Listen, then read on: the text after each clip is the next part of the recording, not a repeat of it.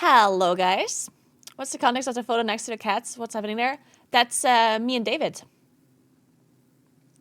That's a picture of David and I.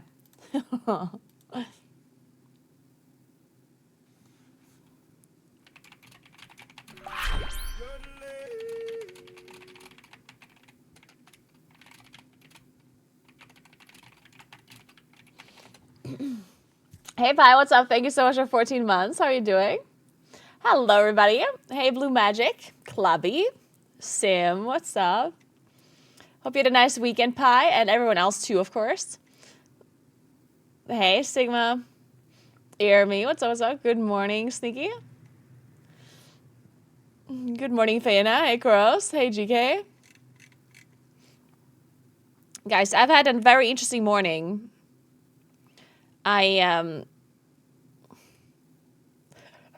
Okay, this is gonna stay between you and me, guys, yeah? So I bought this, like, iPhone that I use as my streaming phone, right? Thanks to 11 months, Foxtailed. What's up? Thank you. So I have this iPhone that I had now for maybe a year, approximately. And I bought it the last time when my other phone broke, and now I'm still using it as a streaming phone. Thanks to the 18 months to Constant, appreciate it. And I bought an insurance for it, basically, that lasted for a year, that if I had anything happen to my phone, I could replace it for 60 euros. I could have like a completely new phone for 60 euros. Or basically they will fix it for 60, depending on what it is, right? Either they replace the screen or they give me a completely new phone or whatever, right? And no questions asked, like no matter what happened, right? So I realized that this insurance is gonna run out like tomorrow. And my phone had this issue. There's this strange issue with my iPhone that this happened already as it was brand new. This brand new phone had this weird thing that it was like lagging when you were typing. And sometimes it just does weird things. Like it was like the software was somehow like, there's something wrong with the software. And I asked them what it is. And they said, oh, you just need to wait for the software update. And then I waited for a software update and it didn't get fixed. And then I asked them again, it's like, oh, we can send it in, but blah, blah, blah. It's not going to have, like, they're not going to fix it. They're only going to, like, check it through and blah, blah. And I was like, okay, whatever. And then I was thinking, you know what? Since I have this insurance, I'm just going to go and replace the whole thing at the end of the insurance time. So I put a reminder in because then I'll just pay 60 euros and I get a new phone, right? So I go to the shop last week and I asked them if I can just get the new phone. And they look at my phone and they're like, but it's still working. And I'm like, yeah, but I paid for insurance. I want a new phone. And they go, well, if you come back on Monday with your phone like being broken, then we can replace it for 60 euros. And I was like, are you stupid? Like, so you want me to purposefully break my phone so I can get a new one instead of just like taking it the way it is, like give me a new phone, you know? Like, I guess. And they're like, yeah, it needs to be broken fully for them to replace it. And then I was like, well, I mean, that sucks. I don't want to break a new phone. But as I said, like, I do also want to have the new phone because I paid for the insurance and I want to have that new phone because of the software bug. And then there was also like some like slight little, like it's, obviously I've been using it for a year, so it's not that it's like completely new, but it still was fine, right? And then I was like, what the fuck? Like, this is so messed up. Why do you have to do this? Yeah, they literally basically told me I should go outside, smash it on the ground, and go back in. Which is super kind of dumb when you think about it, because like before I do that, wouldn't they just like take the thing that it still works and replace it? But apparently not. Apparently that's not how it works. So anyway, I decided to break my phone and drown it in water. So I literally today in the morning drowned my phone in water for half an hour. Nothing happened. It was still perfectly working fine. Yeah. perfectly. After half an hour completely inside a water bottle, completely fine. So I was like, fuck. Well, that didn't seem to do the trick. So what do I do? And then I was like, okay, so if I smash it in the ground a little bit, so there's like a tiny crack, then the water will go in and that will actually break the phone. So I go outside, drop the phone on the ground. No crack. I literally dropped it on like the stone like tiles on the ground. No crack. Then I started like literally like throwing it onto the floor on the stone. No crack. I threw it like quite a few times. Hey, Rain, thank you so much, Rain. Appreciate that. You're joining at the perfect time. I'm currently explaining how I tried to break my phone. So welcome in, everybody. Hope you had a nice stream and a nice rest of your day. So anyway, I throw this phone onto the floor numerous times, hoping that it'll crack, and it just fucking doesn't. It's crazy. Like, the craziest thing, like, because I was thinking, I had cracked my screen before on my smartphones, right? And it seems to be cracking like the dumbest situations, right? It seems like every time you drop your phone from like 10 centimeters above the ground and it just like gently hits like a pillowcase, bam, cracked screen, right? And when you try to purposely break it, it doesn't break. I was literally, like, I'm not joking. I had this iPhone in my hands. And there was like literally like stone stairs with edges. Literally like a whole edge made it of solid stone. And I threw the phone with display in the front. Like, I fucking threw it against it like numerous times. And it was fine. I did manage to eventually break it. Like the back side cracked. The front didn't crack for quite a while. It took me, I had to smash it so many times for the front to actually break. Because what happened first was like the back side broke. Like it was cracked. And then I put it in water and it still worked. Like, I actually couldn't believe it. I soaked it in water with the full, like the back side of the phone was fully cracked. And like, I can show you a video. Look at this phone, yeah? It's fully cracked, open. And I had it in water and it still worked. I was like, what the fucking shit fuck? What is this phone? So I ended up smashing it a few more times until the front screen broke. Then I dropped it in water and it still worked. And then I left it in the water for like 10 minutes and then it finally broke. So then I went to the shop to replace my iPhone. And they were like, so what's the serial number of your iPhone? It's like, I don't fucking know. You didn't tell me to save my serial number. And then they're like, well, our internet doesn't work, so we can't check the invoice, and therefore I can't check your serial number, so I don't know what to do. And then I asked David if he knows the serial number of the phone. And David goes, oh, have you tried logging into like the Apple website with your Apple account and see if it's there? And then I told this to the guy working at the Apple store. And he was like, oh, no, your serial number won't be on your Apple website. And then I messaged David, like, oh, it's not there. And then David's like, oh, but it's there for me. So I checked the website and it's there. So the guy just made that up on the spot. So I finally found the serial number on the website. And I told him the serial number and now I'm going to get a new phone in like 2 days. But how fucking dumb is this? I still can't believe I did that. Like, this is just so dumb. This is literally the dumbest thing. I cannot believe this happened. I can't believe I had to smash a phone on the ground numerous times and drown it in water.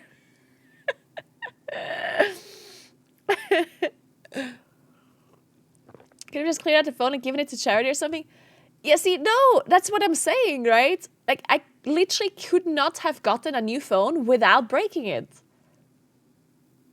Like, either I don't get a new phone at all and I keep my old one, or I break the old one and get a new one. Like, those were my only options. That's silly. Yeah, exactly. It's so stupid. If anything, they could have given it to charity or, I mean, literally anything other than that. Any other version would have been better than whatever they wanted me to do, yeah?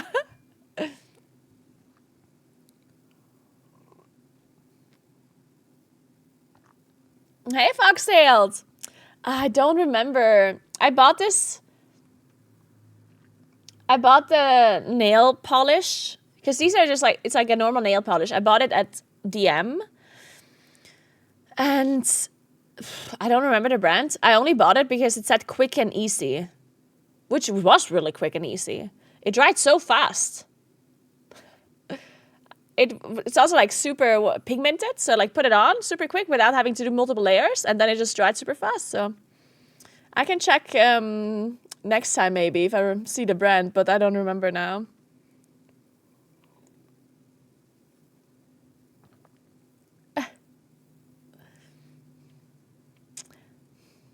What a weird system. You can't buy phones without subscription. Then you can buy a new one anytime you like.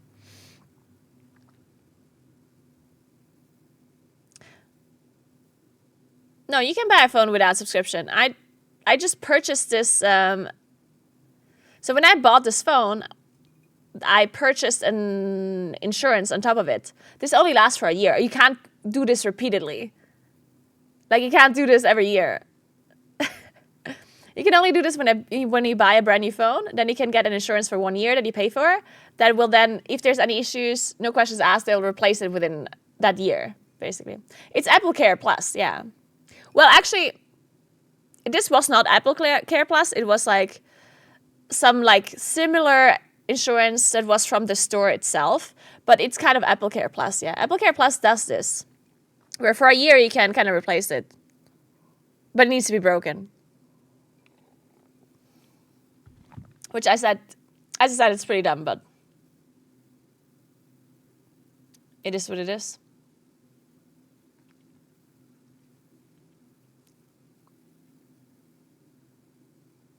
Yeah, it has to be properly broken, because if it's only like the screen that is cracked, then they'll replace the screen, right? And the problem for my phone was the software.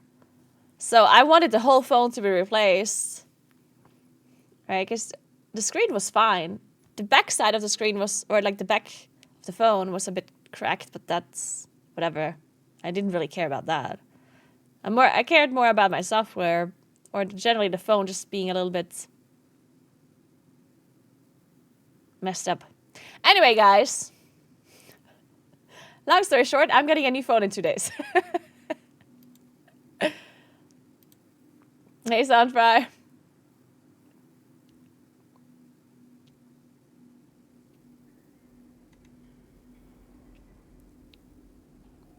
All right, so today we're doing a plus bootcamp with Roiben and Sjele.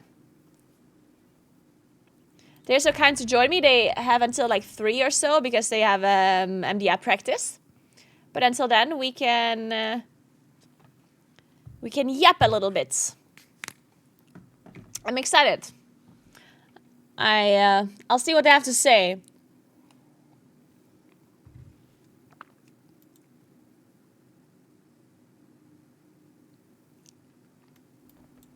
Hey Dan, what's up?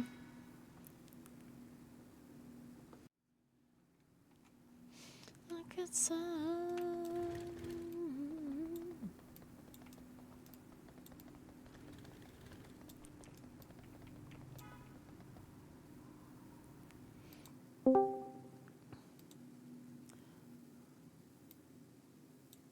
gonna turn the music down a little bit. Let me know if it's like too quiet.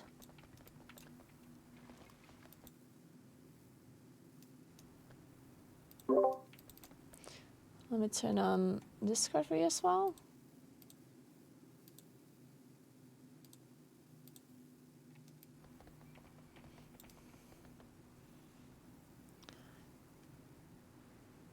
Is it you teaching them? Yeah, I don't think I'm going to be teaching anything to them.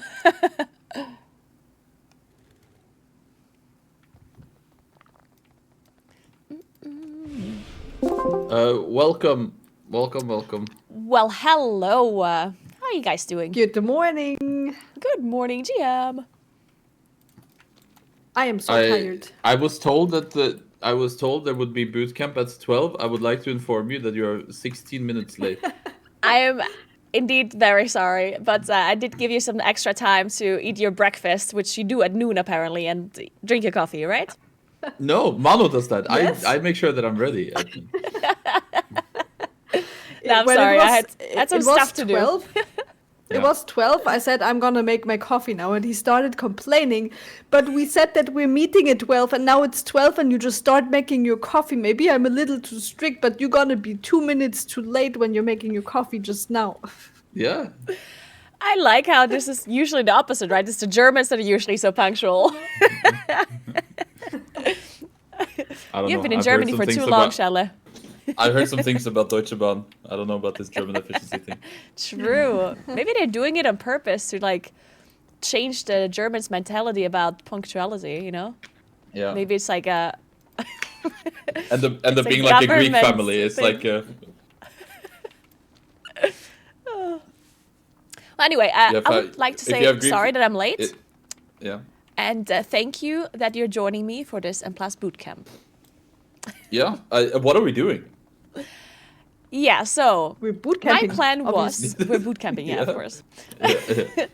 So I've been doing these bootcamps with like other creators, and initially I was actually completely clueless about a lot of stuff. So we just went through like dungeons one by one, and and they explained basically the dungeon to me, like what Yeah. does this mob do, and how do you do this ability. But Okay. at this point, I'm a little bit more knowledgeable since, you know, I did that bootcamp thing with a bunch of people, and I also casted the MDI last weekend.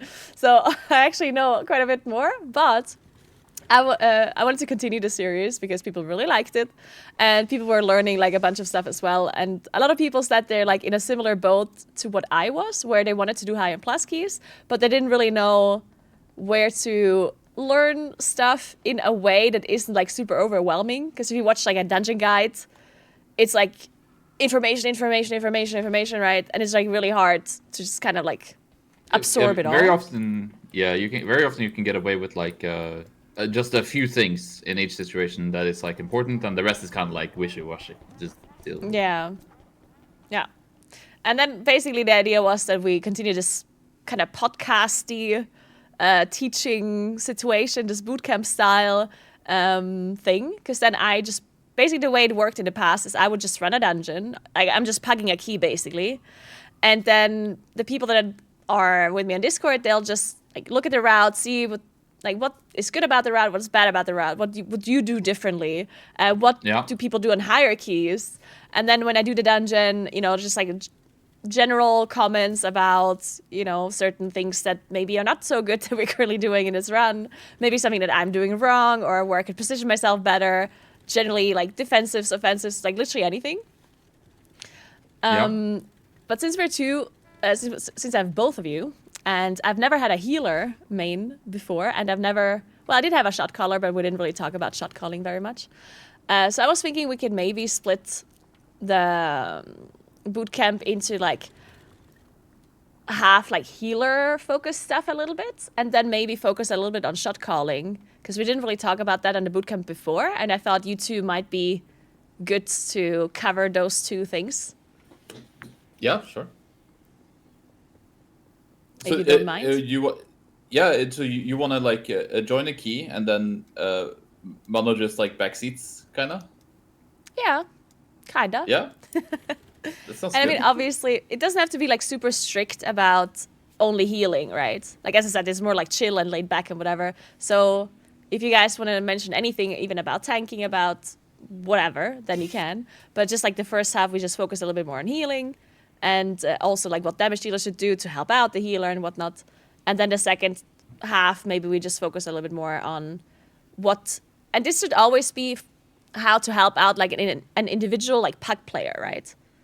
Like, understand that you guys are more team play, right? But whenever you think about the tips and tricks that you're giving and your thought process, it's always about like how can an individual player that wants to get better at M+ and wants to be pugging and eventually maybe also make it into like organized groups, how can they improve and what should they be focusing on and stuff like this, I guess. Yeah. Sounds good. Sounds good. Very cool. All right, so I'm going to share my screen on Discord, I guess, because it's easier that way. Yeah. Are you gonna heal them? Does that mean that you're actually gonna heal? No, I don't know how to heal. I haven't seen you healing in years. No, that would take me some time to set up. I don't want to do that. What the hell? Okay. I cannot believe you don't have your healing spec ready. Okay, I can just do the pop out, surely. Okay, the quality of that is not great. Yeah. It's good enough, I guess. Okay. Is there any dungeons where there's more to talk about when it comes to like healing? I mean, right now we have 2 dungeons that do have healing checks, which is Dark Flame Cleft with the Candle King and the Floodgate on Swamp Face, but I think it's more like one situation, right? Yeah, there's not more about like healing specifically or like defensive usage, I would say. So I think it doesn't really matter. Priory is very healing intensive in pugs because you have casts permanently go through. Yeah. So that's one. What I guess guess have you been playing? Oh, 16 actually. Yeah, I guess it would just be pugging 16s, 15s, 17s, whatever I get invited to, I guess. I guess like what since we're gonna do shot calling, healers struggle with. Like oh yeah, that's actually maybe a good question. Maybe like chat has a better perspective of what. Yeah, keys, that's true. Maybe chat has a suggestion. Like and somebody says Priory as a healer. And I guess another thing we can think about is like maybe later when we talk about shot calling, is there dungeons where that would be more interesting? Because so we don't do the same dungeon twice, I guess. Yeah, I mean, Priory is also very like stop heavy, like I mean, which is what you do as shot calling, right? Like you're basically just sitting there telling people what button to press to stop casts. So, but you can do that in.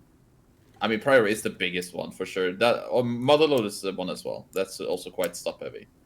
Okay. Until you get to the last area. So maybe you can do Priory for the healing stuff, and then maybe Motherload for the shot calling stuff. Okay. Rookery can also work for shot calling, I think. Wookery. The Wookery. Yeah, let's do Floodgate Priory is then. also. Yeah. Okay. Priory. Maybe we also do Floodgate just so. Or Floodgate, yeah. So I can we need to actually get invited because I'm right? that's the problem. So while I'm trying to get invited to this key, could both of you introduce yourselves and list your achievements so we know if you're actually capable of being a valuable coach for these plus bootcamps here? Yeah. Well, I would like to read out a comment from my chat first, from one of my mods, because mods are always the nicest to their streamer, right? Of course. Borak says, she went, who can destroy all the knowledge I built up so I can make the series longer? Ah, Roiben, perfect. That's why I got invited. Wait, are you guys streaming right now? Yeah. We should do the collaboration thingy then. Oh, that's true. I'll invite you. The collab. Wait, I need to open Chrome then, I think. Wait, you're not using Firefox? No. Chrome I'm using Edge. Oh wait, actually, Edge is actually not that bad anymore, right? No, it's fine. Yeah. I'm still using Chrome though. Chrome is like the default, I guess. But I'm using Edge, but on Edge you cannot do the thingy. I stopped using Chrome when I had like only I think I played with 16 gigabyte RAM for like the longest time. Yeah, I can't believe it. Wait, did they kick somebody and then invited me? Chrome's like eating memory. Is it actually? Well, yeah, but I'm a brand new PC, so I don't care. You wanted introductions, right? Yeah. Yes, please. Okay. Mano, you go first. Okay. Thank you so much for Hi, raging, I'm Nick. Roiben, Thank and you I'm so, nice so and much. friendly. But what's your achievement? Whoa. Is nice and friendly your Okay, so achievements? you're Roiben, right? How long have you been playing WoW? What are you playing? And what Ooh. have you been doing in WoW?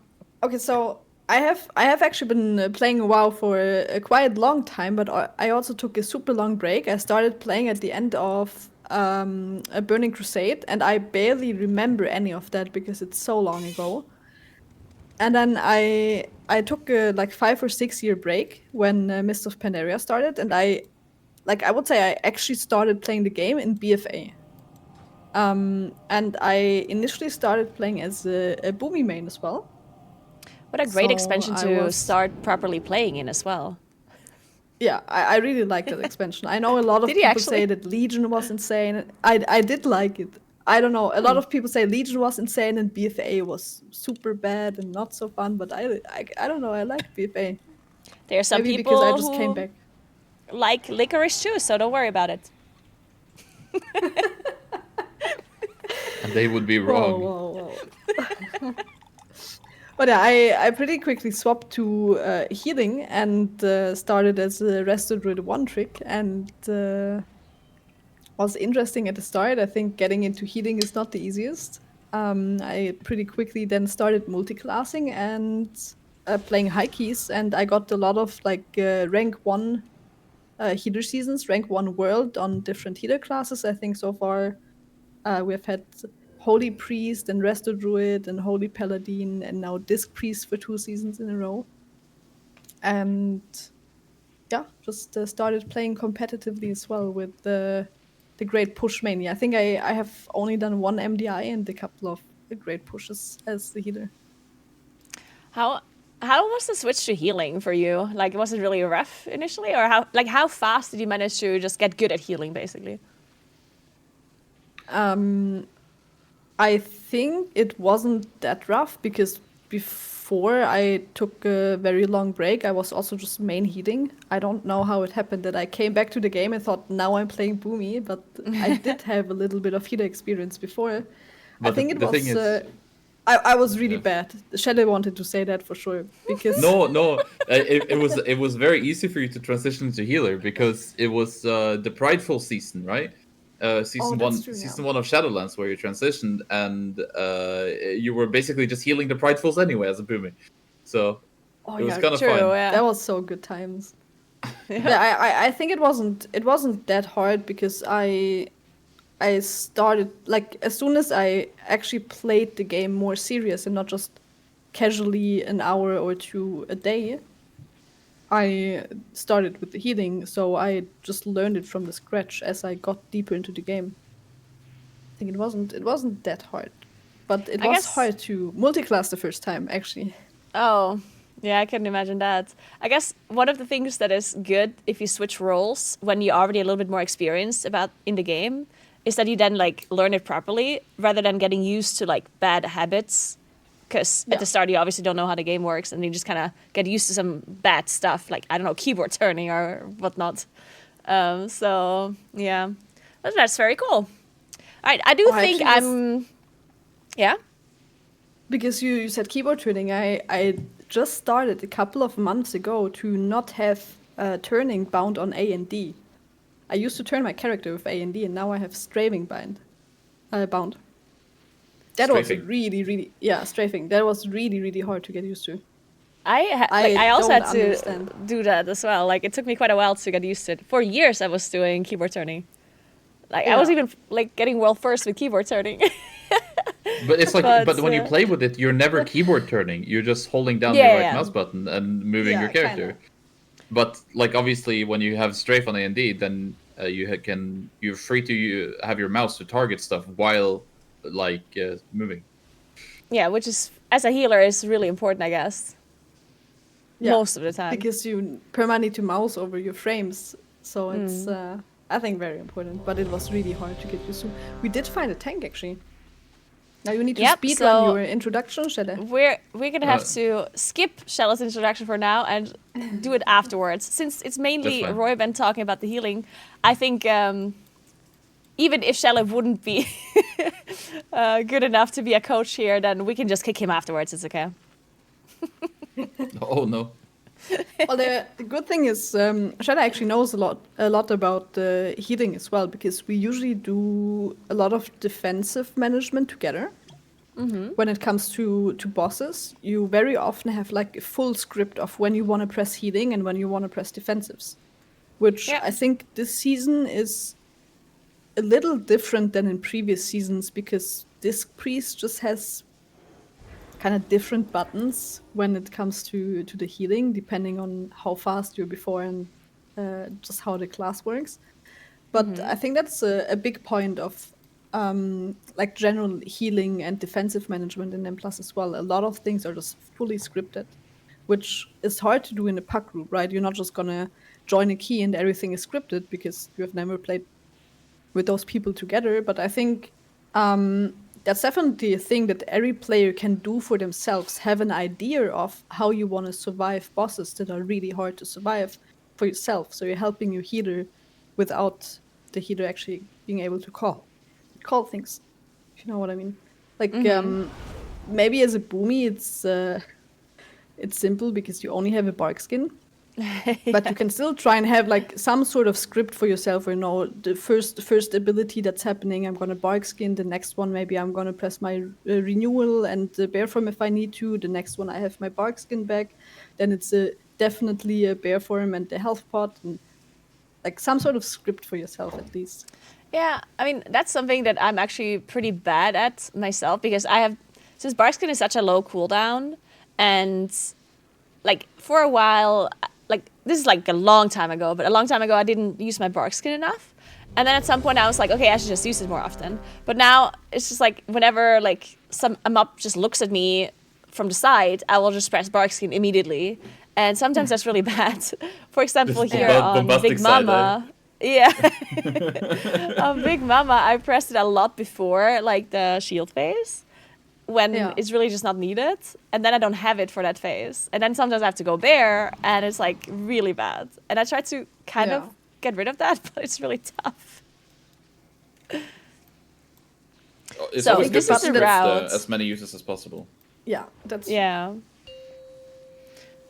So this is the route that they want to play. I guess there's like so many different routes in Floodgates. This is just like this is like that one is pretty standard now. The only thing is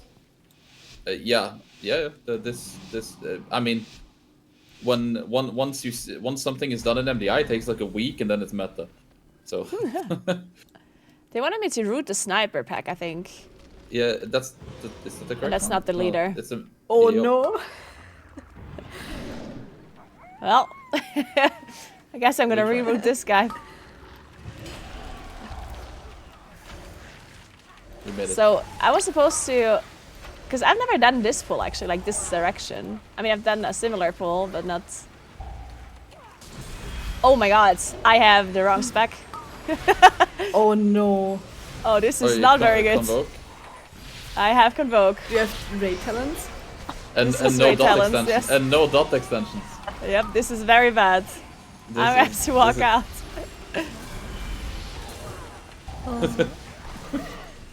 I can't believe we talked about how to do a key so much, and then I didn't look at my talents at all. You're doing Twitch something, chat! Jean. Twitch chat! Why did he tell me I have the wrong talent? They're just chatting. I think You're ready to run out. We're running out. I think you can leave now. Like they'll finish. Where do I leave? Right. I have Yeah, to that's go. fine. Around But the right. there's one mob there. Just No, don't. Yeah, there's some. Wait, Yeah, even if you pull, you can just run out. You can probably. run out. Okay. Wait, why Wait, is everyone running Wait, out? why is he running out? I'll be Oh, resetting. they died. Oh. Well, apparently it's a reset is it angle. resilient? Oh, is it I- Yeah, resilient? don't tell them Sounded that like they it? had the wrong talents. Okay, Yeah, let's pretend lucky. this was all intended. Okay. So, okay, we're cutting this out of the YouTube video, of course. Convoke is on cooldown, okay. Is it resilient?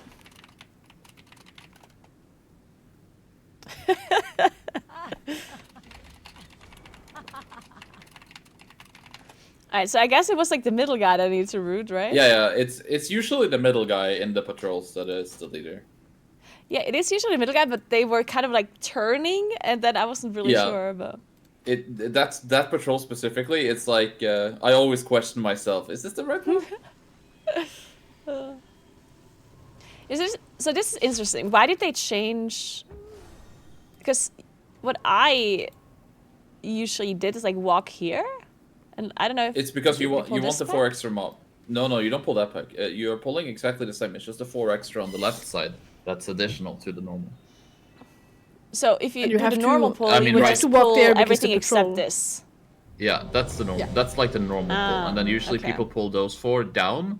But it is better to get it in the first pull. Okay. Alright, so where's the sniper pack? This guy. No, this guy. Oh, we actually have a retribution paladin. I just saw that now. I think Yeah? they're pumping right now. They're so strong. Yeah, you can see. You can see on the I'm damage waiting meter. for a red paladin to be in the MDI. Oh, I mean maybe. 5, 4, 3, Are they target capped? 1.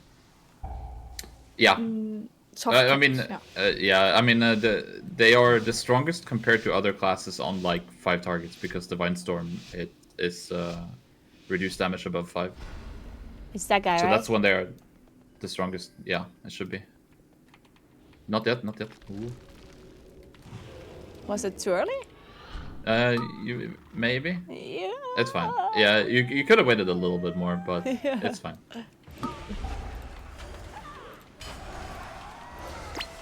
All right.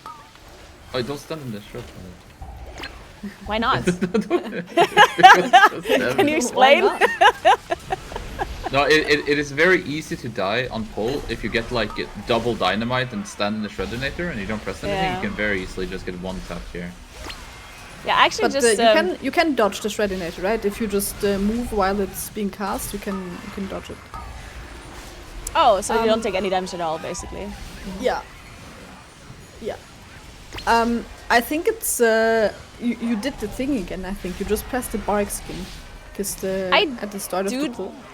Okay, so on this pull, I actually do it on purpose because basically I'm dotting everything and pressing my cooldowns, and I'm kind of like busy doing that. No, Yeah. I agree So I with don't that. I really agree with that see- one. I do exactly the same. I do exactly the same. The first time I get targeted by anything on this pull, I just press bark skin. What I think is really like from a healer perspective, what's really good. I think a lot of people aren't using that. The targeted spell speaker. Oh my. Oh my. Oh.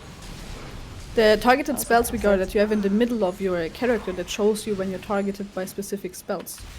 That's a very helpful thing. I think a lot of people are missing to press their defensives or don't even know that they're about to die because they don't see that they're targeted by something. So I think this weak aura that shows you what's targeting you is very OP to react quickly to things.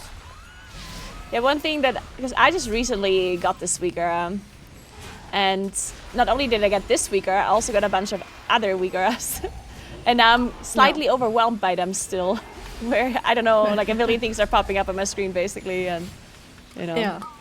But yeah, that target weaker, I do think that is incredibly helpful. I think it's tracking a little too many things. For example, the Yeah. fixate that you have here on the loader boats doesn't really matter that much. Yeah, I But, think so as well. I haven't You don't need figured to out see yet when what the really the nail means. gun is targeting other people. You don't need to see that the pinch is happening on the tank. No, Yeah. but we're talking Okay. about the one that's like on the character, right? Oh, right. Targeting Yeah. yourself. Yeah. The obviously seeing stuff on party frames is maybe more relevant for a healer, but I think it's not. I mean, you're not looking at your party frames as a DPS anyway, so might as well just have it doing that. Yeah, it's mainly like these bars that I have here as well that show like all of the casts Yeah. and stuff too. Yeah. I do think I have to like sift through them and like get rid of some. It's just such a big chore to do that. Yeah, it's a lot. Really. That's like another that's thing. the one thing. The other thing that I think is really good that you're already tracking it is the shields from a priest actually, because especially this season when Oracle Disc Priest is like just giving people 9 million HP shields, seeing a shield on yourself is so important as well, because it might be the difference of, am I pressing my defensive here or not? If you see, I'm targeted by an ability, but I have a 5 million shield, then you might just hold your bark skin for when you don't have a shield and are being targeted by something. Yeah, that's definitely also like mage barrier or something, when there's like a mob that only does AoE once in a blue moon, then you don't have to like overlap a lot of stuff, I guess. Yeah. Something that happens to me a lot here is like I underestimate the detonation range of these bombs. It's huge. Oh, Like, is it actually? dude, no, Would I be lying here? Yeah. Oh, okay. Like you're fine now, but like you were really close to being dead there. Like Okay. these bombs, when they explode, the AoE is so much bigger than the actual bomb. Oh, And okay. there's no indicator. You just stand there and then you die. If I get permission to link something in your chat, I can link the Yeah. targeted spell speaker. Yes, please. If Kuros gives you... Or wait, it's already linked, I think. I think Kuros linked it. Oh, it is? Oh yeah, perfect. Okay. Yeah, one thing I you wanted have to a do command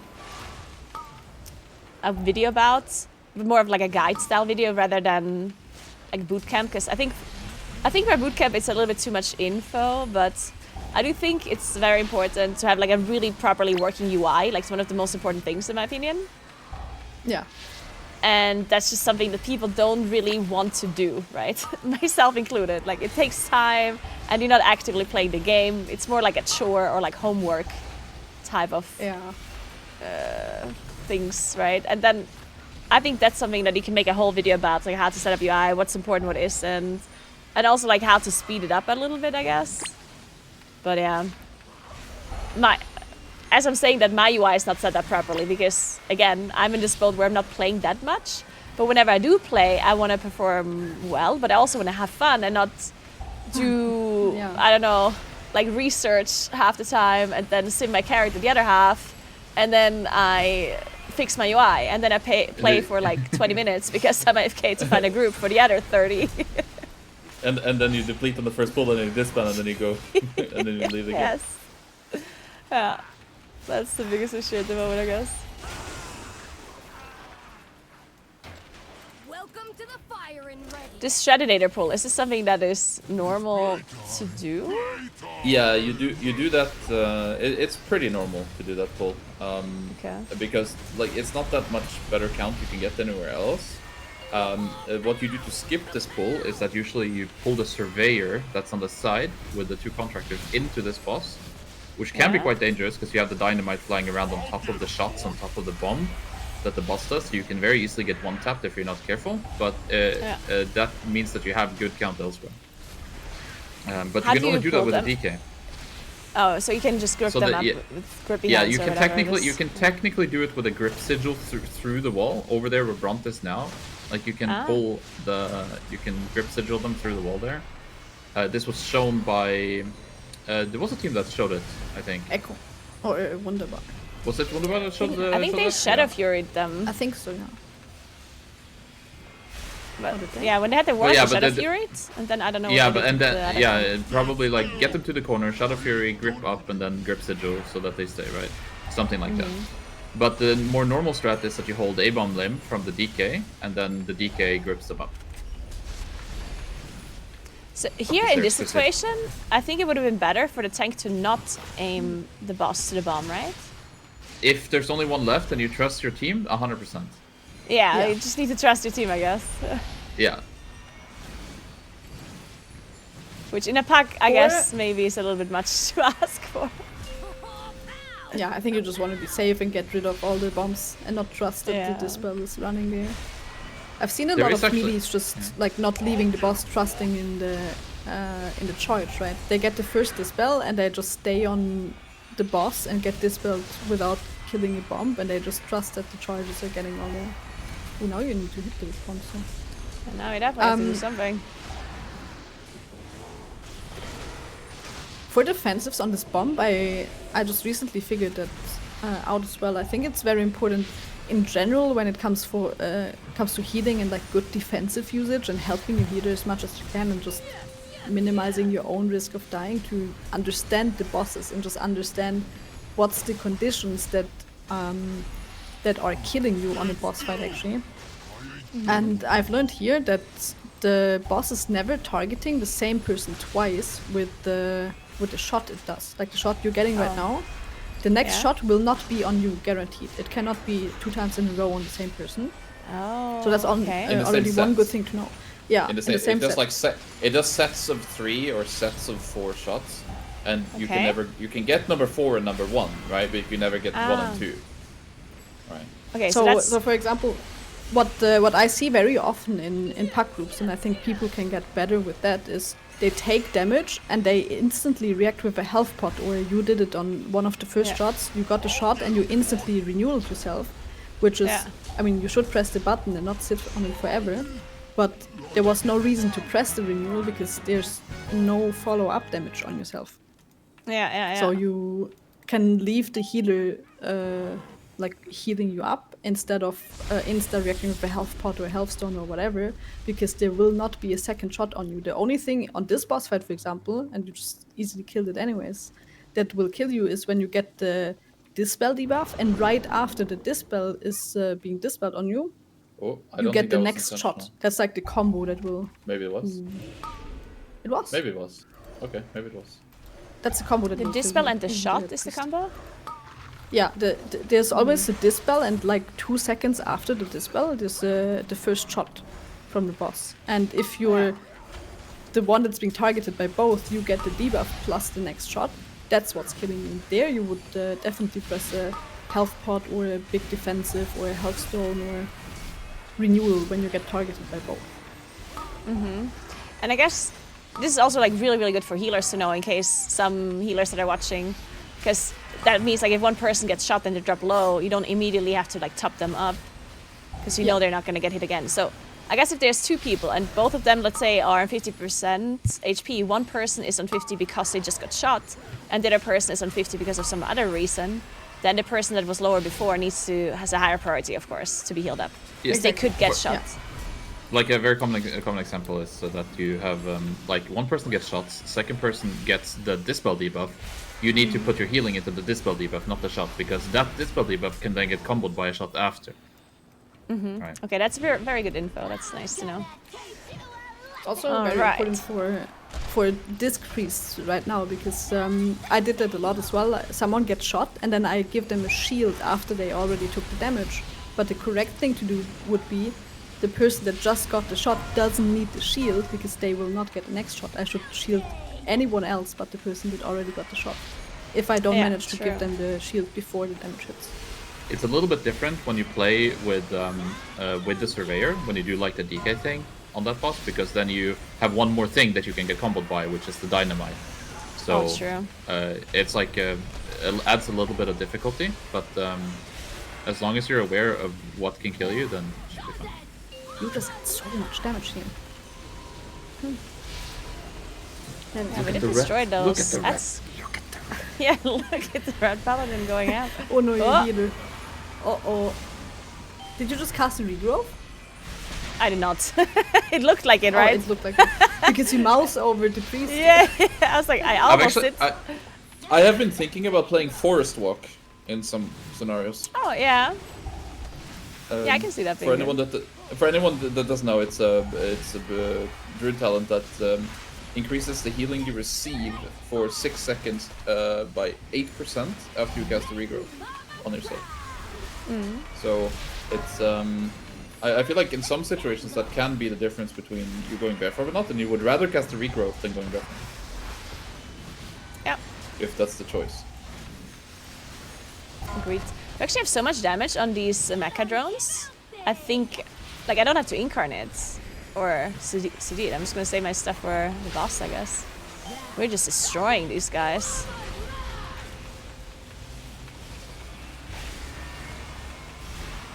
It's a 17 and you have so much damage. It's really nice to see, though, again, talking about the healing, that everyone is pressing defensives here. Like, we just had the bark skin go on cooldown, the wall from the shaman, the paladin is pressing his wall. That's again one of those where if you know that you have your bark skin ready for each of those AoE abilities, you should definitely try to hold it and also press it. I sometimes catch people just sitting on their defensive because, again, they don't really have their own plan and they just don't know that it's ready for every single time you get into the phase. Yeah. And that's obviously not good, which on the other side also means in the phase you're right now, you need to be very careful with the shots. Where if you get the double shot or you're not top, then you get another shot, then that is where you want to react with your bear form or health pot or renewal or whatever else you have as a class that's not the druid. I think shamans struggle a little more, right? Because they need to decide, do I press my wall in the damage phase or do I press that one for these random shots here? But it's really good to see, like, your group is actually pressing defensives, everyone here. I was also wondering one thing, like if there's if the boss does this, like the jump start here, right? Where it's an AoE that happens every minute, where I could use my bark skin on. But then outside of it, there's like other damage abilities that like maybe are not super dangerous, but can still kill you. I guess, yes, I can space out my bark skin to be up every time, but then I'm wondering, doesn't the healer already space out their cooldowns every single time for this AoE? Wouldn't it then make more sense to maybe use my smaller defensive in between? Well, that's the thing. Your bark skin is much stronger than a healer cooldown. Like, if everyone presses their defensives, that is bigger than anything that the healer can do. Yeah, I guess you're right, yeah. So, but also when it comes to this jump start, it just does too much damage. Like you need like personals and something. Yeah. Yeah. What you can didn't do have my bark skin because you sometimes go into the shield and start taking damage when the ads are not dying quick enough. That you use your group defensives there, like very popular. That's why I think DK is just the healer's friend. That you go into the shield before the actual jump start, and then the DK could put down his AMZ to cover the time while you're in the shield taking damage, and the ads have to die. And then you start pressing your personals when the jump start actually hits. So you like use group defensives early and then personals late. But that's kind of a thing you need to talk about, I guess. And have a plan for how you want to deal with it. Oof, very dangerous pull. Yeah. This pull coming from the boss is actually so hard to heal. Oh no. Yeah, I'm not sure why the priest died, but I guess it was a little bit doomed as soon as the priest died during that AoE. Maybe they can still do it. If they can kill the caster, then they can do it. Tank dead. Oh no. Shit. What happened to the healer here? Wait, was it this death or this death? Oh, it was the double snipe, right? Yeah. Oh. Yeah. That is such a bad combo. It is like the first one. If you can live past the first one, then it's usually just fine. But the first one is always the scariest. So it's nice to have a personal on the very first of the drains from the big guy. And I guess I should just move up faster, and I shouldn't be like dotting those like wind up mobs too much because they're honestly kind of whatever. I guess they'll die anyway. I think that what you want to have happen here is that the tank pulls the ones that are close to the wall on the opposite side a bit earlier, and then you go there, and then you have all the time in the world. Can even put on a vortex or something. So even if you have aggro, they have to go all the way through melee, and then you have your meld as a backup. Wait, which ones should be pulled first? If you open up MDT, when you got to that pull, you were standing close to the big guy, right? And then waiting for the four close to the wall, like the far side from where you come up. Yeah. The contractors. So if those are pulled earlier, then you can use that space as ranged, and you can freely do damage. And then all of the loader bots and the soldiers from the other side have to go all the way through the pack in order to get to you. Oh yeah, that's and then a good point. And then you have like a much better overview, because right now you just got slapped in the back. Yeah. Yeah, that's a good point, because obviously if we stop in the middle, then there's mobs coming from both sides, and then it's hard for the tank to get the aggro. Yeah, that makes sense. Yeah. So he waited for his Reaver Glaive to pull those, but I think you can just kind of get them early. But you want to be this pull is like you need to be careful. It's your responsibility to not die to aggro. Yeah. And I guess I think. maybe the tank was worried that, you know, that people generally have aggro, so he waited a little bit with the contractors, but I guess that was like the opposite of what he wanted to do. Yeah, I think he wanted to have his Reaver's Glaive because then he has infinite threat on them, right? Oh, but as long as if people are a bit careful as they walk in, then it's better to get them early because then you leave that space open for the ranged that can then be there and not get hit from all the loader bots in the back. I think your tank was lagging or disconnecting or something. Yeah. That's Game crashed. unfortunate timing in this pull. Yeah. Yeah, maybe they could have recovered. Do you very often press just Shelley because he's actually playing Boomy as well? Do you very often press a Shadow Melt when the tank is gathering a pull so you can dot? I didn't really pay attention to that. Shelley? Oh, me? Oh, I thought you were asking. Yeah. Well, it's more like you have finger. You want to dot early, right? You want to Moonfire everything as it's gathering, and then you meld if you have to. But ideally, you meld in your Incarn on trash, because then you get double Dream State. Oh, you use it as a damage thing. Oh, Yeah, it really sucks. I hate that. But it's obviously it's like once everything is in, there shouldn't be any danger anymore. Getting aggro as a Boomy. That's more like an Arcane Mage problem, or the Elemental Shaman. But while grouping, finger on meld is definitely a thing. Yeah.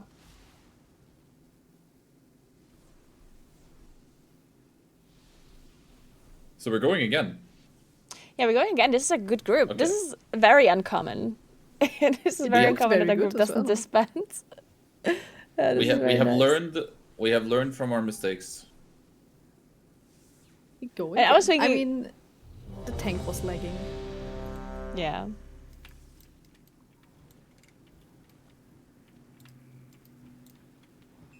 I think for the healer though, because I think the healer staff was unrelated to the tank staff. It's obviously easy to say in hindsight, but priest is like it's not the most tanky class, and I think in a pull like that, if you know that you don't have a lot of healing, he's sitting on 2 pain subs currently. 5, As long as it's 3, not like hard assigned to the tank, which 1. in pack groups it just isn't. I feel like healers are very often underusing the external, even on themselves. I do see that as well, that healers are sitting on double pain sub for quite a long time, yeah. Yeah. Thank you so much for 46 months, Mr. Hawken, and hello, Avery. I think What's up? Hope you all had a nice wanna use weekend. those as a healer. You want to use those pain subs mainly on yourself or on the tank. I think other people usually are fine or have enough buttons themselves. Oh my god. I was doubting You're myself getting again. better at this. Every time. Oh, he had Astral Shift up. I guess he would have been fine. Oh no.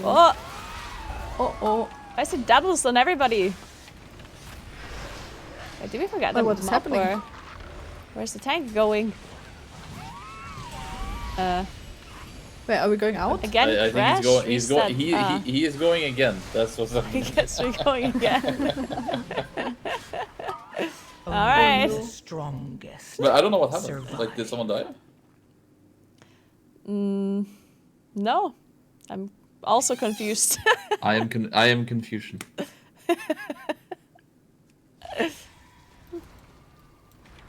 Okay, well, since we're doing the same dungeon a few times, and I guess there's not infinite talk that we can do about healing here, is there some shot calling thing that is somewhat...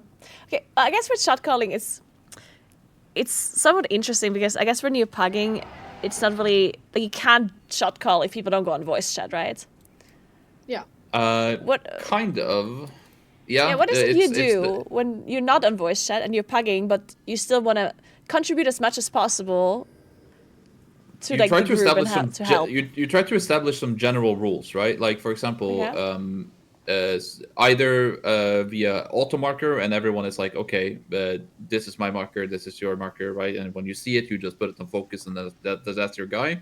Or the more common thing in hierarchies is that you have a macro that puts a marker on your focus, but it does not overwrite any other marker. So which means that, like, let's say I put a guy on focus, and then you put the same guy on focus, it will have my marker, and then you will know that because it's my marker, it's my mob, even though we both have it on focus. So then you will swap, and vice versa. Like if we focus the same one, but it's your marker, I know it's your mob, so then I will swap. That's a way to like assign kicks, but everyone needs to take initiative to do that. The other thing you can do in a pug is to establish some like general rules. For example, with the meta comp right now, it's very common to do grip into beam. Like the demon hunter, you kick everything once, and then the demon hunter does like a stun, and then a grip, and the grip is your cue as a boomkin to press beam. And everyone knows that there's going to be a beam after the grip, right? So then you kind of just go from there, and then it's like, okay, now we have kicks again. Everyone's going to press their kick. And then everyone is understood that when everyone has the kicks ready, then that's going to be the highest prio. And then it's like, you kind of go down the list. It's most commonly understood that after that, in this comp, for example, it's going to be a thunderstorm cap from the shaman. So you kind of need some general rules that you go by. And as long as everyone is paying attention, then it does kind of work out. It will not be as good as someone just sitting in your ear and telling you what button to press always.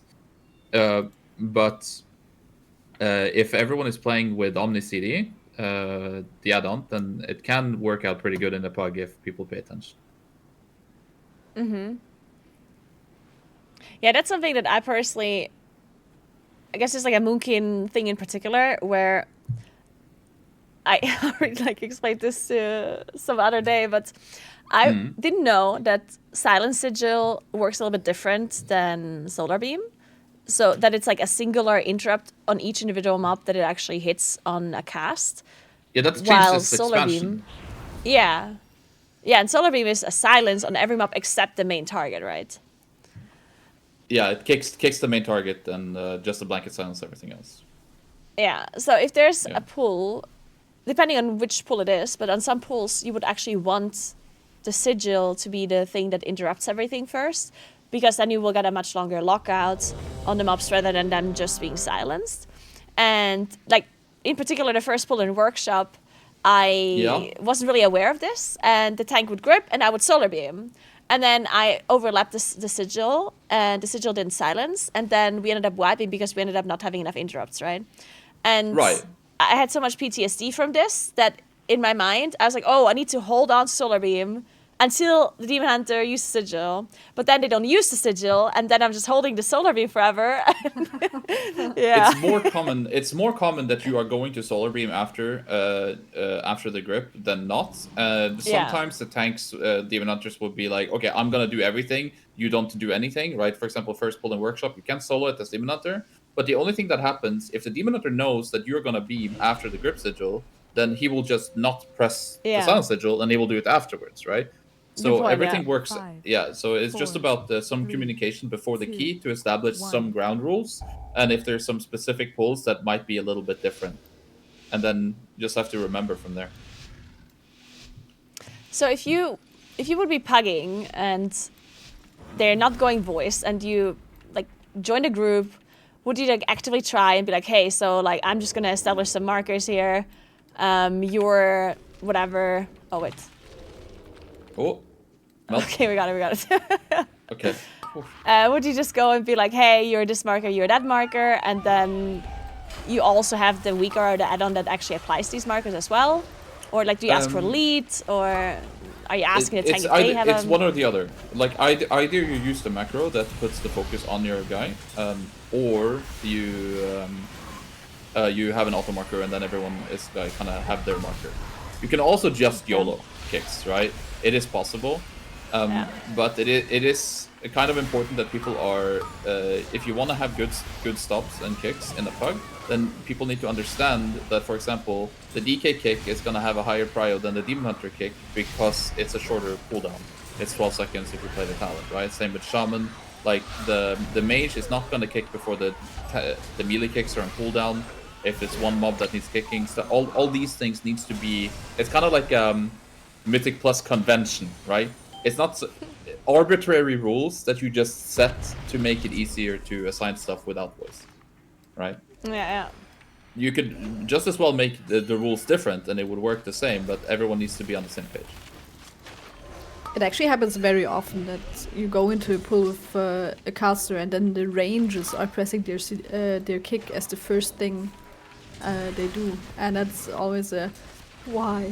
But sometimes that's good Like if the mob is outside, right? But yeah, if the mob is outside, it makes sense. But very often, it's like everyone just presses their kick on the very first cast, where, like Shelle said, it's like kind of unwritten rule that the melee kick should be used first because that's the shortest cooldown, right?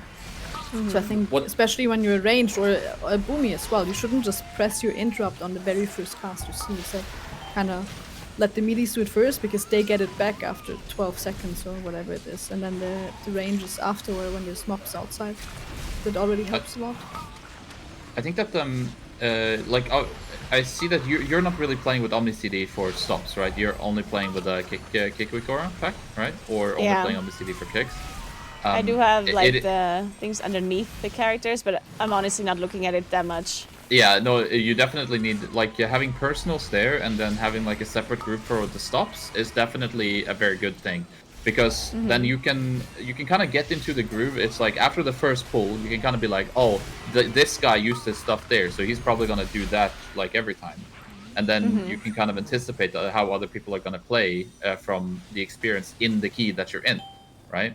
Yeah. So understanding, like being able to see what stops are available and kind of anticipating what people are going to use. For example, there's often when I'm just doing a random pug no voice and it's like, okay, he has thunderstorm, he's gonna thunderstorm here, and then sometimes it's like, surely it's got a thunderstorm, and then it doesn't happen, and then it's bad. But then other times it's like it's fine.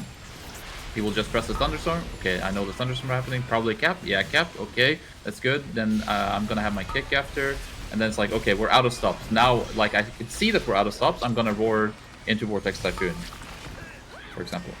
I guess like the point that you're making also like goes the other way around, basically, or I don't know if it's true, but if you are doing a stop on the first pull at a certain moment, do you also recommend for people to actually just continue to do that to make Your survival wasn't necessary. to make sure that people are actually understanding your pattern? Like basically I'm asking, is it better to use your AoE CC in a certain like predictable manner all the time? Yeah. Or definitely. and not just like hold it for something random.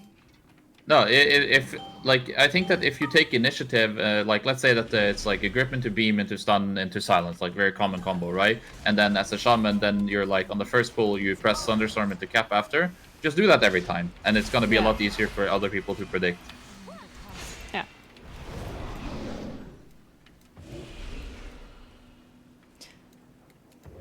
I'm thinking if everyone had like a Omni CD or something set up, and you like set up a rule at the start of the season that this is the order of how the buttons are being pressed, and then everyone just looks at what has been pressed, and it's like, okay, we set the, like you say, after the cap, after the thunderstorm, it's always a cap, and then, for example, after the cap, it's always a druid roar into a vortex typhoon. Then you would just go down the list. You can order spells. So if everyone orders spells in the same way, then you can actually just use it that way as well.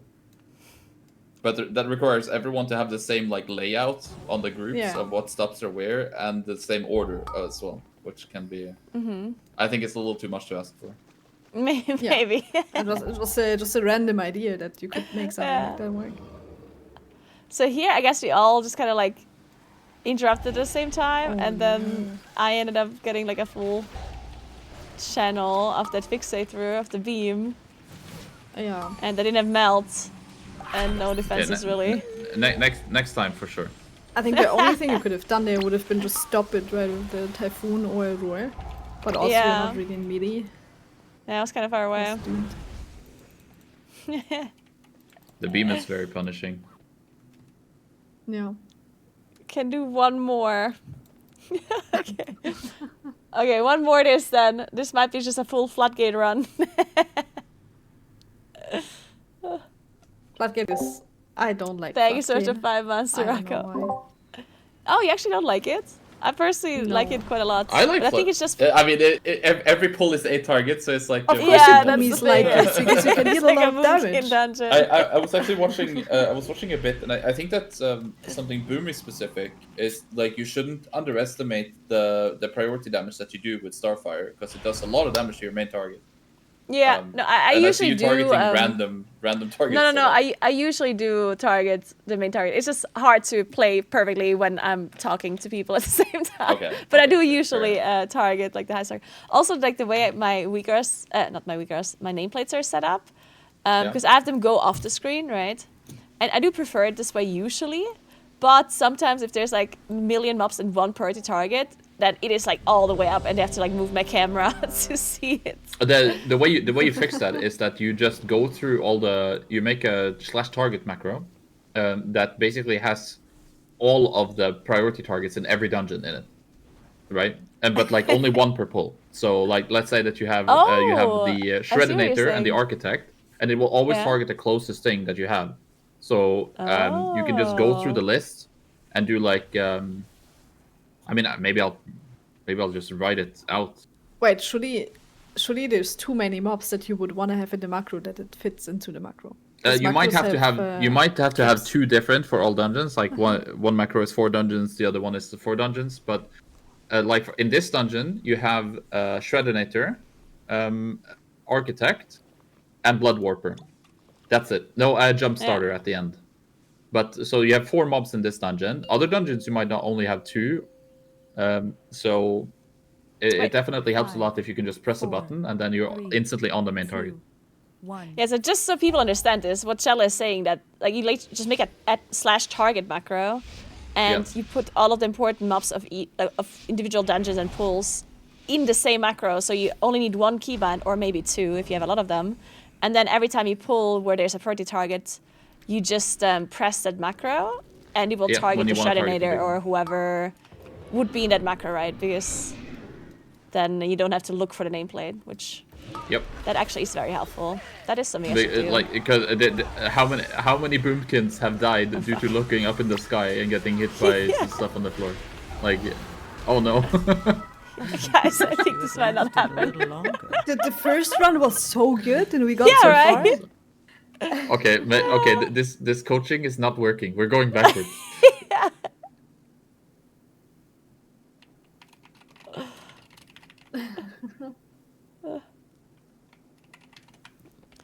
Okay, well, let's go somewhere else.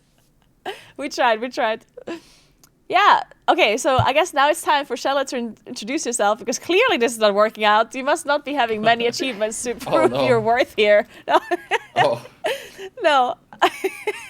No, Sjelle, can you quickly introduce yourself and let us know what it is you're doing in World of Warcraft, what you've done, what kind of achievements you have, because I know you have a lot of them. Yeah, well, I'm Sjelle, or Sjeletyven for my Nordic homies and homettes.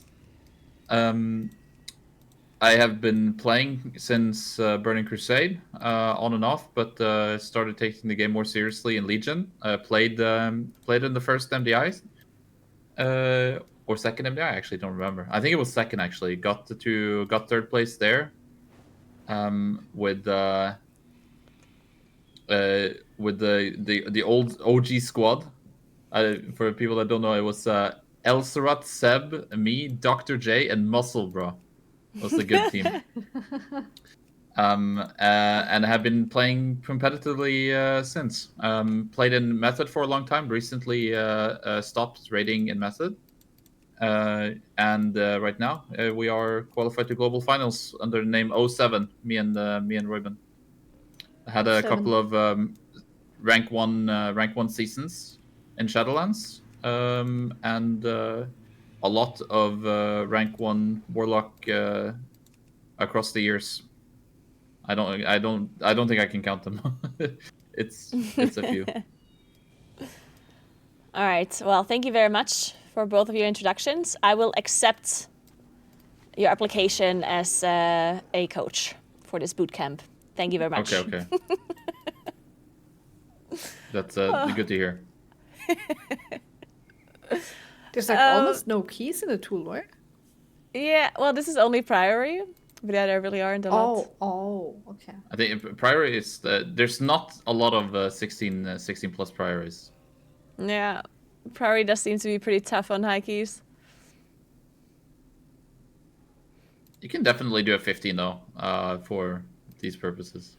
Yeah, I think so too. They just don't have a tank, so I'm not sure how fast this group is going to be filling. No, but maybe if you search for a 15, more will pop up. If you search for 16, it will show you 15, 16, and 17. 17. Will it actually? By default? Yeah. Yeah. doesn't know. He never queues up in the tool. I thought when that happened, people put the other numbers in the thingy or something. No, it always shows 1 key level higher and lower than what you're typing. Okay. If you only want 1 key level, you need to type this. You can actually also type a range. If you go 14 to 18, it's crazy. Who is coaching who now? I'm coaching you how to find groups in LFG. Very high DPS, depletes per hour. Depletes per second, actually. Okay, let's go back to more healing stuff since we're not in a dungeon right now. Let's talk about pugging, heal pugs. Do you heal a lot in pugs? I mean, I know currently you're obviously not, but is that something you've been doing a lot? And did you kind of figure out ways on how to kind of improve your situation as a healer? Because I feel like a lot of healers are very frustrated when they're pugging because they cannot really tell the damage dealers when to use their defensives. And when you're doing when you're doing group play, then obviously you're organizing your defensives and their defensives kind of together, and it's like a whole thing. That is like your toolkit is basically also the damage dealers' defensives and the tank's defensives. Well, in a pack, you kind of have to like rely on them to use it when you want them to, or you just kind of have to improvise around when they use it. So, is there something that you do when you're pugging versus group play that might help like a healer that is currently pugging and trying to get a higher score? Yeah, I'm just praying that people are pressing their defensive squid in some way. That's really the only thing you can do. Like hoping that people understand, like I said earlier, what is actually the things that kills them, right? Like not just randomly pressing your defensive on the first ability that's targeting you, but understanding that maybe this thing targeting me is not going to do anything because there will be like 10 seconds of no follow-up damage. The only thing that kills me is the overlap of these two abilities, and that's what I'm going to hold my defensive for. So a lot of just really hoping that people understand the conditions of what's killing them. And I mean, I've seen a lot of healers just typing stuff in party chat as well, which is like random if can you type, because you obviously don't want to just sit there and type for 5 seconds. But also, are the DPS players gonna see what has been typed, right? Like very popular right now is AMZ from DKs. I did that in a key, I think 2 or 3 days ago when we were pugging. On Swamp Base, I was typing hold your AMZ for a third thingy. And then we died because I was typing and I was just falling behind with my healing. But that's apparently a common thread. What does work as well, though, I've been actually doing this in MDI a bit because Shell is shot calling, so he's very busy with looking at stops and all the other things, that I am requesting Nature's Vigil, for example, via Whisper. You know it as a boomy, people can whisper you to request Innovate, and you get a pop-up in the middle of your screen. So I've been doing that for Nature's Vigil, for example, and I think that could be a thing for other externals as well, like the most important ones, if people have a weaker that gives them a pop-up then, right? Because then you could just have like 3 macros as a healer, and then you have one that's automatically whispering the DK, AMZ, and then you just smash the macro when you want it. Sorry. Or I think MRT, for example, has the option to request per click. So you could set up an MRT where you see all the defensives, and then you just mouse click the button that's then whispering the person. That's something that I have thought about. I have not done this yet, but yeah. Yeah, I do have to say that I am also pretty notorious to not actually see my chat in whispers. Like many times the healers, well, actually I cannot believe it. How can you do this? There's one thing that my healers do, which that just never works with me. And I don't know if it works with other Moonkins, but when I start a key, sometimes the healer before the key starts says to me, oh, just innervate me on cooldown, or just innervate me whenever you see that I'm low on mana. And I'm like, that's not gonna happen. Like, I will not think about innervating you until I think I'm dying, and then we'll look at what the situation is with you, and then I see, oh, you're low on mana, then I will innervate. But I will not like use it on cooldown for sure, because that's not something that I'll think about. A very easy fix to this, to not have to, like as a druid specifically, is if you say that you want lead, you can organize the party so that the healer is in the same spot, and then you can macro into your whatever you want, like Starfire if you want to macro innovate to Starfire, and then have it cast at party 4, for example, and then you put your healer at party 4 every time. Then it will actually be on cooldown. So that's something that's actually... because it's really annoying to go in and type like, oh, I'm gonna change the name of the guy every time I join a new group. That's more annoying than to just organize the groups in the way that you want. Yeah, that's true. I think your chat also has a decent idea. I don't know if it would work, but just make macros that are /say, because then you don't have to do what Shelle just said, like change your macros or whatever. Just do. I mean, it's putting a lot more work on the healer, right? That you need to make 3 macros that are /say anti-magic zone /say mass barrier /say darkness or whatever, right? But you can at least try. I would still say though the best thing that can happen is that you have people that just know when to press, that just know when they're about to die, because they do understand mechanics in boss fights. Yeah, just play with good players is the solution, actually. I mean, sometimes you're very lucky in your puck groups that everything just magically falls together. Like even the stops and kicks, it's like everyone just does something random, but it just fits together that you stop and kick everything in the end. Right? And then sometimes we have groups where everyone just presses their kick on the very first cast that's casting, and then you're standing there just face tanking it from there on.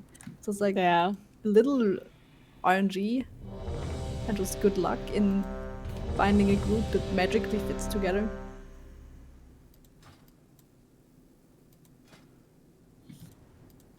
It happens rarely, but it definitely does happen. And sometimes you just synergize really well with a group. Yeah. But I got invited. I'm not sure how promising this group is, since we don't have Bloodlust on a damage dealer, so we're gonna need a Rest Shaman, I guess. But we'll see. You have a Rest Shaman mono, right? I don't have it geared on live service. No. It's like 660 item level only. So, but it is a lot of Rest Shamans in the tool, actually. Hey, Samuka, thank you so much for your sub. Appreciate that. Yeah? I hope my team understands that we need Bloodlust. The cartels are always hiring temp workers to pick up odd jobs. But yeah, that's actually a good point with like with the defensive ceiling cities and like macros. Like there's a bunch of good tips, I guess, that people can maybe do depending on what they like most. Because in the end, every person plays a little bit differently, and some people hate mouse overing something. Like for example, for me, when I innervate, I don't. In fact, my favorite thing to do is using a mouse over keybind for it, because I have mouse over keybinds free, right? That I can use. Well, keybind keys, they're pretty filled up with stuff, but just click macros with my mouse, I have a lot of those that I can use. So I actually like to innovate, and all of the friendly abilities I like to use mouse over. But that's also something that I like because I used to be a healer, right? So that's like in my brain. Well, people that only play damage dealers, they might never use that. So for them, it's better to use a keyboard keybind, I guess, instead. Yeah. And then maybe the macro thing is better for them. Healer brain can be terminal. Another point I wanted to make about the healer brain is, and I understand this is not something that anyone can do, but I think one of the best ways to learn incoming damage because we talked about this earlier, like it would be good for a damage dealer to understand how bosses work and how certain trash packs work properly, to understand when to use their defenses, right? And to know when to use their healing abilities and whatnot. And the absolute best way to understand that is to play healer just for a little bit. Like, just if you play a class that does have a healing spec, even if you're not very good at healing, just play a key level where you're not going to completely brick the key, and just see what happens, because then you will understand the boss is so much better at the incoming damage profiles, and that will translate so well to you as a damage dealer and to know when to use your defensives. And I talked about this earlier with how people are too lazy to like do research, do like set up their UI and stuff, because it feels like homework and you're not actually playing the game. And this would be a way on how you could learn while also playing. You might not be playing the thing that you like playing the most, but you're still playing rather than just watching guides or rather than just like, you know, doing proper research. So what you're saying is that we're gonna see you heal some keys soon. I think that I think that the biggest thing is like if you do go for that route and you go play healer a bit to understand what does damage, the biggest motivator is gonna be that you're gonna get so annoyed at your DPS players not pressing the buttons that you and then you go on your DPS. It's like, okay, I understand now. I will be a good boy.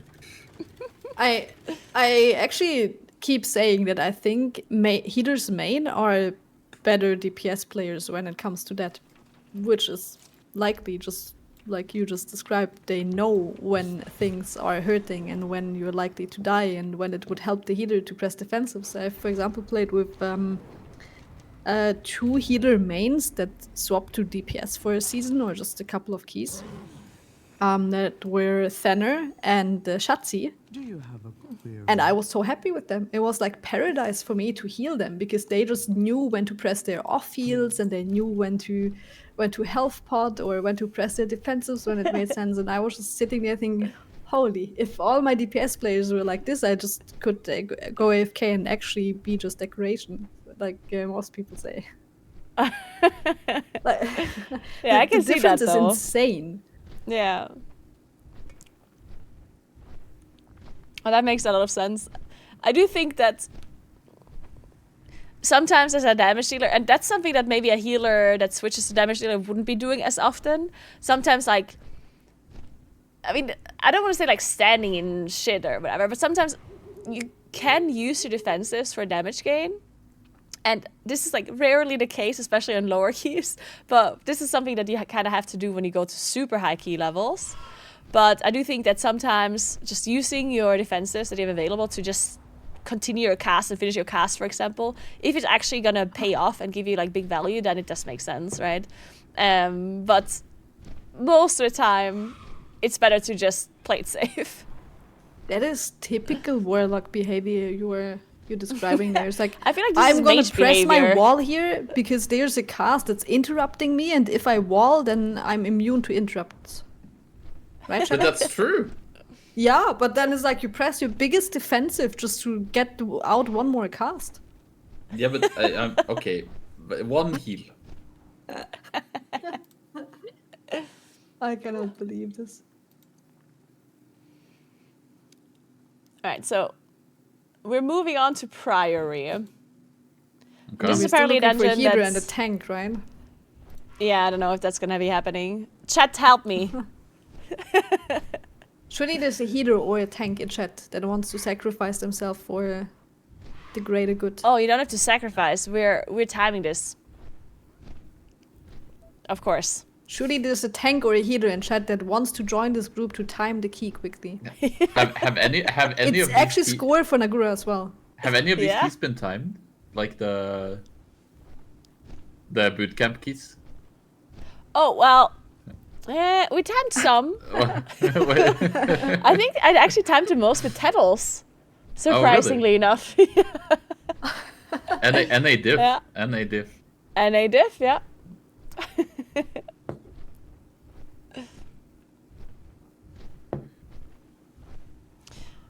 Okay, let's quickly interrupt the like bootcamp talk with some MDI talk, since you guys just got done doing MDI and you're obviously also playing in the global final. I wanted to quickly get your TLDR of what you think of the new format, if you don't mind.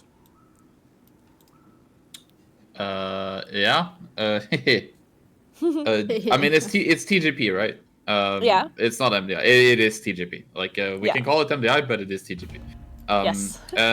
When it comes to, I mean, the only thing that's new apart from that, it's kind of the spec variety rule. We had moving on to like teams moving on to a Sunday before.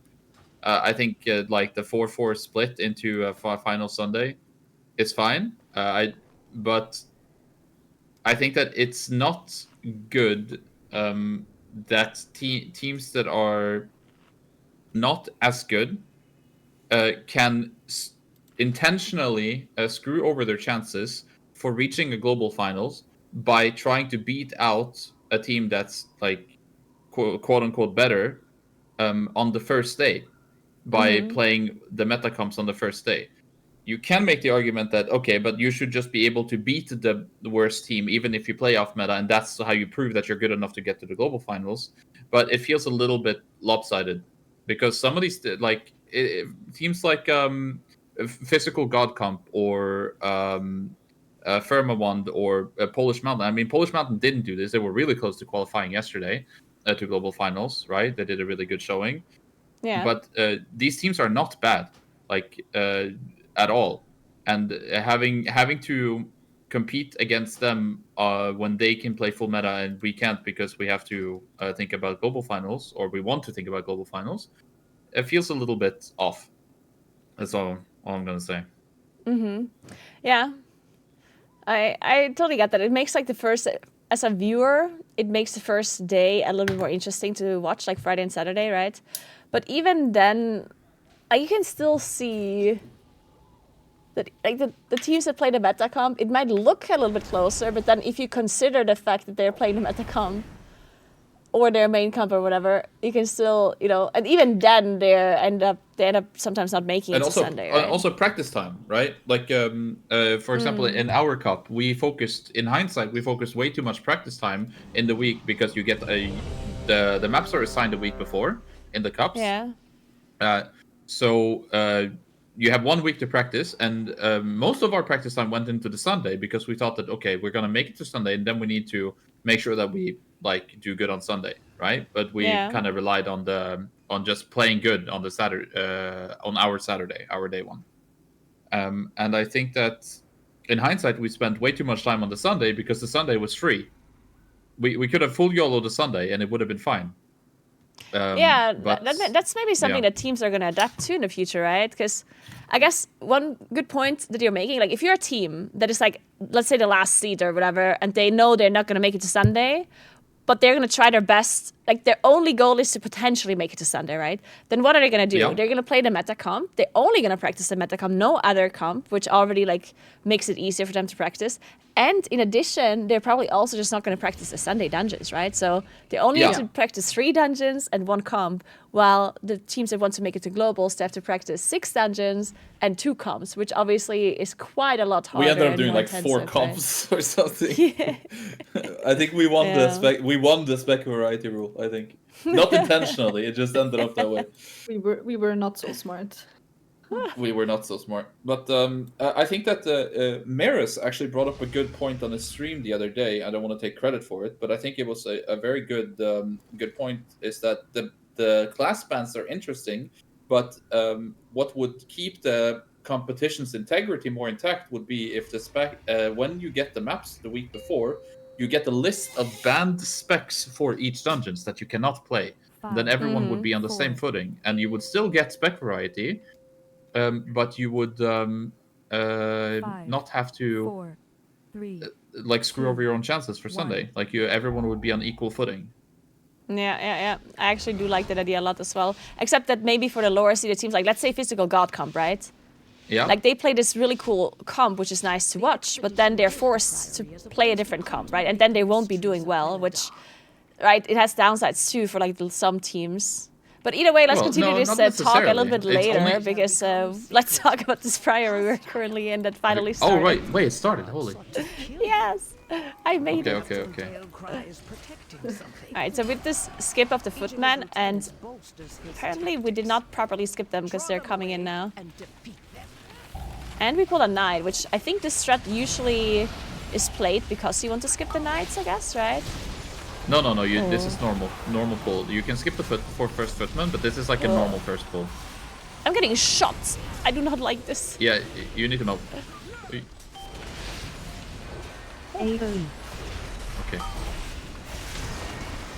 The thing to look out for on this pull is the defend and the thunderclap. Yeah. We have impaled now as well. Wasn't necessary. Fuck. So thunderclap and what else did you say? The pot, like the well, sharpshooter. it's basically fixate. you have two AoEs on this pull, right? You have the thunderclap, which is a very fast cast. You kind of just have to look at. You have a big wigs timer on your left, and then it's the night cast. It has like a big stop cast, disrupting shout. Yeah, the disrupting shout. Yeah, okay. Yeah, those two abilities hurt a lot. So need to like keep an eye on when that's happening. If you get pot shot overlap with that, or you have impale overlap with that, all of those things can be very, very deadly. Well, No. Are we going again? Is it resilient again, or? I don't think. I mean the DK said GG, so I think. Oh no. The orphans Let's see of it. Merodar have been asking to play with Oh. you again. Well, fuck. Appreciated if you visited them. Okay, back to Well, the MDI okay, topic. back to the MDI talk. Sorry, yeah. So then I said, like, the thing about physical god comp potentially So then not being I able said- to play. Well, and then he wanted to say something, but I didn't quite get that one. Oh, I feel like this is like opening a prosecco, like having a proper yap. Yeah. And then I was like, and then he was like. But we're in the next group. We're back. Is it the same? Oh, it's a different. We are actually back. Okay. It's the same tank signing you up. leave They're it? not inviting. Did you leave the group and then join back? Or Yeah, did you she not leave? left. She just said What? GG's and insta left. Yeah, I instantly left. I was before they even told me that. Oh, it it's, was wait, installed. I thought you meant it was No, it's a the same different group. I thought you No. left the group and joined the same group again. No. No. This is a 16 still. Okay. Yep. Okay, let's continue to talk about Priory. We can still do this TGP afterwards. The MDI, TGP, whatever. I don't know why they renamed it. It makes no sense. It's confusing. Just like they, at some point, renamed the MDI, or at least what it stands for, right? It was Mythic Dungeon Invitational? International? Well, it was invitational because it was an invitation. Oh, No, true. Right? And True. and then that was how it started, and then it was like it's a proper qualifying now, so it's not really an invitational anymore. So therefore, Yeah. they wanted to keep the abbreviation. I think MDI just sounds better than Words. the Great Push. That's probably why they kept it, right? Yeah. I think the reason why they call it MDI now is because the TGP is now like the main thing, right? Like something that happens every season now, Yeah. and that isn't like the secondary thing. So I guess that's why they. Yeah, the MDI just sounds Yeah. better than TGP as well. Yeah. So anyway, what did we do wrong in this poll, I guess? I mean, first of all, these footmen were not skipped. Like, we did Well, we can actually look at get them. Yeah, having those in means that the pack is going to die quite a bit slower because you need to be able to stop the footmen on their defend. Like if you don't stop them, then they just sit there and channel their 50% DR on the whole pack, and then nothing dies, and then you run out of defensives, and then like goodbye.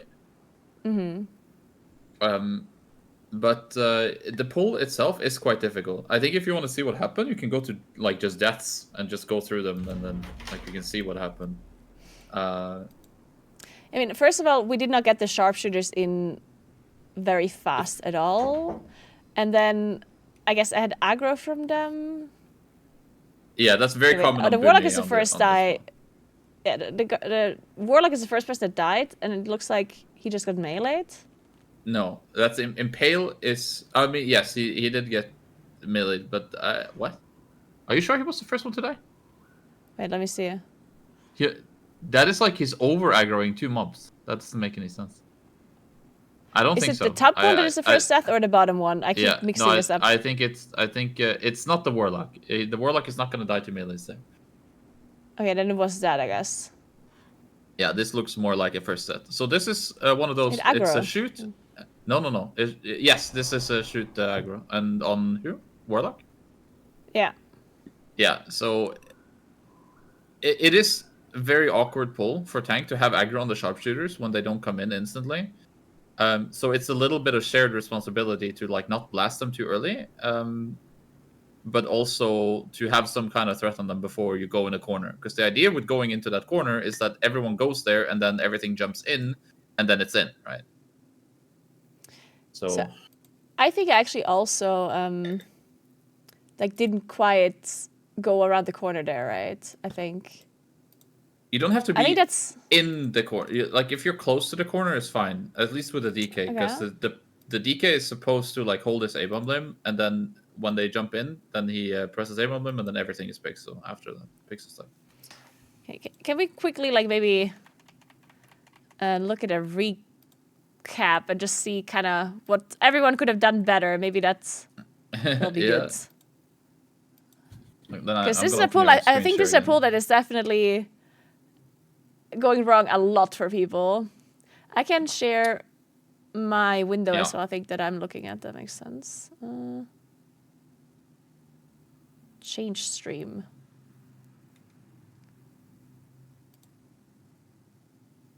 Whiskey in the jar. Okay. So he did. So he melts here, but did you roar him? No, you didn't. That's your dash. No, I'm not in combat. I'm not in combat. So I think the warlock is not here yet. Okay. So that's why so he melts and then the warlock gets in combat afterwards. So that's not great because we have extra footmen coming from the back. This sharpshooter is fine, like, but I think it's a mistake to pull the middle one. I think you want to try to avoid pulling the middle one, if possible. Okay. Was it in a route, the middle one? Let me see. It probably is. Oh yeah, but it was. I think that one is not that good to pull. But sometimes it just gets ninja pulled, so I think that's why it's in. So at this point, you kind of have to. You can dot the footmen, but dotting these sharpshooters can be a bit scary. The A-bomb limb is running, but it's not in range to pull them in, right? So was I close enough, or should I have been closer? Yeah, no, you are fine. You are fine. Okay. Here. But I think that the DK can do a better job of gripping these, like, at least 2 of the sharpshooters in before he sends his stuff, and then the last one will jump in, and then it's kind of fine, right? Mm-hmm. I guess I also could have vortexed for the grip, or like right after the grip. But I guess it's also not really needed. If everyone stands in, I don't have to vortex though, right? I think the vortex does make sense if they're being gripped in. The vortex makes sense because right now they are jumping in, which means that their jump is on cooldown, right? But what can also happen is that they get gripped in before the jump, and then you want to vortex them so that they get gripped back in afterwards. Yeah. Okay. So you use your roar here and vortex. Oh, I think I shadow melted, and then the warlock had aggro from sharpshooters. Yeah. Is that what happened? I think that. Oh, they shot the DK just not enough. I think that the problem here is that the sharpshooters are not in quick enough, so that the demon hunter's sigil of flame and sigil of spite is already pressed before they jump in, and then he just doesn't generate enough threat compared to you and the warlock, which is like blasting them like with full dots and like all your buttons, right? Yeah. Yeah, and I guess at that point it's just hard for him to get aggro back. So the solution here is to, first of all, maybe just don't pull that middle sharpshooter, I guess. Yeah, and then double grip, ideally double grip into A-bomb limb on the 2 remaining sharpshooters. That would be good. Mm-hmm. And then after that, it's just really keep a keen eye on, like, if you're being targeted by anything, you have to like look for the disrupting shout and the thunderclap. Those 2 things in combination with anything else is dangerous. Mm-hmm.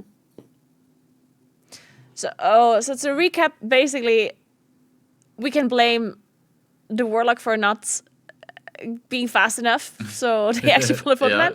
And we also blame the DK for not using the riffs properly, right? Okay, yeah. But I mean, what could I have done? Not too much, or maybe I should have just like not dot the sharpshooters. I think you avoid dotting the sharpshooters until they're in, but like then again, you want to be ahead on your setup as a boomy, right? It's really awkward to just sit in Incarn and have like 5 mobs not dotted with Moonfire. That's not ideal. But I don't think you did. I don't think you did too much wrong here. I think that the extra sharpshooter makes the pull very hard, and the extra 4 footman makes it hard. And if DK is a little bit more active with the grips, then the Demon Hunter will have more threats. So then it's kind of sorted that way. Okay. If somebody would link a route like this to you, would you suggest to not pull that middle pack in a pack, or would you just? I am not a big fan of knights. I'm not a big fan of knights. Like when you play with a boomy, I think that doing something similar to what Mist Count did, was it yesterday or the day before, in this dungeon is good. Like it's a pretty easy skip to commit an Invis potion, and then just walk in the middle of the knights on their patrol and get into this like middle area where you see your kicks are now, right? You can get there as the first pull and just do Suleiman plus the 3 packs that are standing right there with a bunch of casters. But it's fine because you just do grip into beam into AoE stops and then they die. Right, but would you suggest that when you join the pack? Yeah, would you suggest them the route when they link something else? Or? Well, I think that because it avoids this problem, I think that this knight pull at the start is a very, very high wipe rate in pugs. Yeah. Like this pull here? Yeah, because it works on 12, it works on 13, it works on 14, it works on maybe works on 15, but then it starts to get sketchy, and then 16 it gets really sketchy, 17 borderline unplayable, 18 not a chance, right? Because the knight just does too much damage with the bleed that it has, plus the disrupting shout, and nothing dies because you have like infinite footmen in. You're streaming the wrong screen. We can't see the rod. I guess I have to stop. I tried changing, but it didn't work. It won't let me. Okay, no. Okay, now it should work. But it's people need to like do it once, like do the skip once, right? So you can do this, or you can just not have any of the. CC. So this is what you're suggesting, right? What I have selected here. You can even do it without the sharpshooter pack if you want to make it really easy. So what you That's do, hard like to the skip, Demon Hunter, right? The Demon Hunter Fear Sigil skip is like normal, right? Yeah.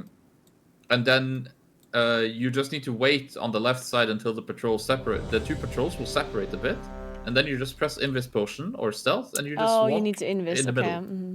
Yeah. Yeah, because this other, like, if you pulled G6, you don't have to Invis. Like, you can actually just go past. Yeah, which I guess a lot of people prefer that in pugs generally. Yeah, Invis Potion is like a. This is a route that our tank is currently suggesting, which seems absolutely cursed. Well, it's the same thing, right? It's this first pull is very hard. It's just we'll see. Maybe it works. But after that, it's pretty easy. I mean, I guess it depends on if he. It depends if he plans on pulling all of that with the chainmail instantly, because that would also be very hard. Yeah, I guess that's the problem, right? With because I could suggest to do the skip now, right? But as you said, like people need to have seen it once, at least seen it once. And yeah, exactly. Preferably done it once, which I guess is the problem. That's a big problem generally with pugs and skips. Yeah, I think I do agree with that, for sure. Yeah, so it's one of those things where if everyone can do it, then it makes the rest of the dungeon a lot easier, because you get to send all your AoE cooldowns and bloodlust and everything on a caster pack where you won't run out of stops. Hopefully, like if you press it somewhat good. And then afterwards, you're just playing chainmail with some footmen and maybe a sharpshooter, right? So then it becomes a lot easier when it comes to interrupts and stuff. I guess one thing you can do, if you really care about the key, I think one thing you can do is actually just ask people to try the Mythic Zero, because this would actually be super easy to replicate on Okay, Mythic so Zero, now right? he did skip the middle sharpshooter now, which is nice. Yeah. So now we'll see if we get the grips on the sharpshooters. 1, Nice. 2, Oh my and then you god. do the vortex. Oh, I was too late in yeah. that one. Oh, we got it back. Yeah. Boom. And now we're kind of fine, right? Nice. Disrupting shot. Just need to look for overlaps now. Yeah. And the footmen are gonna go boom. So we need to stop those. That looked very easy. Yeah, all of a sudden. But that's what I said earlier. This is just everyone presses their buttons. Synergy is there, like DK grips. You have the vortex, and then all of a sudden it just works. Now the knight is dead, so no more knight AoE. Need one more set of stops on the footman, and then it's GG on this one. Would you cleave off the knight on this pull here? I guess so, right? Safer to cleave off the knight, faster to cleave off Solomon. Apparently Solomon is like a historical figure. Oh, really? Yeah. Why do you know that? Is Solomon the Magnificent? He became a prominent monarch of the 16th century Europe, as he personally led the Ottoman armies to the conquest of a number of European Christian something. Okay. Yeah. I guess one thing to note about this stuff as well is, and this is a good point for MDI as well. Sometimes when you guys are doing TGP, MDI pulls, whatever, it looks so easy, and then when a team wipes, it looks like they are so bad.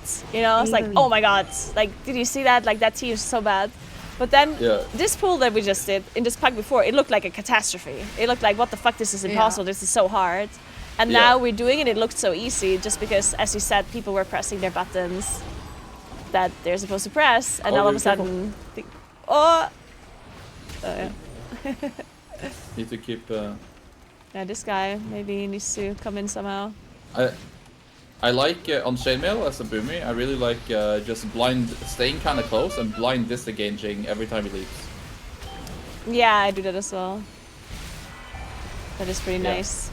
It is that really nice boomy thing, because it means that you can keep them closer for the melee cleave, but still have the safety of dodging. I do sometimes accidentally pull a pack behind me without looking. I don't. Have I done that? I think I did it once. Yeah. Yes, you did that. Not only once. Okay. No, only once. You used to pull the patrol. It's like to the left. So now, like in terms of shot calling, you can expect DK. It's one caster. You can expect the DK to kick, but he didn't. Okay. Right. But like in theory, you should expect the DK to kick or the Demon Hunter to kick, and none of them do, right? So this is like bad. Okay. Yeah, so since I beamed now, and it really looked like nobody else would have interrupted. Exactly. Even though I guess I shouldn't have beamed. No. Well, the thing is, right now you're reacting to them not playing good, right? Well, maybe what they're thinking, because you can see the DK now interrupted the heal. Maybe the DK is one of those people that like, oh, I'm saving my thing for the important thing because they don't trust anyone else to press their buttons. Yeah. I guess. Okay, that's the Sun Sigil. And the Supernova. I think he has a stun. But now you should Vortex Sector. I guess, yeah. I'm gonna roar this, I guess. Yep. I'm gonna shut him out that. So this is... It would have been nice to have the beam here, right? Yeah, but yeah, it's like it's not. That's kind of like it's not really your fault because you felt forced to press your beam because they didn't want to do any like their kicks on the previous guy, right? It does work out in the end because on the 16 you can kind of just live the gas going through, but like when you go higher, this is just dead. Yeah, and I guess I also shouldn't have beamed that like previous cast at Smite because I know on a 16 people are not gonna get one shot by Smite. Yeah, unless right, so you can get if you have a bleed Smite can be deadly for sure, but just Smite on its own probably not. Challenger, thank you so much for Prime. I appreciate that. Hope you had a nice Also, weekend. only one caster, unless they want to pull more.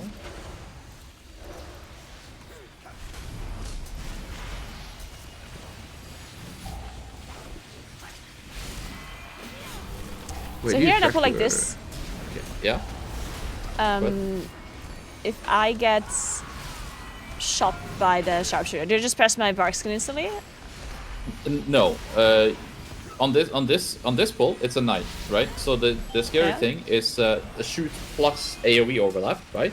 But only if it's with the AOE from the knight, or you're holding a bleed, right? And then the AOE, a shoot or AOE, right? So Yeah. any you can think of it this way: any two spells, any one spell is fine. Any two spells is not fine. Okay. Yeah. So I would be That's- holding that's my bark skin for a double Back to the topic, hit. you need to like know that the overlap is what killing you and not just one of the abilities, right? And I think one thing I think I'm happy about it as a healer when like off heals are being used as like some sort of defensive as well. Like a lot of times, people are macroing their like we only have Vigil to Nature's Vigil Incarn. now left and the VE Vampiric Embrace from Priest. It's just macroed into cooldowns, but I think even though you're not in cooldowns, you're still doing quite some damage a lot of times. And it's like, for example, you could say on the first overlap you get, you press your Bark Skin, and then on the second AoE you just press your Nature's Vigil because you don't have a personal left anymore, so you at least have some healing for yourself. Or like also on the light spawns that you're gonna pull in the next pack, it's like the first light spawn you get, you just Bark Skin, and then the second light spawn you can Nature's Vigil, so it's supporting the healer a little bit. It's like playing your off heals as a own defensive as well in some way. Yeah, that's a good point because I think a lot of people obviously think of their like bark skin, their enemy or like stuff like that as like a defensive, but they don't really think of self heals as something they use unless they feel like they're gonna die. Like it's more like Yeah. a last second. Oh, I'm gonna die to next week. I will press my heal then, but they won't press it Yeah. for just helping out the healer. Or I guess. I think it's more common that it's just macroed in cooldowns, to be honest.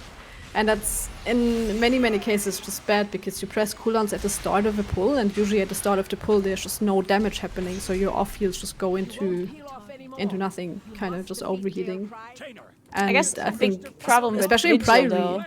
Yeah. yeah, especially in Priory on the Paladin pulls, I think the Vigil is so powerful to support the healer when, like, it's very common that the healer has healing for the first set of AoEs, and then on the second set of AoEs, it's like personals or off heals, and then you just hope that stuff dies. And I think there, when DPS players just macro their off heals into the cooldowns, then you're gonna send your off heals with the healer cooldowns on the first AoEs, and then you just don't have anything afterwards. So I think the worst thing people can do is just macro it. But then again, maybe it's better to macro it than not pressing it at all. And with Vigil in particular, because obviously Vigil heals more on like it's like damage dependent, right? Obviously there's a cap to it, right? But using it on single target doesn't really do that much if you're not in cooldowns, for example, right? So do you think it's actually better to hold it on a pack when you know that it's going to heal very little if you don't use it like with your cooldowns then and there? I think when it's single target, for sure. Holding it there for when you have cooldowns and you know it's gonna heal at least a little bit, it's good. But on AoE, I think Vigil is gonna heal even outside of cooldowns, because, I mean, even without cooldowns, you usually do quite good damage once your dots are rolling, I feel like. When it's like, I don't know, how many targets do we need? 6+ targets?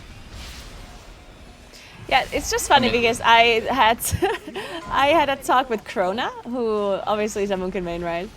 And Krona talked to me about Vigil, and he basically said that he never presses Vigil outside of cooldowns because he says it heals so little that he might as well just like not press it. So he just always like uses it with cooldowns, basically.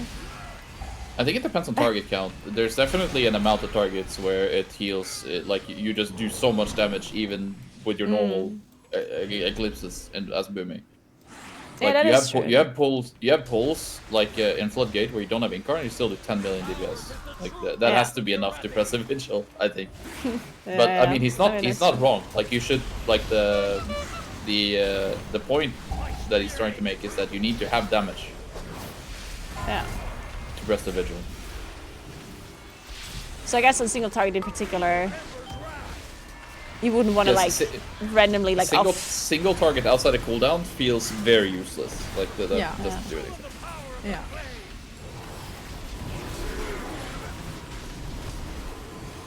It's going really good in the dungeon so far. Yeah. And this is pretty impressed. for you. I think your highest is a 15. Yeah, it is.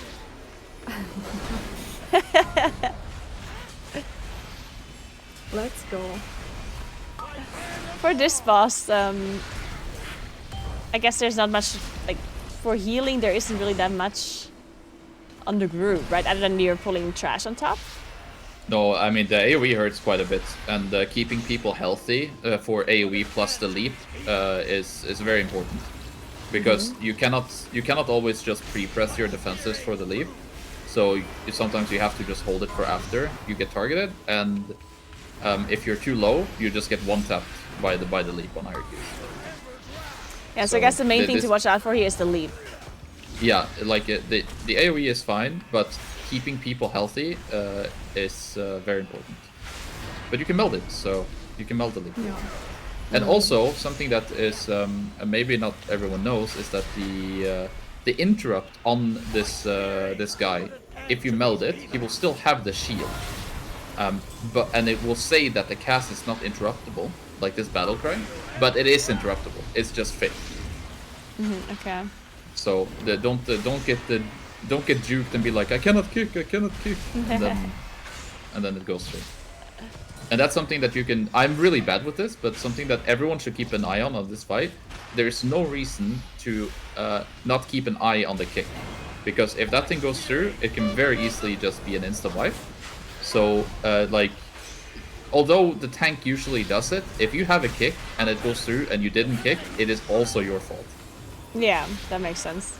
I think that is a very common thing on like bosses or single or mobs that have really rare casts, where people just kind of ignore it.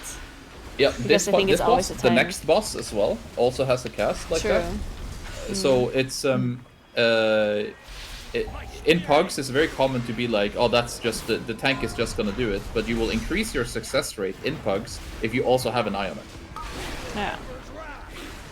Did you see that holy method wipe to this buck here with the lance, by the way? Oh no. Wait, I thought they fixed it. Yeah, I thought so too. They wiped yesterday. Oh no, on Saturday. Yeah. Oh, holy. I mean, they still made it to Sunday, but yeah, could you imagine? Oh, that would have been horrible.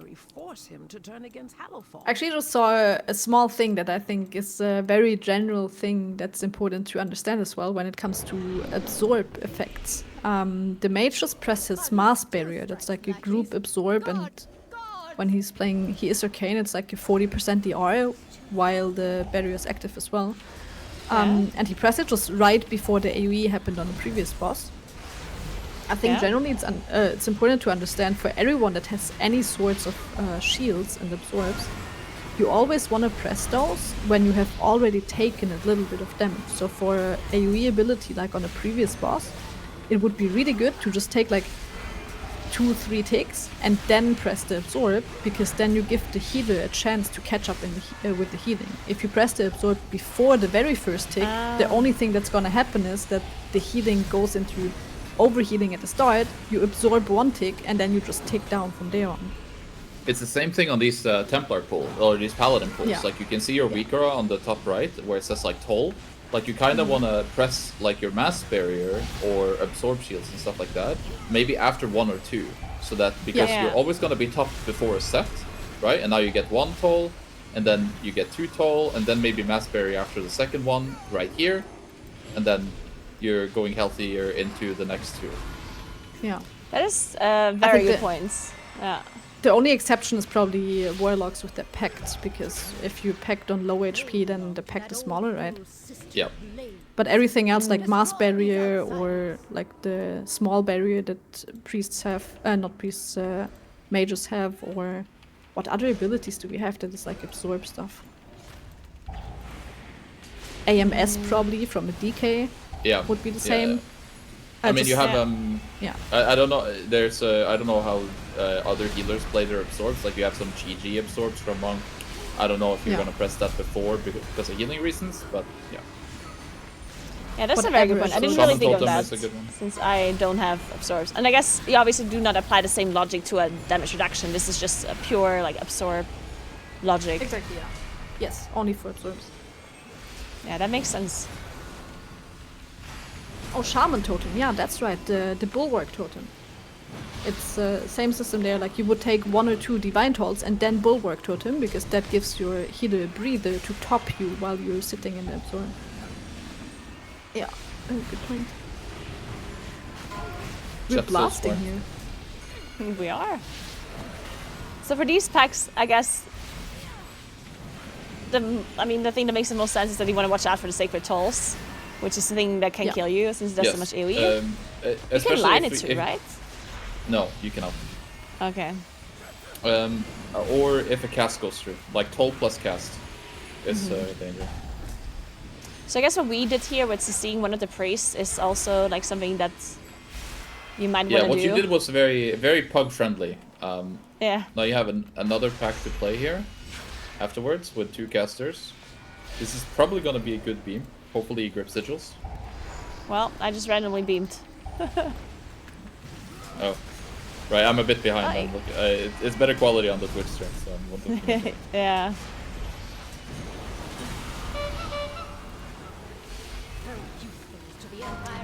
Like this is kind of dangerous. You have 2 casters active, right, and 2 paladins. So when these tolls are coming back up, like any of these casts going through can be very deadly.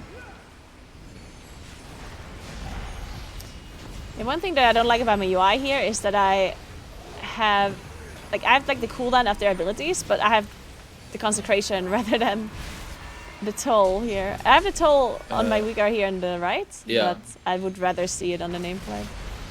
Or maybe just both. Yeah, change the consecration to the toll. Yeah, because I don't really care about the consecration as a ranged, I guess.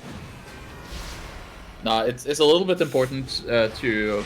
there's one thing that you can care about it as a Boomy, because it's relevant on upstairs after this boss, when you play Paladin plus Light Spawn, that you might be able to taunt the Light Spawn out before it does the big circle AoE if you see that the consecration is incoming. But that's going a bit deep down the rabbit hole. I do think taunting stuff out of the light spawn is something that people generally should do.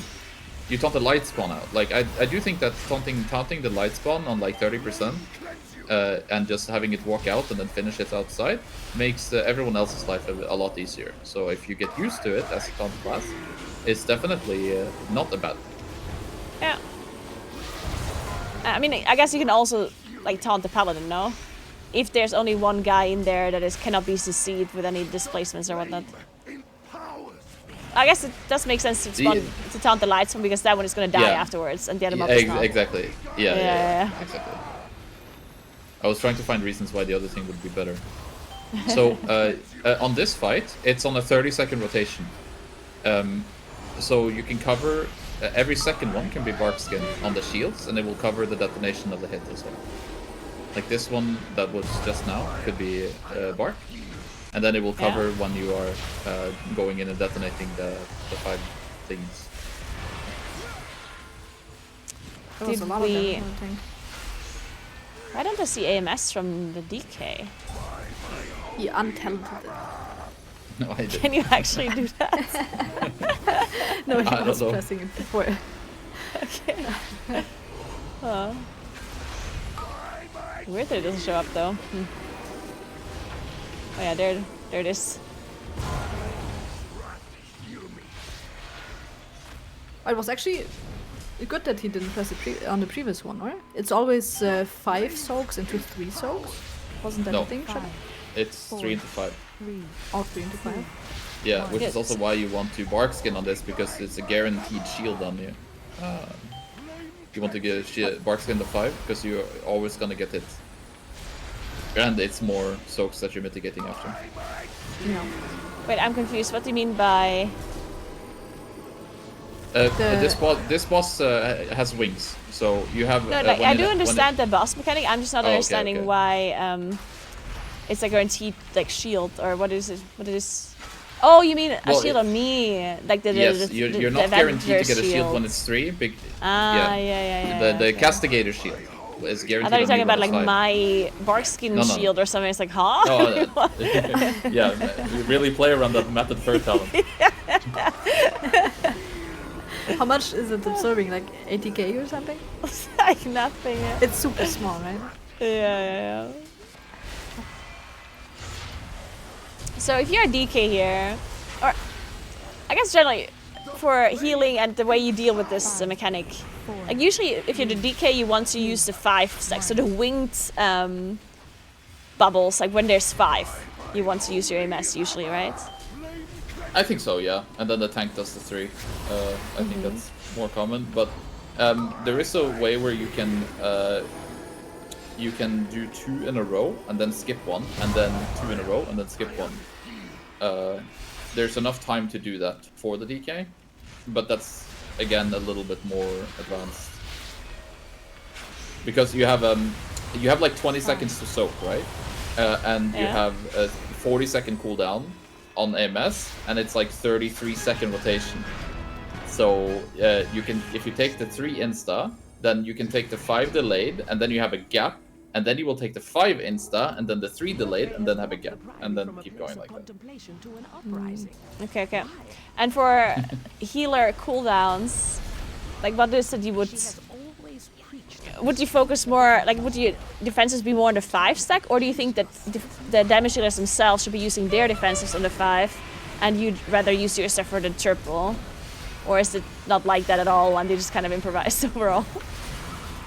I think you try to have one thing on each. Yeah, you kind of have one thing on each. So if you would press your bark skin no matter on the 3 stack or 5 stack, then the next one might be AMZ, and then you have your bark skin for the one after again, and then it's darkness, and then bark skin, and then barrier from a priest. You just rotate personals into group external, personals into group external. The thing that is a bit awkward is that you have like bark skin is 1 minute. But AMZ and IBF, for example, is both 1.5. So let's say that you bark skin first and IBF, and then you AMZ the second. Now you can bark skin again, but then like it's gonna line up at some point. And then it's like, okay, do you press the bark skin, or do you press the AMZ, or do you press both, and then these things later? Like all of these are kind of open questions, like that I don't necessarily have an answer to. What is always the best? It's just a choice of what to do. But usually, like a DK, for example, just doesn't need the defensive, right? Worst case, he has to press 1 death strike. So even if you rotate it with like just the boomy bark skin and group external, then the DK just presses the death strike, the one where he doesn't have a personal when personal is called, right? May just have something all the time anyways, plus all the time on all of them as well. And I guess it's better to just use stuff than to just try to somehow like perfectly align it with like everyone else's cooldowns. If you're the healer, I guess in a group. Yeah, for sure. Yes. The guy's gonna go boom boom. You cannot not it, it's gonna go. Oh, you could have actually. You don't track percent on the frame. I do not. Oh no. Help.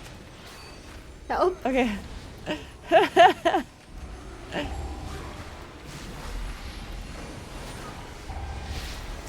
You guys percentage something that's.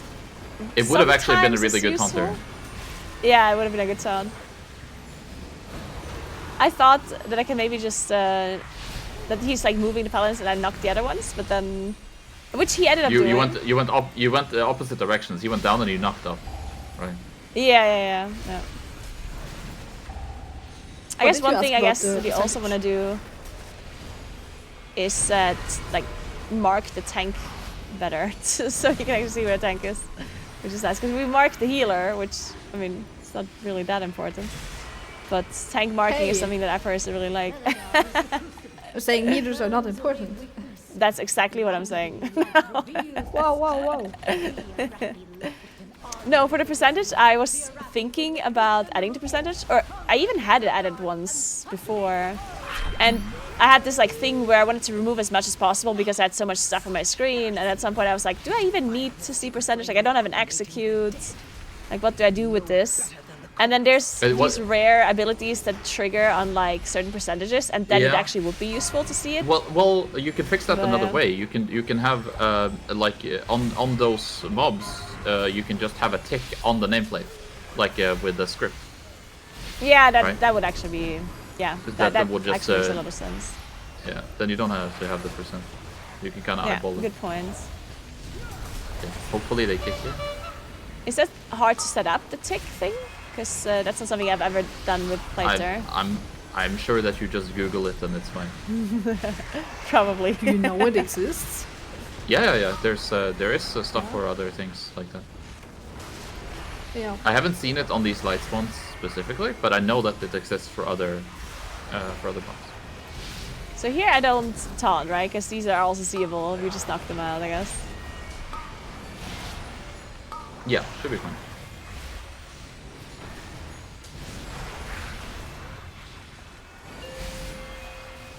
Need to Do you think there's time? Bimpity bumpity. 6 minutes? Maybe. Oh, I don't. Oh, good points. I didn't even look at the timer. This is gonna be slightly rough. We have lust. Are we lusting this? No. Usually people lust this.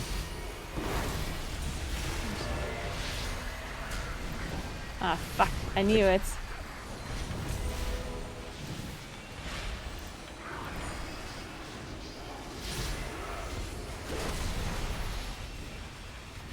Do the priests also explode when they die? No. Okay. It's only the Just undead footmen mobs, and- so the footmen and the mages. Ah, yeah, okay. Nylon, thank you so You much for didn't the 3 lust months. this, Welcome so it back. should Thank be you so possible. much. Hope you had a nice weekend. I like that he just opens with Silent Sigil always. He has his kick ready, Yeah. opens with Silent Sigil in one mob. I saw that, yeah. I noticed. Oh no, they're letting the kicks go. They're holding for the heal. Oh. Although, oh.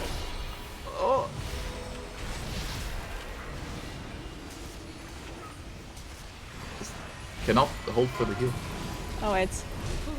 With beamback. Yeah, we got the beam. My healer's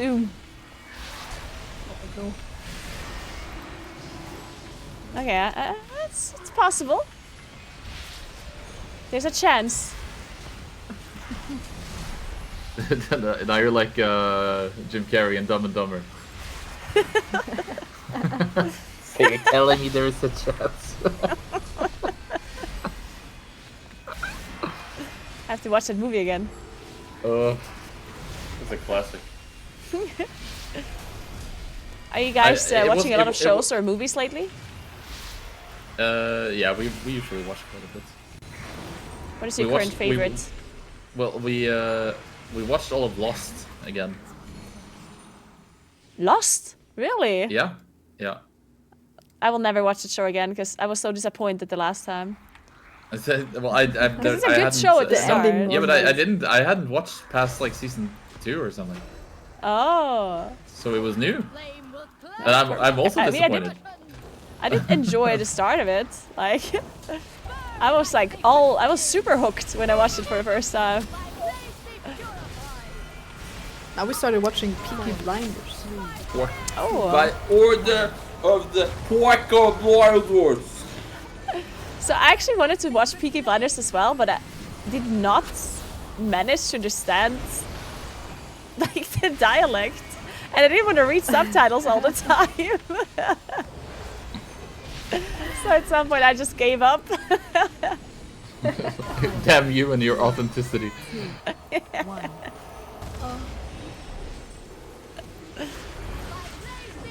Would you actually single target here or instead of starfalling? Yes. Okay. Especially with Arcade Mage. Well, Oh no. Do we have rats? we do. I'm dying. This man does not want alive. 3, 2, 1. Okay, most of the deaths were not his fault, but this one I think was his fault.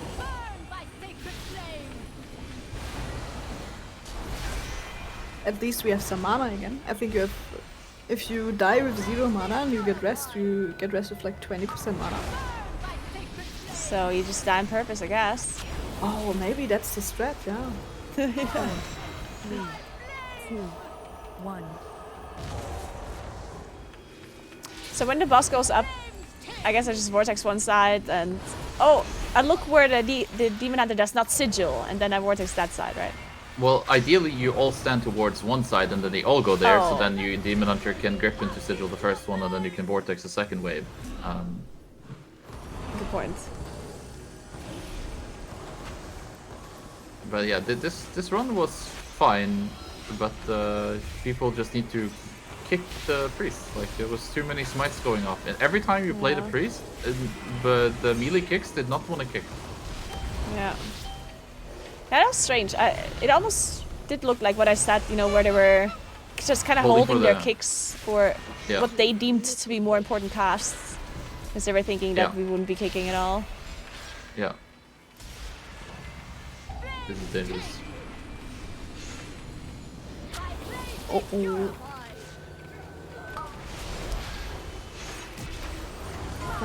Guys, I don't think we're making it. We're not making it. That's a sad one. You would have easily made it without the deaths at the end. Actually. Yeah. Yeah, good point. I feel like the mini boss felt harder than this boss, though. Surely that should be the blood boss. I think so too, yeah. Especially once we then like chained it into another pack. Oh, I just remember one more thing that I wanted to mention that is, I think, very helpful to know defensive-wise. Usually people that are into M+ play either Night Elves or Dwarves, and I think both the ratios are like very strong when it comes to defensive value. There's a lot of abilities that you can either dwarf off if you get it or shadow meld it, and I think it's very important to know which ones can be melded and dwarfed away. For example, I think the biggest shadow melds this season are in Mechagon Workshop, the last boss. You can just shadow meld the Zep when you're targeted, which is kind of one of the only damaging mechanics that you take there. Or you can dwarf a lot has magic dispels, like the dogs in Workshop, or bleeds in this dungeon here. Meadery is a big one for Meadery as dwarves. well has a lot of dwarfs when you get the bee stings, or some dispel debuffs as well in the first area. Or on the IPA boss. Yeah. What else do we have like that's big this season? Let me think. There's Well, a the couple of leap, I small guess, things as as we well. talked about on the first boss here in Priory. Yeah, or in Dark Flame Cleft on the last boss, you have the two abilities that are dealing damage, the AoE from the boss, and then the circle that one player gets. You can shadow meld that circle. The visual stays on the character, but it does no damage if you shadow meld it. Yeah, So I that think that's can be also like a scary. cool That's thing good to to know, know. yeah. Because Yeah. sometimes if you don't know, and then another person stands there, then everyone else like will walk away and lose damage because they don't get it. So, yeah. Yeah. No, I think that it's actually true. I think in the past, Alismere has done a lot of work with the weak auras when it comes to shadow melt. Maybe he has updated B-Res, that and maybe Yeah. added, That's you. That is me. Yeah. added works well. Yeah, he does actually have a weaker, I think. Like, I think Yeah. Ellesmere has a weaker where if you can shadow melt an ability, it will just pop up on your screen. And it will also tell you when you're far enough away to melt like a skip or something, I think. Yeah, but that's pretty yeah. cool, and that's very helpful as well. I think it's definitely being underused by people when they're playing those races. Wow, they didn't invite me. I can't believe it. Oh no, because you didn't answer him. Oh no, that was the other tank from just now. Oh, okay. So you guys have to have practice at 3, right? Yeah. Okay. I mean, I can still queue a key, and if you have to leave midway, then that's just how it is, right? If we get invited. If we get invited. Okay, well, we did somewhat talk about healing and defensives a lot. Obviously, we can still, mention it whenever something does come up. But I don't know if you want to focus a little bit more on some...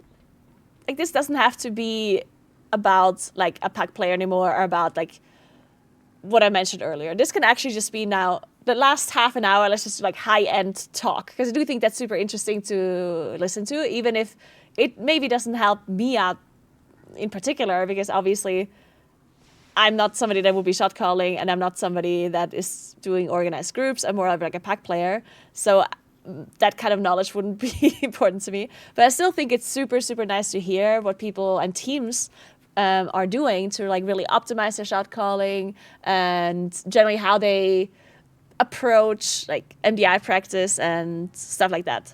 So if you don't mind, I obviously understand you can't give away like everything on how you're doing it, since I assume some of it is secret.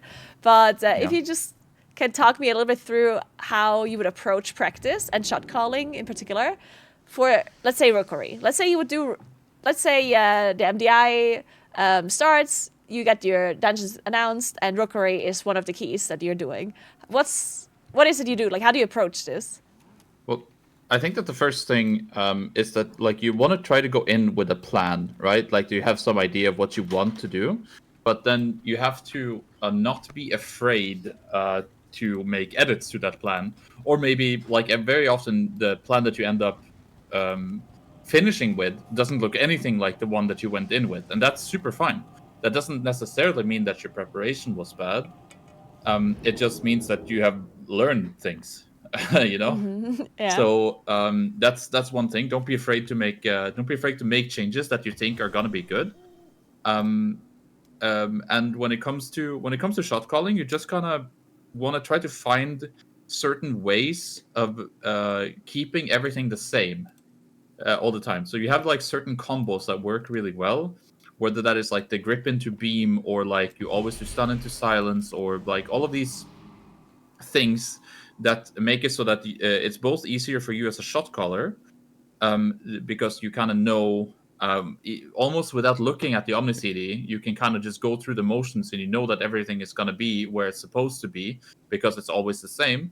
And everyone else knows that, okay, it's going to be my turn soon because now it's like the thunderstorm cap, and then I know that it's my fear next, right? And then it's like, okay, it's my fear, and then I call the fear, and then do the fear, and then you kind of get into the flow of everything. And that's something that I think we can definitely improve on still. I think it's something that former Echo, now Wunderbar, does really well. Like Gingy is very, very good at this.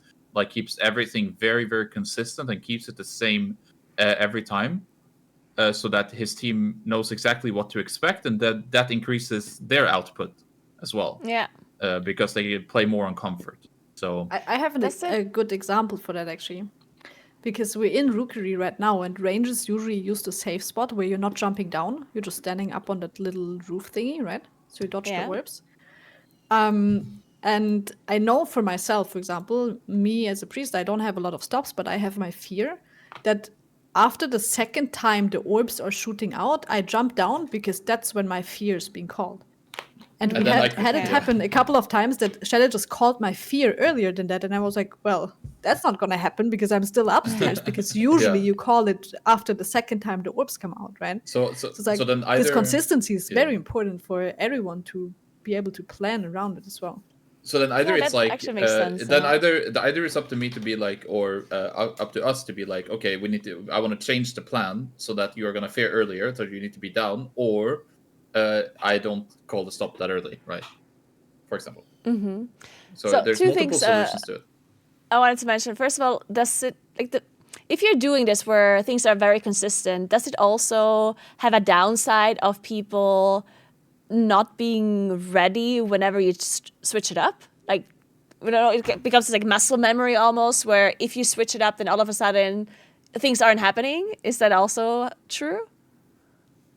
I mean, ideally, people are able to kind of go a bit off script, right?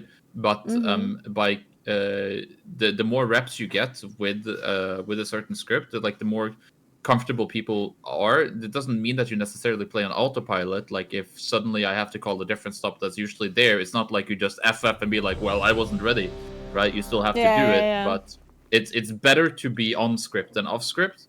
But everyone is obviously expected to be able to go off script at any point. Yeah. And what about, like, if something like this happens, right? Like, let's say you're calling for Manu's sphere and she's not in position to do it.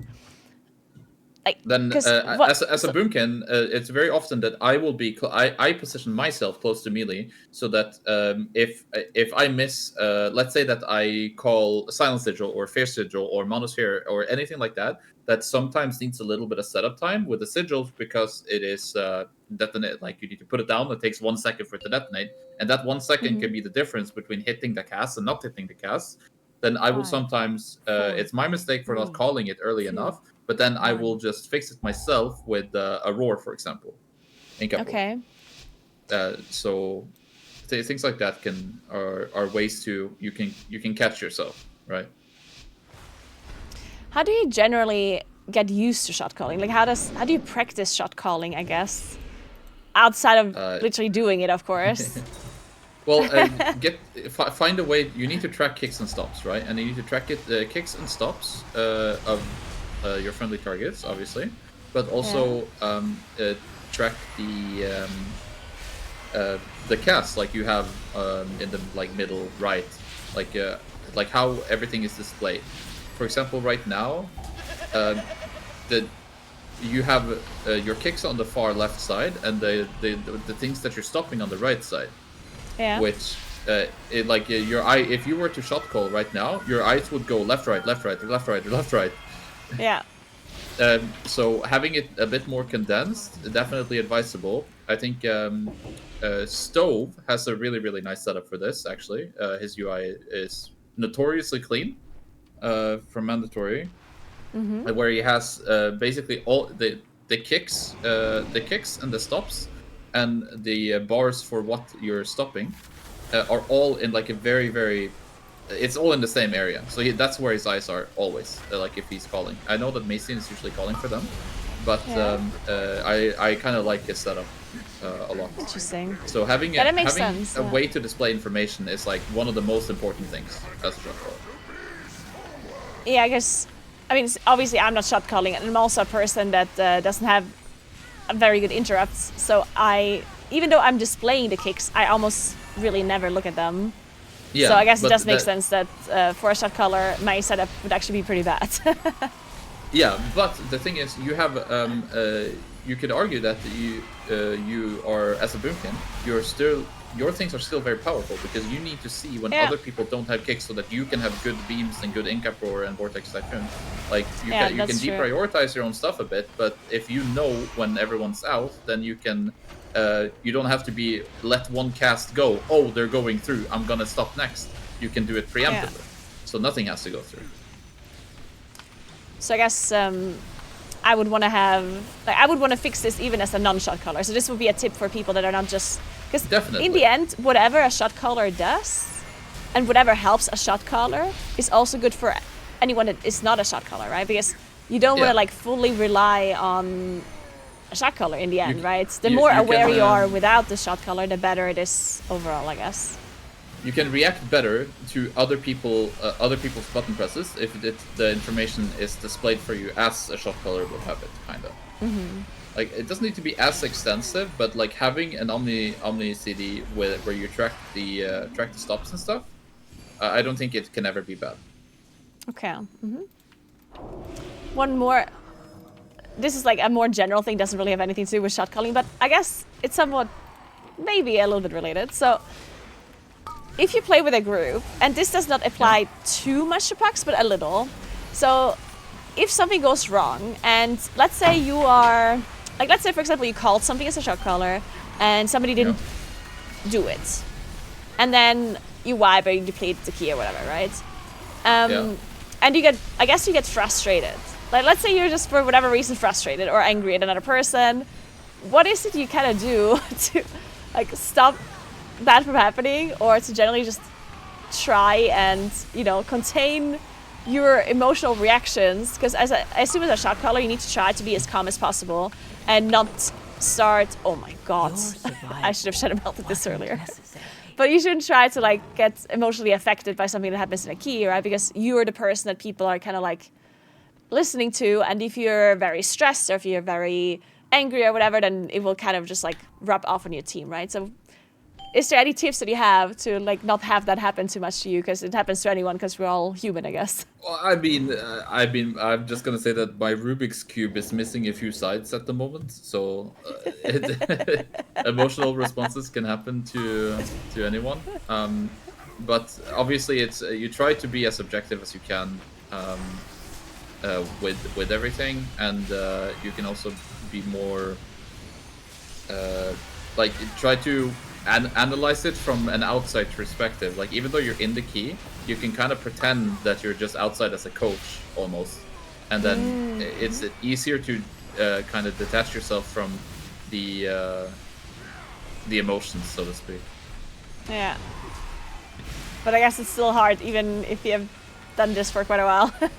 Yeah, but I don't mind. I enjoy the problem solving of it. So like, if we miss a stop and it's because of a reason, then it's fine. But if it's like missing stuff just because we're being lazy and not focused, then I'm a little less inclined to be happy about it, you know? Yeah, that makes sense. What?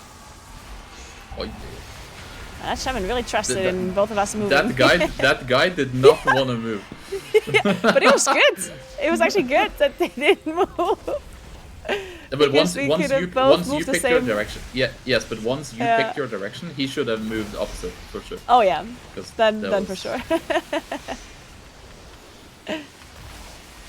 Okay, so to go back to Rookery is the dungeon that you're playing in TGP. You said that one of the things you do is kind of have like a kind of plan going in, like that you do in all of the keys, where it's like, okay, this is our CC order, and we kind of stick to this, and I'm calling it, but people are going to be ready anyway because it's just kind of something we do.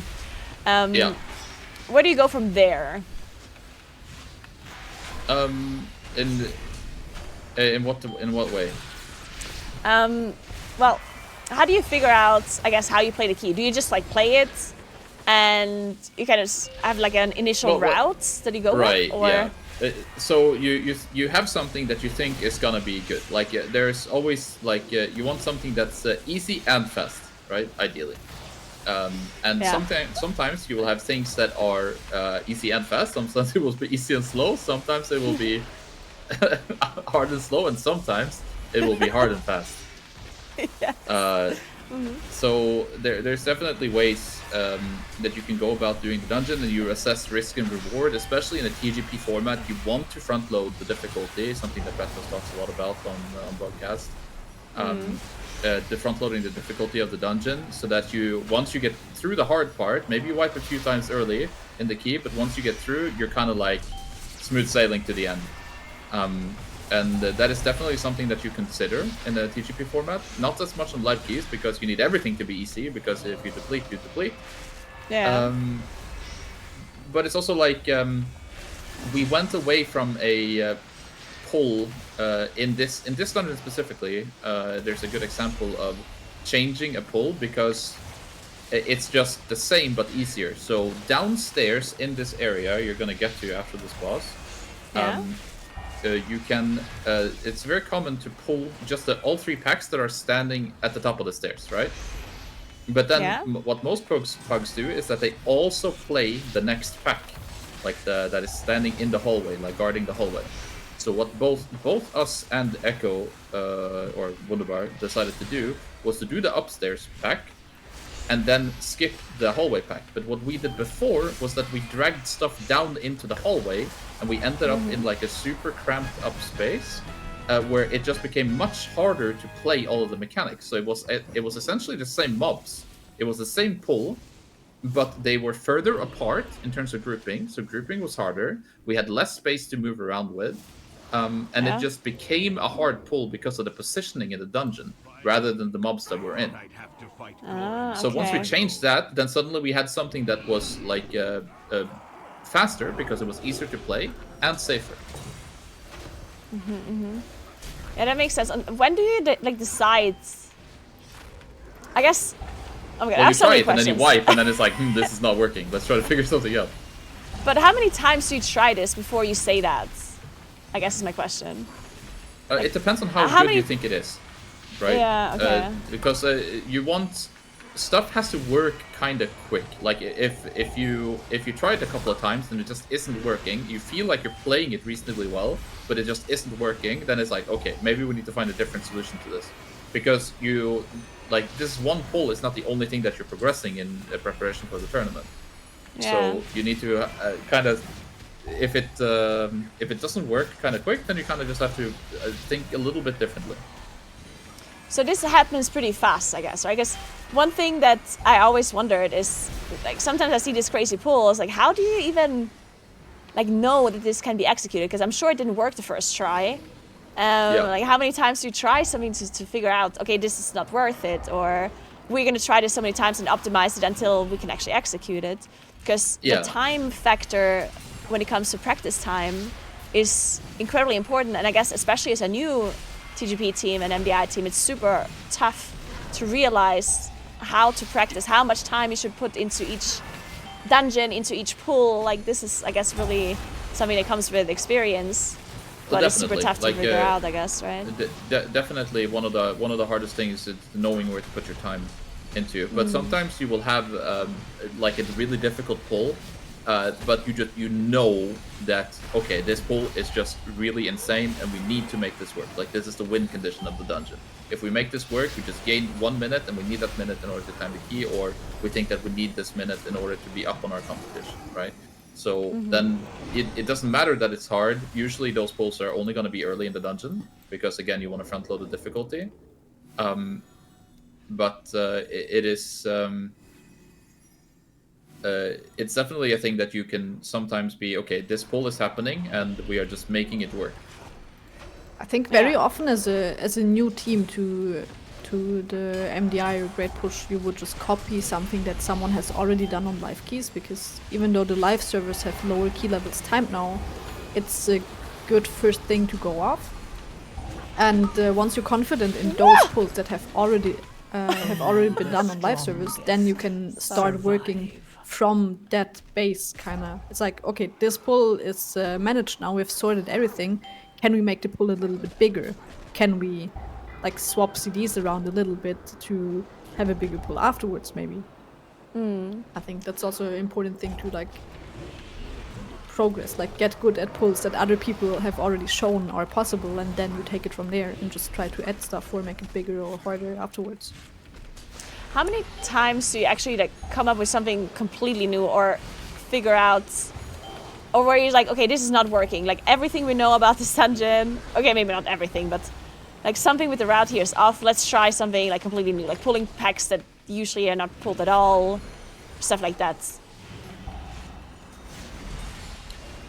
It doesn't happen that often because people are really smart nowadays. Yes. I think it's but like again, I think that some teams are better at figuring out new stuff than others, but also some teams are better at executing new stuff than others. I don't think that we have like a significant edge. I don't think that is necessarily our strong suit in relation to our competition.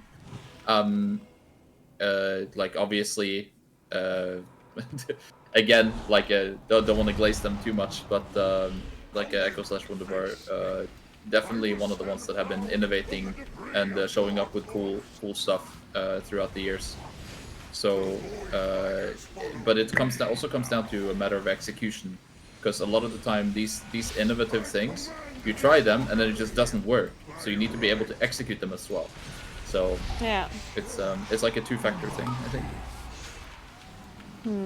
So what's one of the biggest like struggles, I guess, for new MDI and TGP teams? As you said, like practice, I guess, and how to use your practice time and how to approach it. And then like for the tournament itself, is there something in particular that you thought is really hard for you guys as well? Or is it mainly just like practice and everything like as a whole? I think the hardest thing, like if you want to like stick with the same team through multiple seasons, is that you have to be able to play a lot of classes at a high level. If you just go in and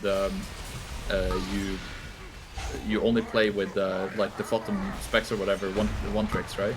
Then the next season is probably not going to be the same, and then you have to either find new people or they have to adapt and play something else. And I think that's the biggest not barrier to entry necessarily, because you can do really well in a season where all your classes just magically line up.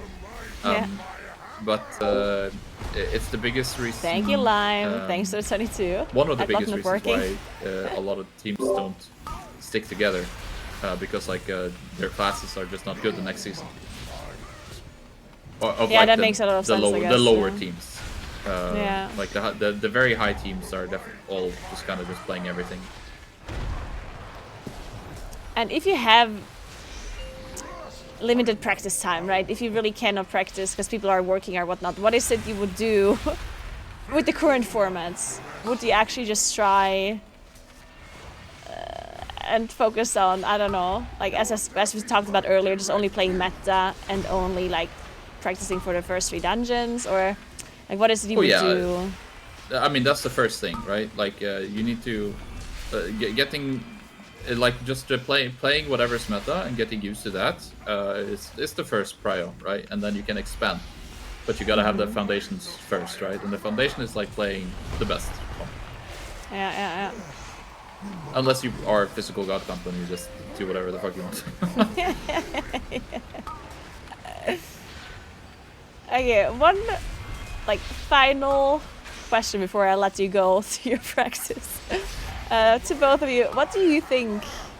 Like, you can also mention a few things, I guess, but ever since you started competing in MDI TGP, or also just generally started doing like group gameplay and doing like really high-end keys, what is it like? Is there something that you learned that you only learned doing that made you like a better player?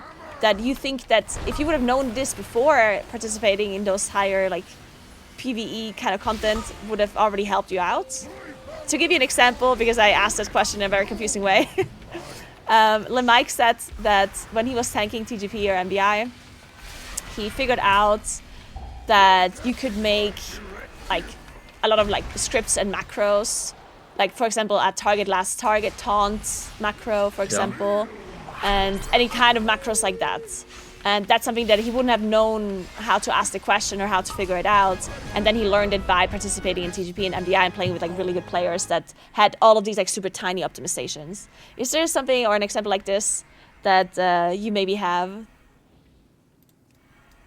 Well, I think that for me personally, I wouldn't have gotten like deep into weak cores. Like I don't know how to do any Lua coding, but I feel very confident in like just utilizing all of the basic weak tools to that are there to do stuff. Like there's a lot of things that you can do without any custom coding.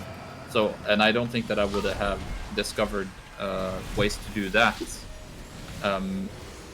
if it wasn't for M+, because you just have you like with the macros, you have a problem that you need to solve, and then you just solve it, right?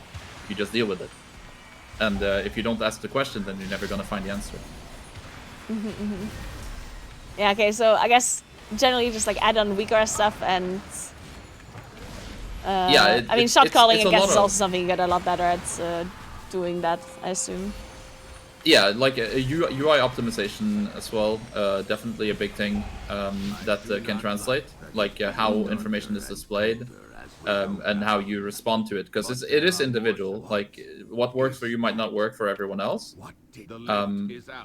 So it's you can a little bit of customization is fine. Too much customization is maybe not optimal.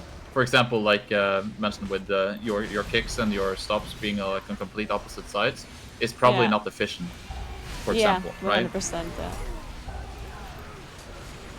So it's more about like almost like self-discovery. It's like a self-help book. It's like you learn things about yourself and how you absorb information in a way that you might not have thought about before. Yeah, very cool. What about you, Manu? I think for me it's also like a very general thing. Like realizing that healing cooldowns can be kind of treated like damage cooldowns. Generally, like just having a plan for things. Because I remember when I started playing, I would just like smash everything on cooldown and then like not know what's gonna happen next because I didn't have like any timers. I had no clue when things are happening.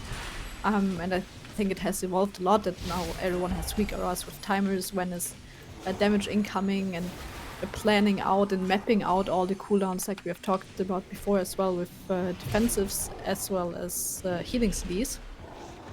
And I think actually one thing that has made me a lot better in general, that's like a super stupid and small thing, is learning to always look at what do I have available going into a pull.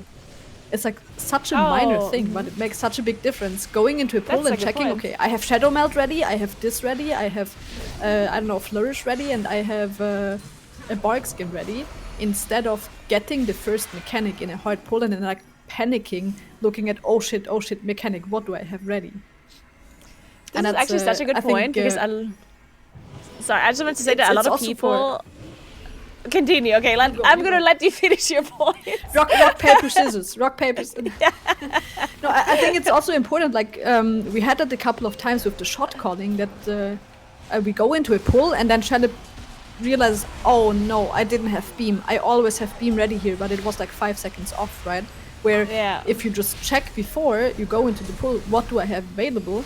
All of a sudden the pull is so much easier. Well, you gotta call me out like that. What the hell? No, I mean other things as well, right? I go into a pull and it's like, wait, other things oh, as no. well? That doesn't make it better. It's like I go into a pull. It's like, oh, I didn't have master spell ready. It was 10 seconds off. We should have waited for the master spell, right? Like just in general, it's so stupid but so helpful. Just check what you have available before you're in the pull, because checking it while you're in the pull is very stressful. Yeah. No. I think the Solar Beam thing called out literally every Moonkin that exists, because Solar Beam is such a long cooldown. And especially if you interrupt late on a pack, it happens many times where I'm pressing my Solar Beam and nothing's happening. It's like, oh, you know, and I think that is a good point. And a lot of people, to make their UI look prettier, they have things be hidden out of combat, right? So they can't see some things being on cooldown before they pull. So that's definitely something that But it's really pretty though. It is very pretty. So I would recommend that you show your weak auras, that show your cooldowns all of the time, even outside of combat, so you can do exactly that, what Manu just mentioned. Because that is also something I don't do, and that I'm really bad at. It definitely happens a lot that I don't have something ready. And I only realize once I want to press it, and then at that point it's too late, right? Yeah. It goes for actually so many spells. Like, oh no, I thought I had health pot ready, but it was still on cooldown. It's like, it's maybe not even necessarily something that you learn when playing high keys, but I had the realization at some point when actually try-harding pushing keys, because I don't think I would have cared if I didn't actually try hard. Yeah, I have to say with Wild Charge as well sometimes, because Wild Charge is a low cooldown, right? And then I do a new pull, and then there's a puddle on me, and I finish my cast because I'm gonna just Wild Charge out of it right after, and then I don't have Wild Charge. I play Wild Charge the same way mages play Shimmer. Big text in the middle of my screen, no Wild Charge. Oh really? Dude, I should do that as well, actually. Yeah, it has changed my life. Wait, that's actually such a good point. I started using that for hover on Evoker. That's also really helpful. To kind of I don't think we're timing this key either, yeah? No. Oh no. But that's this is definitely going into your review as coaches, yeah? What the hell? I cannot believe I think we have to go though. Win. Oh yeah, wait. Actually, we have to go.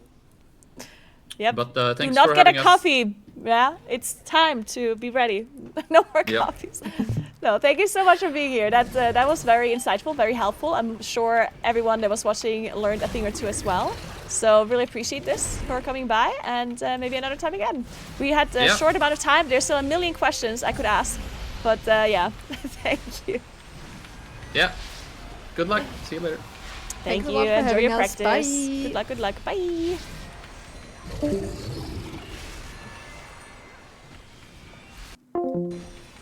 I love Sjeletyven and Roiben.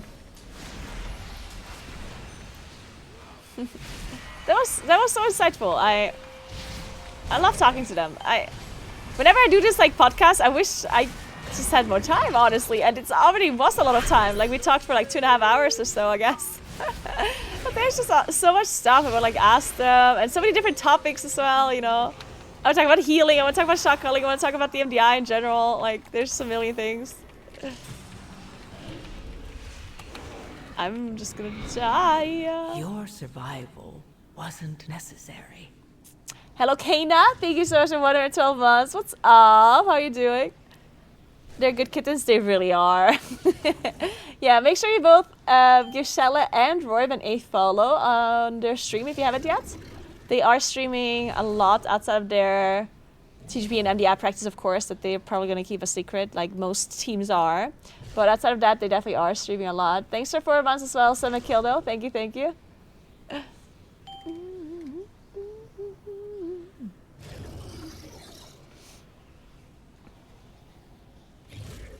I have to wait a minute for a second shout out, yeah.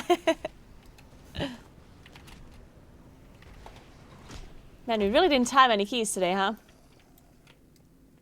Guess they are actually bad coaches.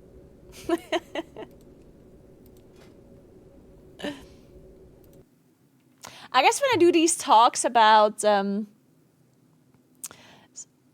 know, what do you think? Because, I mean, generally about these and plus bootcamps, right? At the very start, it kind of made sense that I was playing a key and people were watching me. And I do think it still makes sense to have people watch if, to give general tips in a dungeon. You know, at the very start when we did the floodgate, Sjele was giving me a lot of tips that were actually really useful about, and also like defensives about when to use bark skin and what I should have done here and where I should have positioned that I could dodge this blade. Like stuff like that is very useful. But then when we switched our focus on more MDI talk and more shot calling talk and then how to prepare for TGP and stuff, maybe it makes more sense for me to like stop playing at that point, because at that point I'm just running a dungeon and it's kind of disconnected to what we're talking about, and maybe it's just distracting. What do you think? Would you prefer it if I just like stop playing at that point and we just like kind of like sit down and like talk, or do you not mind me playing? I personally don't really mind playing while talking, but at the same time, if it's not really helpful and if it doesn't do anything, then I might as well not.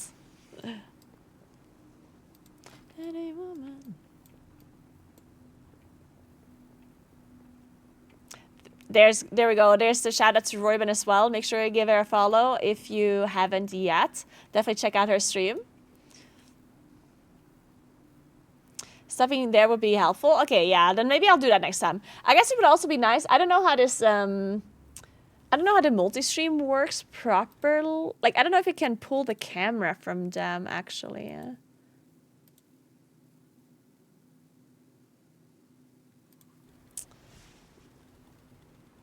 It would because once we do more of a podcasty thing at the end, it would be nice if we could pull their cameras into the stream for all of us. But I don't really know if that works with Twitch. If you're using your camera separately already. And then at the very end, I could also do like a question thing from like the viewers too. At that point, it would really be like a podcast thing, though. And this was not supposed to be a podcast thing. Thanks for 98 months, Never Nude. Thank you so much. Good job casting over the weekend. Thank you, Never Nude. I did enjoy this MDI a lot. What did you think about this weekend? Yeah, like a Q&A at the very end would be really cool, so I could actually pull in questions live. So it would be like a live podcast almost. It morphed into one. I like it very much. It did kind of morph into one, and I don't mind it. I think this is very cool. I do think that, like, one problem that I personally have with it, which I also, like, reflects in the YouTube video that we make out of it, is that I'm kind of all over the place because, first of all, I'm playing a key, right? Which means there's some focus that I have to put into the dungeon. I still am pretty capable of listening to everything that's going on and like answering and stuff, but sometimes I feel like it's just all over the place, you know? At the start, when I did the bootcamp, we did a dungeon, and then it made sense because we just talked about the dungeon, and it was just this dungeon and then the next dungeon. But now, since we did that already with the dungeons, I feel like now it's a lot more general stuff that we talk about, while including some more dungeon knowledge as we go. But obviously now I feel like there's not enough to talk about for a dungeon to only talk about that. Or at least not for me to still learn, because otherwise I would just repeat the same thing over and over and over, right? So now I'm focusing more on like things that we haven't talked about before, which is more general knowledge, on top of things that are maybe like just calling out my gameplay as it happens. As Sjelle, for example, said, like we talked about general like defensive and healing stuff, and then I did something wrong that he noticed, and then he pointed it out, and I think that's still kind of cool to have. So I do think I like that, but then, you know, then I say, let's talk about healing, and then we talk about shot calling, and then we talk about MDI, and it's like all over the place, kind of, because I have so many questions as we talk. There's so many things in my head that are coming up, and I was like, oh, I want to know this, I want to know that, you know?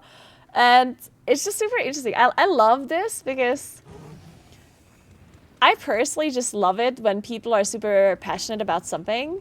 And obviously all of the people that I've invited so far are super passionate about M+, and about TGP MDI. And I love when people are like super fucking nerdy about something, and then I can't stop myself, but I have like a million questions. I was like, what? So how are you doing this? Why is that? Like, and I have to learn to like maybe stick to a topic more, even if I have a question that comes up in my head.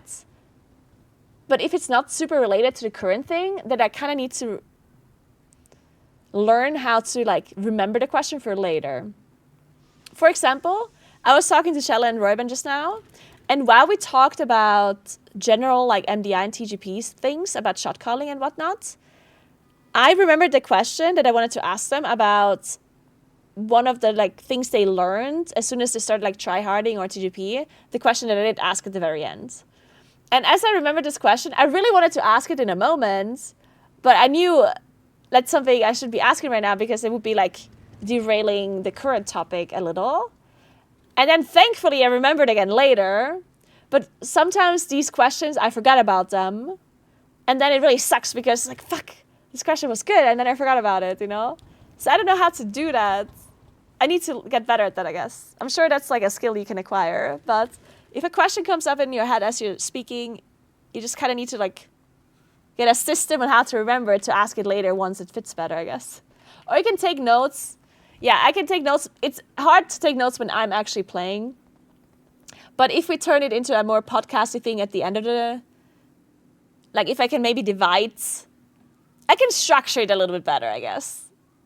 I can say, you know, the first hour we're doing a dungeon or 2 dungeons, and we're just focusing more on like the dungeon while some more general like combat talk, UI talk, stuff like that. And then I stop playing the dungeon, and then we do an hour of like more subjects that don't require me to play, and then I can actually take notes and stuff.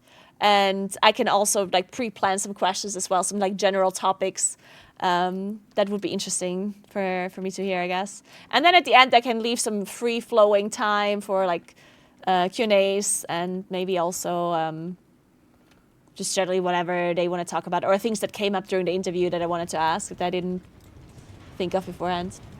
Hey Calandra, by the way, good morning. How was your weekend? How are your plants doing? Did they recover? With the more content not directly related to your currently playing and learning, I think it just needs a bit more structure. Yeah, exactly. How to proceed with such a bootcamp, like starting with hands-on example, trying to finish a dungeon, pointing things out, and afterwards go through some topics you just want to talk about. Yes, I'm glad that you said that before I said it, and we literally said the same thing. So I guess Haki and I are on the same page.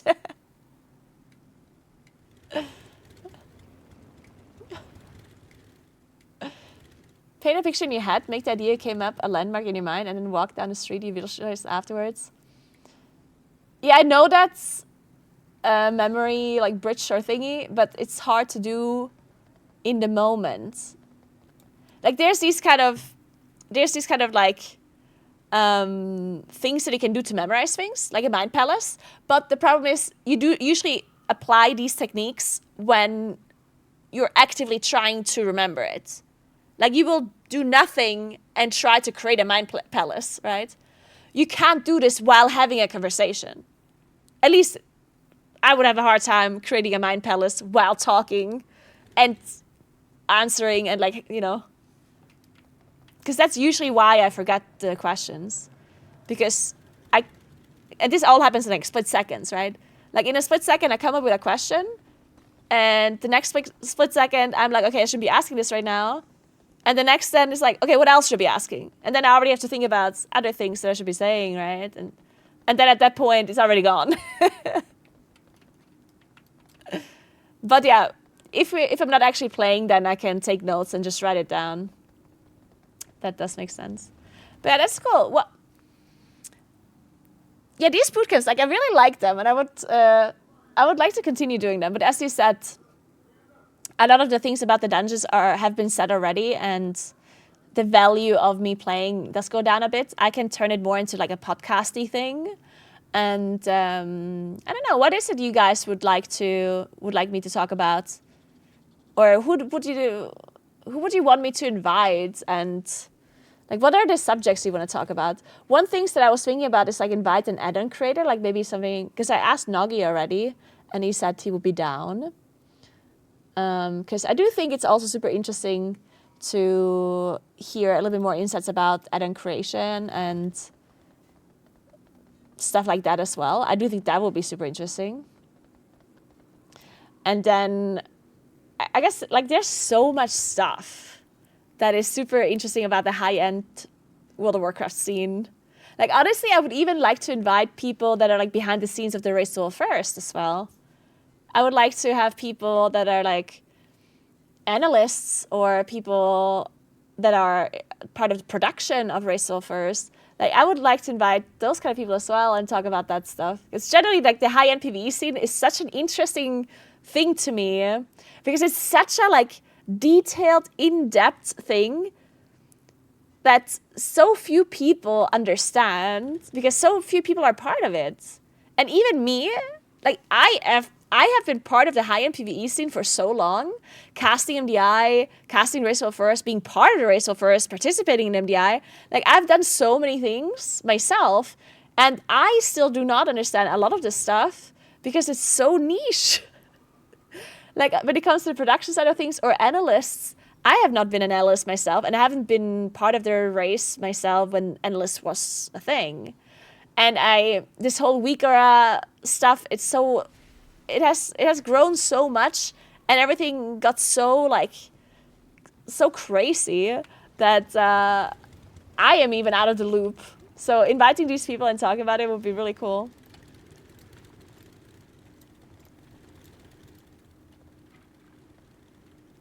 I don't know if you'd be interested, but it would be cool if a high-end arena player coached you in that sense. You don't really PvP.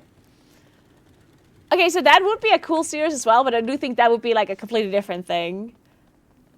But yeah, it would be really cool to have a PvP player come on and like have it be a challenge to see if they could coach me into like getting a certain score. I think that would be really fun. I agree, that would be a really fun thing to watch, I think. Haven't you done that before with Snow Mixie? Not really. So when Snow Mixie and I played, we just kind of played together. Like she didn't really try to coach me. We just kind of like played together. She kind of boosted me basically. But she didn't try to like coach me or like make me a better player or anything. Can these coaches run a key with you to see how that would go? I personally didn't want to invite the coaches into my keys yet so far because I felt like at that point you're just kind of like it's not the same experience. Like you're not really pugging anymore at that point. You just have somebody almost boosting you. Right? that's why I didn't want the people that came on to actually join. Because I was thinking, initially the idea of the series, which I do think that's what it was at the start. At the start, it was meant to be people just coaching me through the dungeon, like actually like telling me like details and tricks and things for me to learn the dungeon, because I was thinking it would be a win-win for both my viewers and me. Because as I said, like a lot of people thought that I am pretending to not know a lot of this stuff. It's actually really funny. Like a lot of the comments on my YouTube videos from these bootcamps, they are accusing me of pretending to not know. Like they are accusing me of asking questions and just pretending that I'm unaware, when I actually was unaware. Like all of these questions that I've been asking, like I was not pretending at all. Obviously, sometimes I would ask a question just because, you know, I invite this person to be on my stream and I want to like ask questions and have a conversation, right? But many of the things I didn't actually know when I asked it. Obviously, since we uploaded on YouTube, like the way these bootcamps happened is that they were already some time ago, and obviously we're uploading them on YouTube a little bit later. So that means that something that I didn't know on a YouTube video that was uploaded yesterday, I do know for a little while now, right? So obviously I've been casting the MDI, and there's a bunch of things that I know now that I didn't know whenever these bootcamps were live streamed. But yeah, like the initial idea was that I'm in a situation where I feel like I do not know like a lot of the high-end strategies about the dungeons, and I don't know a lot of details about certain mobs and certain mechanics. And to me, I was not motivated enough to do the research myself, really. Like I didn't want to do the homework. Because to me, motivation, I think, is a big thing to become better at a video game, or become better at anything, really. This also applies to real life, right? If there's any kind of hobby or any kind of thing that you want to do, that you like doing, if you're not motivated enough, then you're also not going to have the drive to do the things that you don't enjoy doing the most. Because almost every hobby and every task and everything that you do comes with like really, really enjoyable things, but things that are maybe not so enjoyable, right?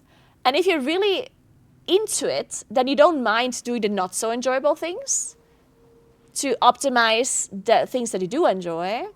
But if you're kind of like about it, then you mainly just want to do the things that you enjoy.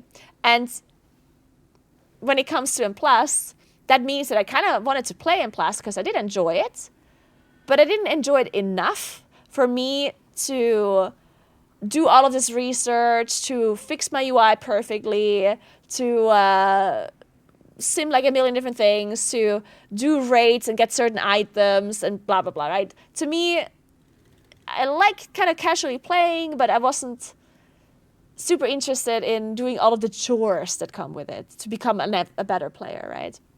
And that's why I decided to do this bootcamp thing. And I figured there must be so many people that are kind of in the same situation as I was.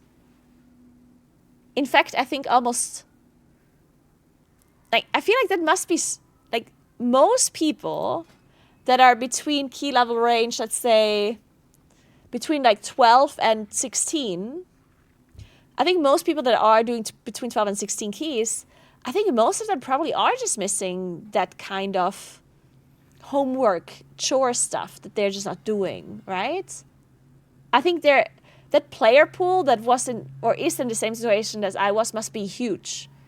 People that want to play and want to get better at the thing, but they either don't have the time or not lack the motivation, or both, to do all of this like homeworky stuff, right? Which unfortunately is a big part of PvE, high-end PvE at least.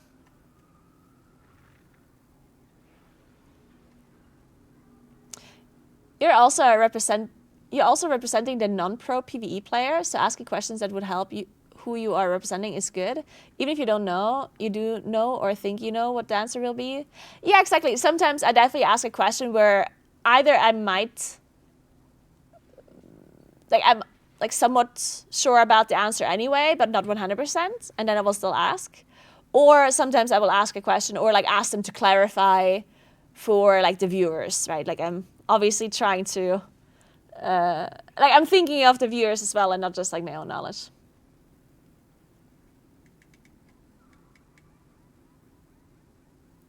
Did you make the video on how to make your UI good? No, I haven't done that video yet.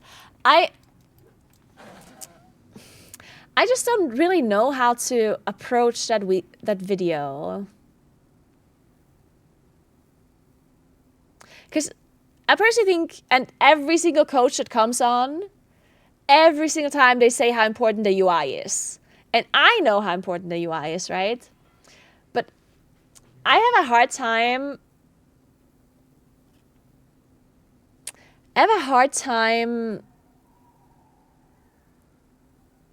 like coming up with a idea on how to like help people to figure out their UI without it being like a big chore.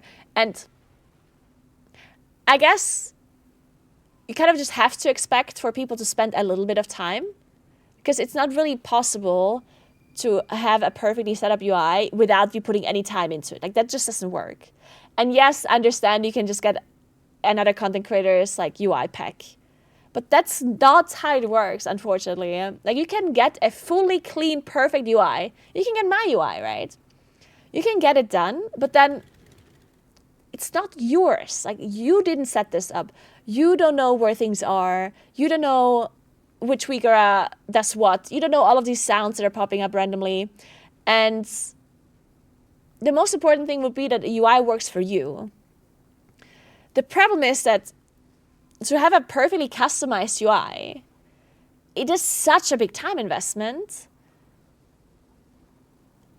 And I don't know how to approach this. Like I don't know I don't know what to tell people. I don't know what advice to give to people to solve this problem with the UI. I'm going to be completely honest with you. I don't know what to tell people. Because when I think how I would approach it, well, first of all, I already have a base UI that I made myself, which took me a long time to make, right? So I already have the luxury to have a basic UI that I did cater to myself and created for myself.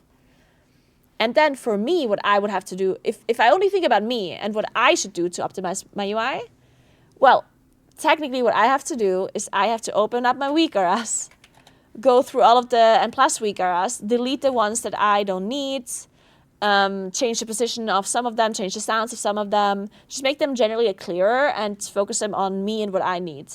Then I would need to fix the CC somewhere, like Sjelle just said.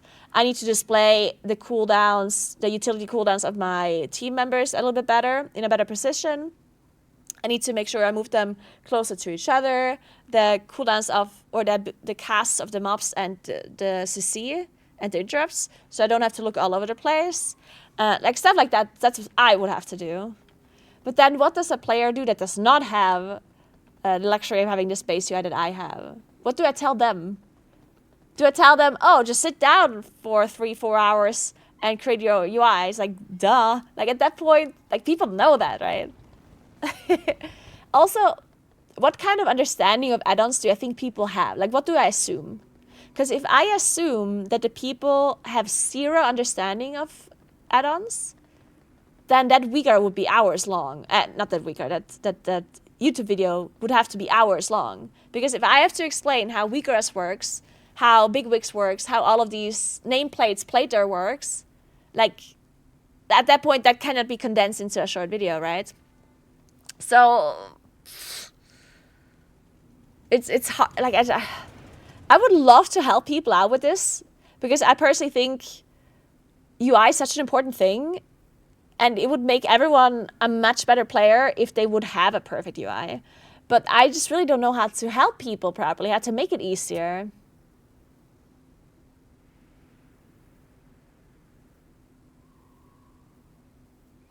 I could maybe split the video. I guess one thing I could do is first make a general video where I explain the importance of having a really nicely set up UI, and then go through like some more important things that I think people should have in their UI and they should understand. Because I personally don't think it's important to understand every add-on and to understand like every nuance of everything, right? But there are some things that are, in my opinion, are pretty important to understand. For example, I think it's pretty important to understand the basics of WeakOS. Because if you cannot customize WeakOS because you don't understand the add-on at all, then you have a huge downside. Like, I think being able to at least like understand the basics to be able to like change the look of your WeakOS a little bit, change the position, add a glow to it, add a condition to it, add, I don't know, like some of these stuff, like I think some basic stuff I think is really important. And I think the same goes for Plater, for nameplates. Nameplates are also hugely important in my opinion. And I think those two maybe are the most important. And I guess also rate frames, but that's more of a healer thing. I think rate frames don't need to be perfectly optimized for a damage dealer. So maybe rate frames I could skip if I feel like the video would be too long. So I guess the idea is make one video about like general importance of UI and then explain like some of the most important add-ons plus explain a little bit how they work to give like a basic understanding. And then I could make separate videos that are more in depth maybe.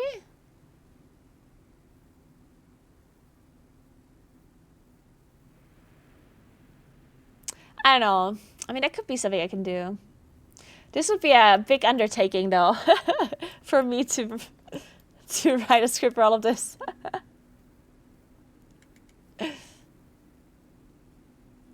Okay, give me a second. I'll be right back. I'm gonna get an apple and then we're gonna do some more gaming. You can do a series of how to set your UI and go add-on. Yeah. The problem then is just like, are people actually gonna watch that? That's like, cause that's what I'm thinking. Cause if I put myself, like, what is my current situation? My current situation is that I do have a UI, but I could optimize it a lot. And it's not that I personally would know how to do it. I'm just honestly like don't want to do it because it's a chore, right? And as I said, I feel like a lot of people are in the same boat. And on top of that, they also might lack the knowledge. So I'm wondering how many people that do not have a really nicely set up UI would be willing to watch multiple videos to understand each add-on separately, especially like information-packed videos. That's why I did these podcast-style boot camps. Because these podcast-style boot camps, I feel like they're much better to take on, to like absorb information, because it's not info A, info B, info C, info D. Like it just keeps going, right? And your brain can only take in so much. Like we're not in school, right? A lot of people don't like watching a guide which is like back to back to back to back information, because at that point it feels like you're in school, in class, and you actually have to like actively like learn things, right? And people don't necessarily, in my opinion, when they play video games, they don't really like doing that unless they really have to, right? Like if you need to learn this boss fight because your guild is going to do it tonight, well, then you're going to have to watch it. But I think when it comes to M+, for example, a lot of people like playing M+, and they would maybe like to learn more, but they're not willing to watch a M+ guide where it's like back to back to back to back, just info. That's why I made these M+ boot camps, because they're more in like a more podcasty vibe, where you can listen to it on your second monitor, you can kind of like have it in the background, and you'll learn things. But it's not that you have to perfectly pay attention to it all the time, and it's not like overwhelming information, all like condensed info. So that's why I made those style videos. So now that we're talking about the add-ons, I do think that I want to approach that in a similar way too, where it's not too much information, all condensed. Because honestly, I'm gonna be honest, and I think if people are honest, I think they can agree that if you want to learn how WeGuards work, you can. Like, the information is out there, yeah? Like, it's not super secret info that is hidden by the high-end add-on creators, you know? Like, the info is out there. So I'm wondering, is there really a purpose for me to make a guide on how to use WeGuards when people are literally just not willing to watch it? That's the problem. So that's why I'm looking for a way to create videos about add-ons and about UI that are easier to digest for people, that are more fun for people to watch, and more fun for people to learn, right? Because I would much rather listen to an hour-long video that explains something to me in a funner, in a better, like, easier way than for me to watch a 10-minute video that is all condensed info. That's me, at least, right? Because in the morning, like, I wake up and make my breakfast, I listen to a podcast on the side, right? And if I want to listen to, like, an hour-long video where they talk about add-ons, but it's not all condensed info, I would do that. And if I learn things about it, perfect, right? But I wouldn't watch a 10-minute video where they go into detail about how an add-on works, because at that point, I'm not going to be able to keep that info anyway. And I'm not actively watching, right? So it's just, I feel like it's a little bit more difficult with add-ons to do. Because these, I feel like M+ tips and tricks and stuff, like, that really works well for this, like, podcasty style. But add-ons is a bit harder, I guess, to do. I do think it still works somehow. I'm just going to have to come up with a good idea.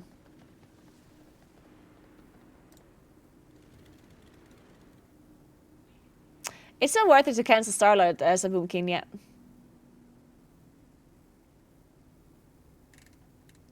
I guess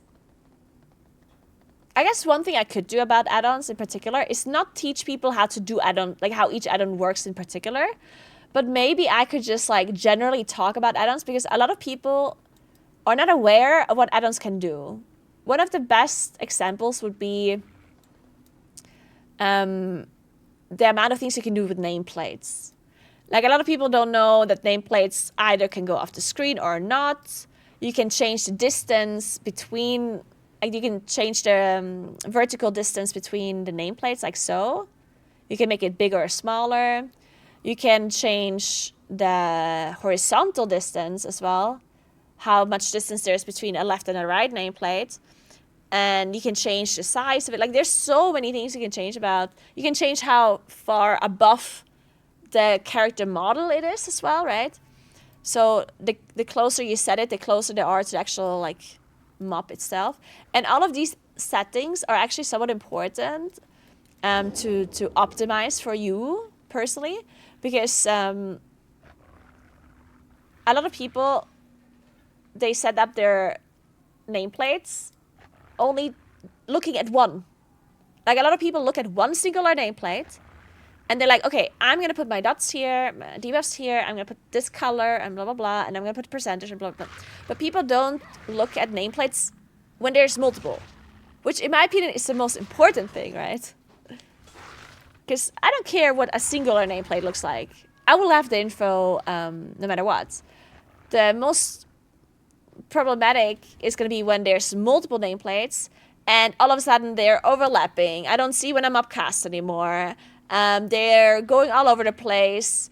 There's a nameplate all the way to the left of my screen, even though the map is in front of me. Like, all of this kind of stuff. I think that is really important to optimize. And a lot of people don't know that these settings exist. Because many times people say how nice my nameplates are, and they're asking, oh, what add-on is that? What add-on is making your nameplates like this? And the answer is, it's not an add-on. It is literally the settings that I used to create the distance between the nameplates, right? People say, oh, why are your nameplates stacking so nicely? Mine are not doing this, right? And I guess making just a video about pointing out things that add-ons can do, I feel like that is that fits more into this, like, Bootcamp series. Because that is like that is information that can be picked up by people. So I'm basically not explaining how to do it exactly. I'm just telling you what's possible. And then if there's anything that you heard that you didn't know was possible, then you can figure out how to do it yourself. Because as I said, the information is out there. So maybe that would be the approach for this like add-on series. So instead of me going, so this is how you do it, I'm just going to be like, did you know you can do this and that and that? And then if any of these things sounds interesting to you or you want to do, then I can also like post guides and stuff in the description to give people the tools to then figure out the information themselves if they want to do anything. Yeah, maybe that's what I'm going to do. I think that's pretty cool. And I can also maybe do that on stream as well. I can do like an add-on day where I just talk about add-ons like that. I can even invite a person as well, like an add-on, maybe Noggy. And then we talk about this kind of stuff in a more like podcasty way. And then people can add stuff that they liked, figure out the information, add it to the UI. I think that's a cool idea. Yeah, let's do that. But yeah, be back 1 second. I'm going to add my apple that I talked about. And then we're going to continue getting some score. That unfortunately I didn't get any score playing with Sjeletyven and Roiben. Unbelievable. All right, be right back, guys. Be right back.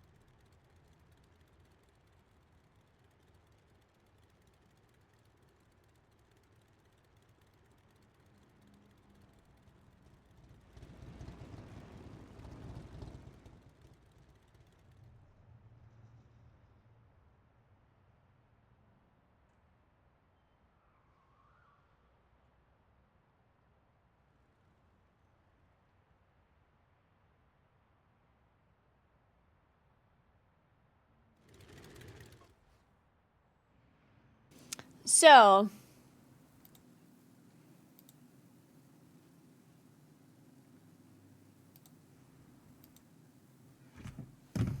all Alright, so apparently O7 are actually streaming a little bit of their TGP practice. Damn.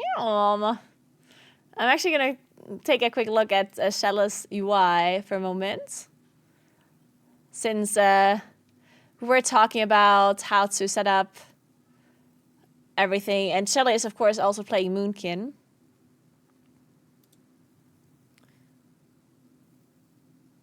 You see everything? Okay, so this is how Sjele has his UI set up. Let's take a look. So it does look very clean.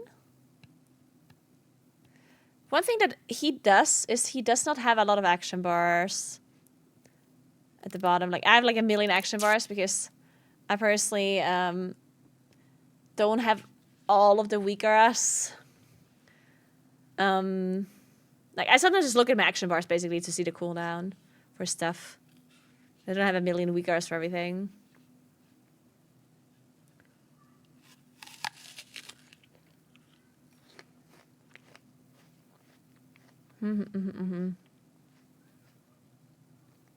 So he has his interrupts here and also like his big. Now what is this? So he has his interrupts here. And major, like, defensive cities.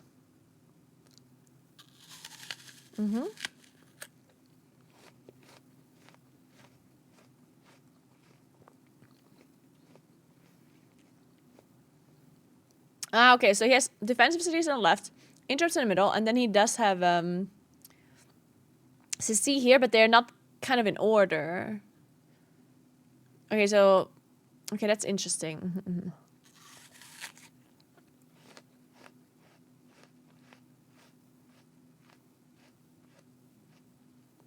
And then here has his defensives plus absorb.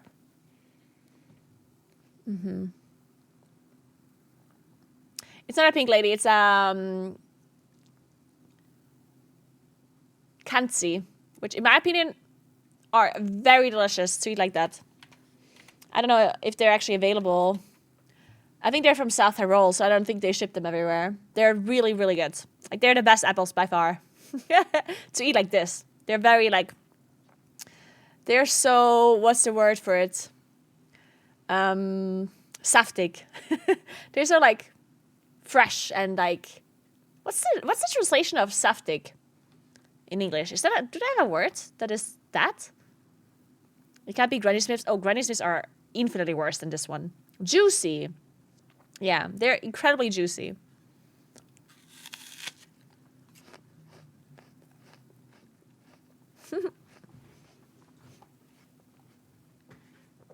Trust me.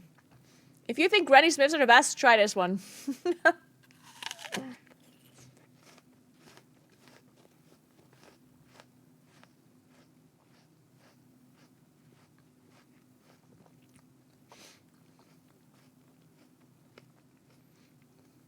I also don't like Gala as much. Like, I tried most of these, like... And this is personal preference, right? Everyone has different tastes, but I personally think they are the best. Like, all of these other ones, like Pink Lady, Gala, whatever, like, I did try them before.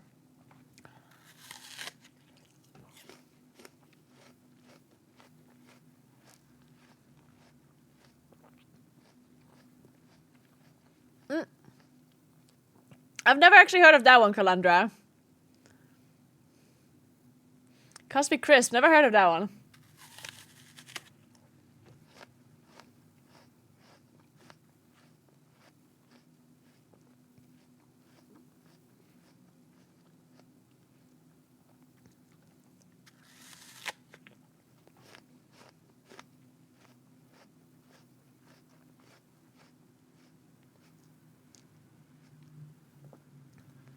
So now they're doing this parasol skip with the Crusher still alive because then they snap down. It's actually very interesting. The reason why they snap it is because they want to stay in combat because they're playing Eye of Kazan. But then they also, it's also just faster this way, right? Hey Frog, what's up? I don't know those either, Frog. Oh my god. I need to try so many apples. Apparently my apple, what's the word? Like, the amount of apples I have to try it's like infinite still. I can't believe I've been saying that Kansi is the best apple when I haven't tried all of these apples that you guys are mentioning. Fuck. I guess my opinion doesn't count. I need to try every single apple and then make a tier list.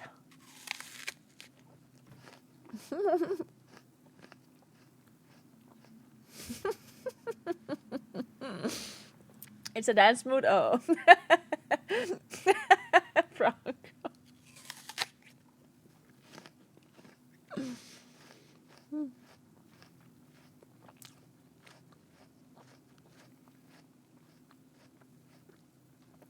I do like this UI a lot. He doesn't have like a. It feels like he doesn't have a million like bars like I do.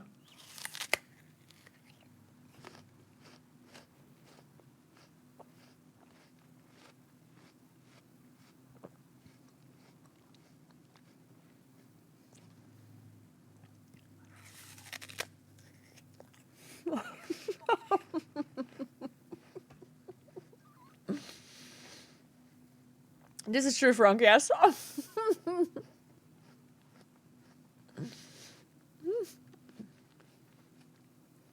Naguura IRL arc where she travels the world tasting all apples.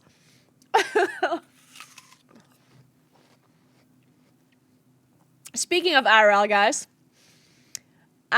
yesterday I booked hotels for 2 upcoming IRL trips that I'm doing. IRL stream trips. I'm super excited. I can already tell you about one because that one's going to happen for sure. The other one I'm not telling you just yet because things might change. But I'm going to do a solo bike packing IRL stream from next week, actually. Next week from the 20th to the 22nd. I'm going to be biking a valley in South Roll that I've never been to. I'm gonna bike the whole valley.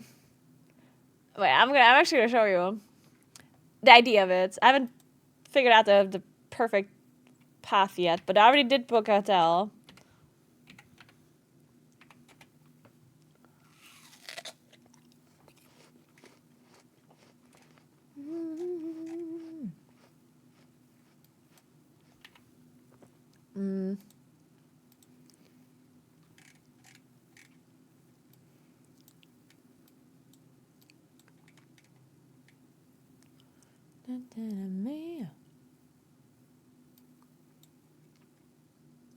Let's see, how do I look at this?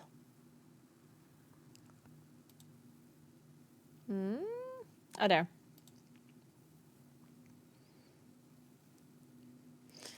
Okay, so this is South Roll. And this is like a capital city, like Bootsen. The last time I did an IRL cycling stream, we were here. Here where the heart is. This is where the lake is. This lake that we barely could access. That's here. So this is where I cycled to the last time. And this time, or next week, I'm going to go probably from here, from Bootsen. And I'm going to cycle all this whole valley all the way onto this lake. This whole thing, over 3 days. So I'm probably going to cycle from here to Lach. Then I'm going to sleep here. Then the next day I'm going to cycle to the lake and back. And then I'm going to sleep here again. And then I'm going to cycle back to my car. That's the plan at least. So I'm basically going to cycle this whole valley up until this Raschensee, which is a super nice lake where there's like a drowned church tower that is pointing out of it. This is literally like a town that they drowned on purpose.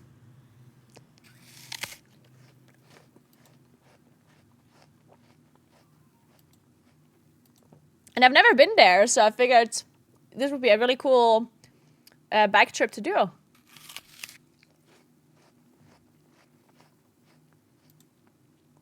So if you guys want to join me, that'd be really cool.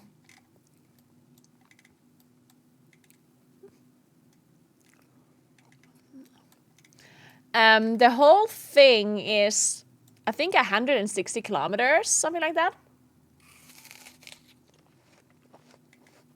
Maybe a bit more. Because if I cycle around the lake and stuff, it might be a little bit more than 160.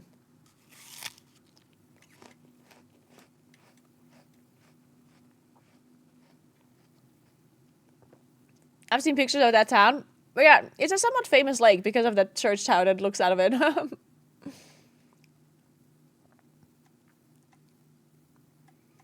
Hey Pico, Lana, my old hometown. Oh really? Wait, you're actually from Lana? I didn't know that. Huh.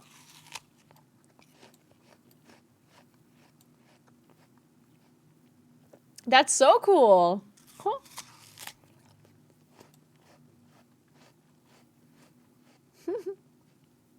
I want to go there. Dude, if I could have you guys join me on my cycling tour, I would totally invite you all. You can come cycle with me. We would have so much fun. And if you don't want to cycle, you can just wait at the lake. If you're not into that whole cycling thing, just wait at the lake. But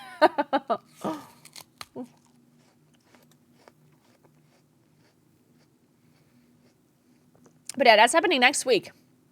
So I was thinking on Monday, I'm going to do a prep stream. Because I'm such a... I don't know how to repair a tire. Like the last time I did the cycling stream, I'm watching Shella, my brain gets confused. The last time I did a cycling stream, David was with me. And David, of course, knows how to repair a bike. So I didn't have to like know how to do any of it because David was with me and he could have just done that for me, right? In case something happened. But now that I'm going alone, I actually need to know how to repair a tire and how to do some basic bike repairments. And I need to pack my stuff and bring my stuff with me without having a backpack. So I ordered a bunch of like bike bags. And next week, on Monday, I'm going to do like a bike packing prep stream where I'm going to watch YouTube videos and learn how to repair a bike. And then we can learn it together. I could ask David to show me, but I was thinking it might be more fun content to just learn it on stream together. And then you guys learn how to repair a bike too. And then we pack everything on Monday, and then on Tuesday we go.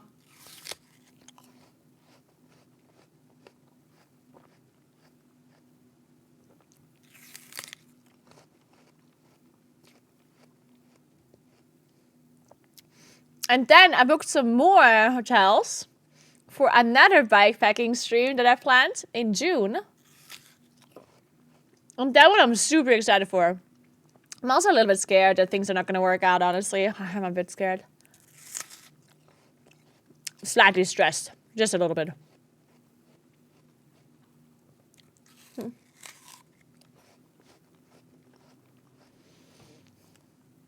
I lived there when I was a small pickle bean, and then I also spent a lot of time up in St. Pancras in Multental. Oh, really? That's why I love your IRL streams out in the area. It feels like home. Oh, that is so cool. I did not know that. Today I learned.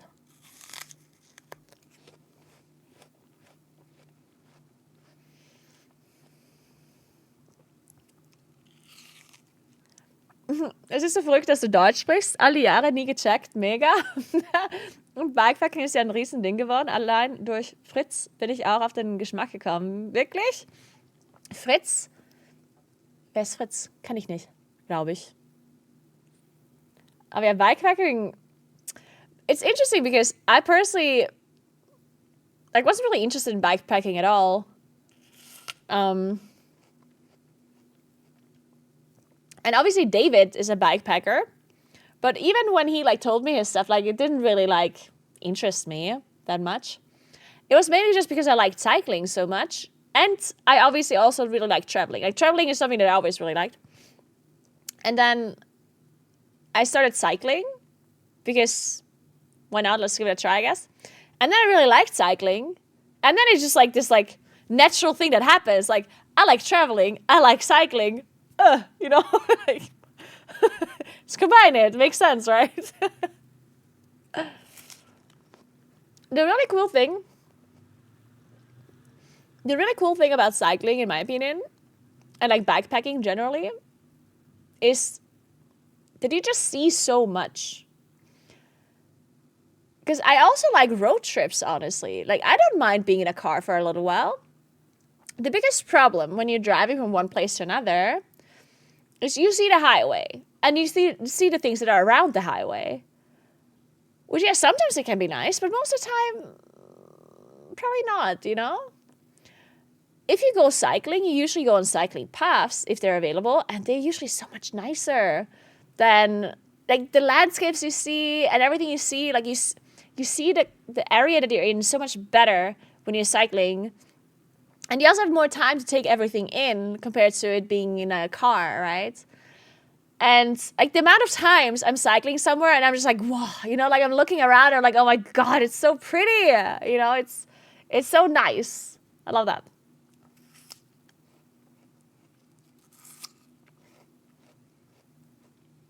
And you can stop wherever you want, kind of, too. You know, like, if you're somewhere and it's beautiful with a bike, well, you just stop and then you enjoy the view, take a picture, eat something, I don't know, and then you move on, right? With a car, it's kind of hard to just stop wherever.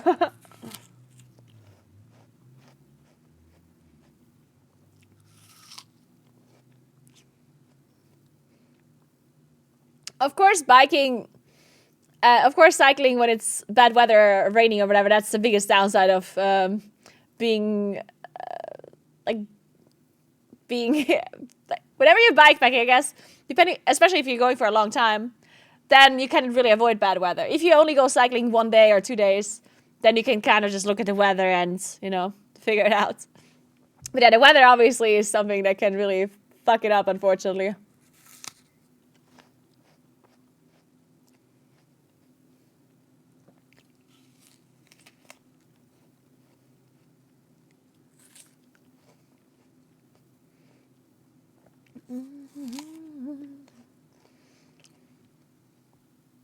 I do think IRL streaming, the whole cycling thing, is also pretty cool.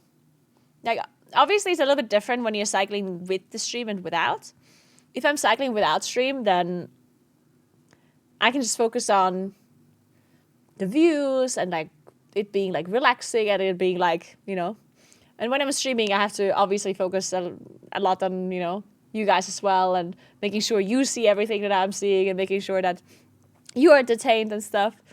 But to me, it doesn't necessarily make it much worse. It's just different.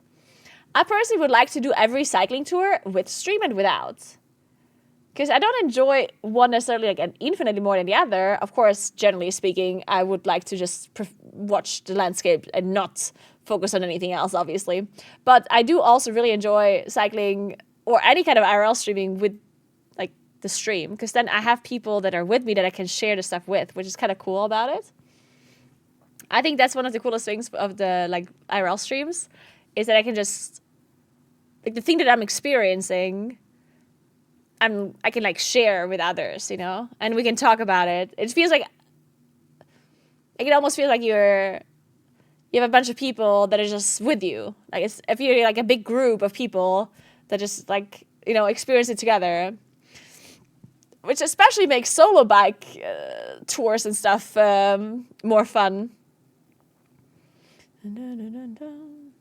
It's obviously less relaxing, but it is more entertaining to have people with you.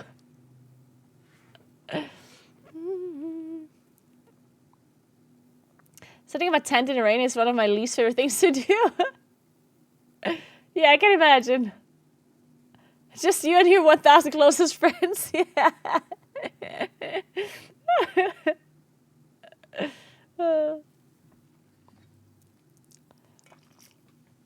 Okay, now I've eaten my apple, and I looked at Shell's UI. Now I can go back and play the game without my perfectly set up UI. What key do we even want to do? I guess we can do anything. What day is it? Monday. Have we done the raid?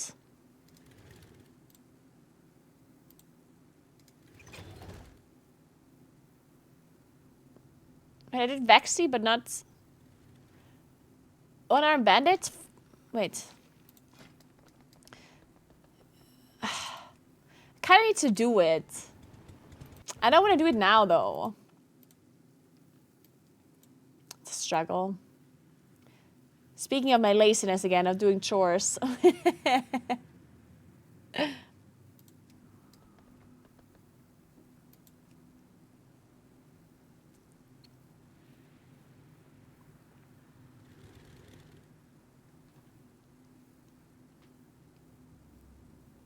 It's simple, make content that you enjoy instead of pleasing others. It makes it more engaging as a viewer if you are happy to do it. Oh no, I do. I definitely do content that I enjoy, but because I agree with you. I don't think there's a point to try and do content that you personally don't like. I mean, as I said, I really like cycling. I like doing backpacking stuff with the stream. My point wasn't that I'm not enjoying it or that I would rather do something else. The point that I'm trying to make here is that something that you enjoy doing would be even more enjoyable depending on the thing if you're not like recording it at the same time, especially if it's something, if you would rather relax, you know? Because like a cycling tour can be really like relaxing, or can be like you know, turning off your brain and just kind of like cycling and enjoying the views and not thinking about much and just kind of like chilling, right?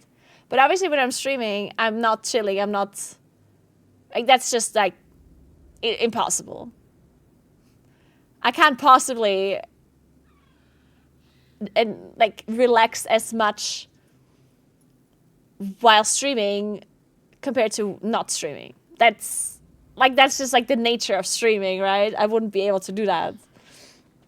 Even if I don't say anything, I would still know that, you know, people are watching and stuff, right? That's what I'm saying. So I'm not saying that I'm not enjoying one or the other. I'm saying that I enjoy it for different reasons. That's what I'm saying. I'm saying that I do like cycling by myself without anything. And it's like very relaxing to do so, and I enjoy it. I'm saying I'm also enjoying cycling and streaming it, but for like just different reasons, right? That's why I'm saying I would like to do every cycling tour twice. Once by myself, or once like without streaming, I guess, and once with streaming, you know? So I could have both of the experiences.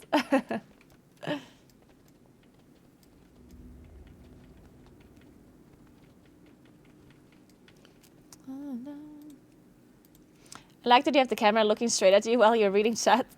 Yeah, I have a prompter actually, like an Elgato prompter. I'm not sponsored or anything, and I'm sure there's other prompters too. But the way it works is that basically over my camera, there's a mirror that it can see through another side, and then there's a display underneath. So the mirror is like mirroring the chat, so I can see the chat, and the camera is right behind it. So it allows me to just like look at the camera while reading the chat, which is pretty cool. One thing that I should maybe change is like the position of my camera, right? Because when I look straight, I kind of look like away from you. Like it would be maybe better if the game would be here. So like it looks like I'm looking at the game for you. You know what I mean? So if my game would be here and then the chat is here, then I look like this. But I mean, I'm used to having my camera here, so. Hey Frosty, what's up?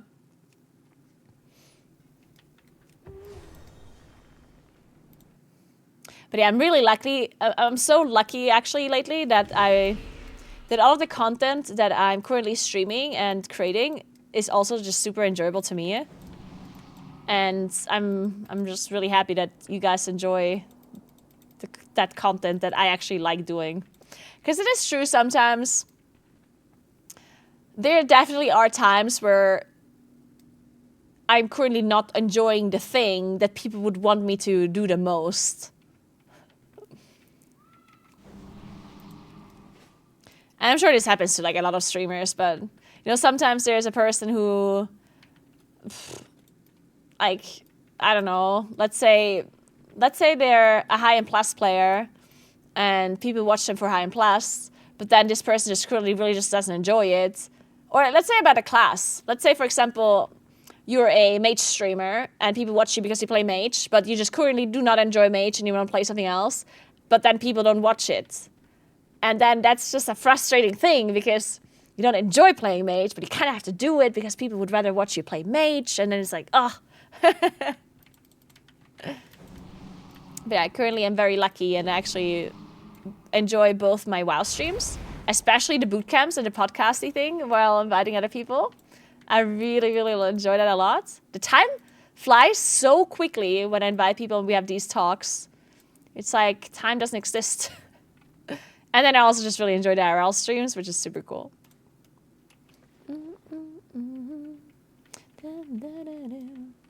I also really enjoy like trying out different games too, which I haven't done in a while. There's not enough time in the day to do all the things I want to do.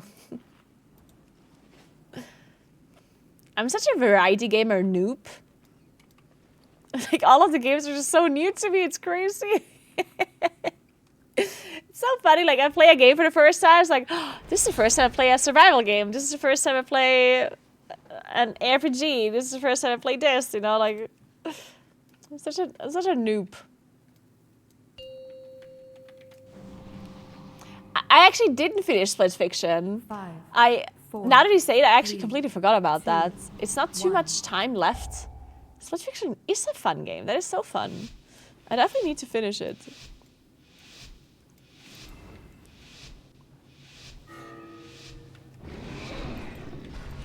Yeah, Theo.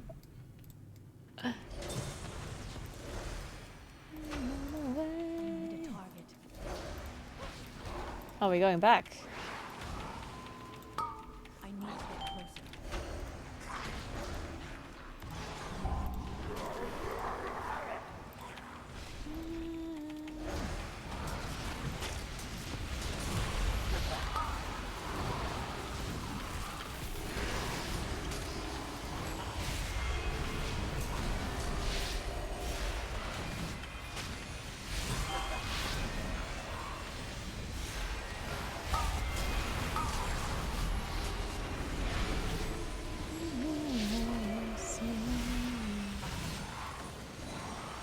That was a big absorb.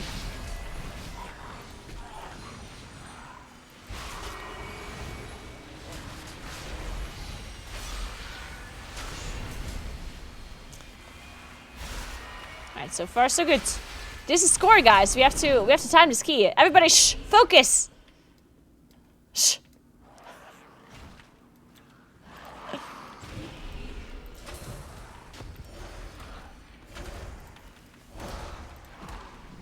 Oh, nah, fuck. Why? Oh, my vortex.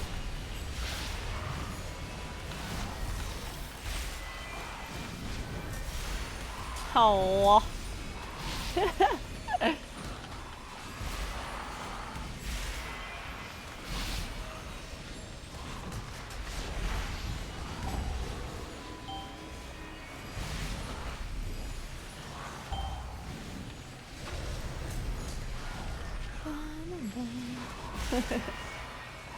Hey, Snake.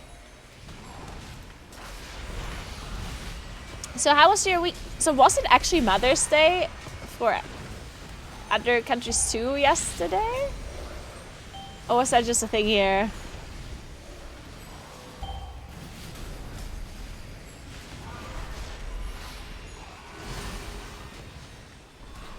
It was in the US, okay, okay. It wasn't in Sweden, okay.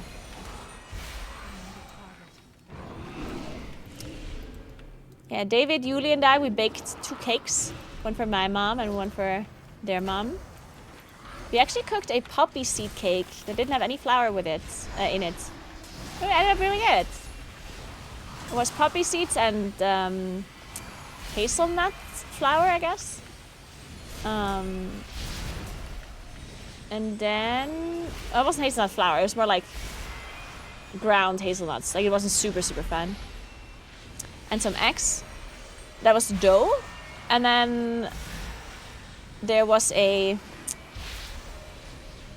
kind of like a cream cheese topping on it. Like, almost like a cheesecake. And then there was raspberry jam on top. It's very nice. And not very sweet at all, which was good. I personally like it when the cakes aren't like overwhelmingly sweet.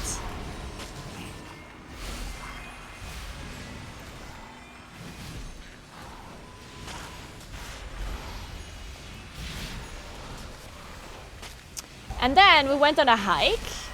Oh, actually I did a bike tour as well to that lake that sometimes this lake just looks so pretty. I don't know if you guys saw the Insta story, but this lake sometimes looks so pretty. I'm actually gonna cycle there this week at some point. On Wednesday probably. Or maybe tomorrow? Maybe on Wednesday, depending on when the weather is nicer. Oh, actually I have to wait until I get my phone back. Wait. Yeah, I can't do any IRL streams until I get my iPhone back. It's currently repairing. But yeah, it just like looked so pretty. We were cycling up that mountain, David and I, before MDI. And then on Sunday we went for a quick little hike, and then we collected some flowers on our way to give to our moms, which I thought was very cute.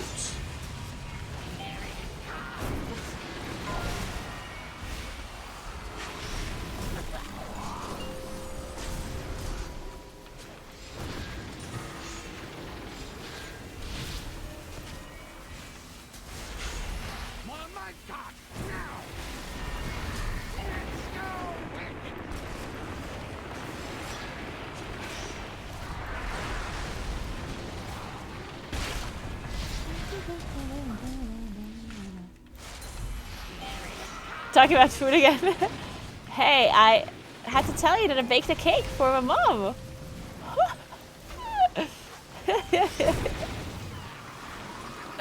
Oh, this guy's dying instantly. Okay.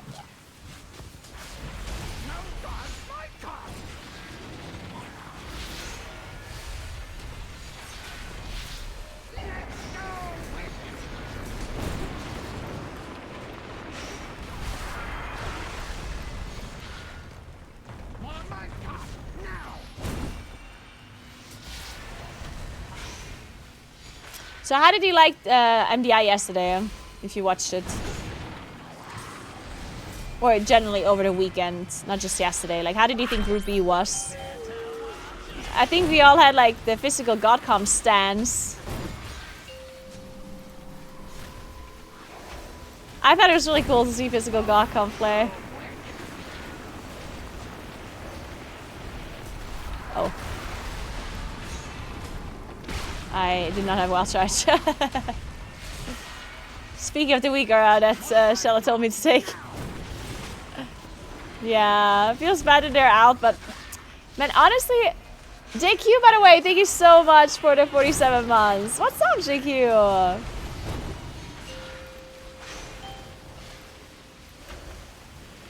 But yeah, it's just so unfortunate for physical godcom that this is like the time that they're... Because that's the downside of the spec rule, right? The spec rule that we have in MDI, like, I feel like it's a good thing for meta comps, but then if there's a team that actually does really well with an off-meta comp, then it really punishes them. Because, yeah, maybe they could have made it if they could stick to their comp, but obviously that spec rule kind of stopping them from doing so. I've been pretty well, JQ. Thank you so much for asking.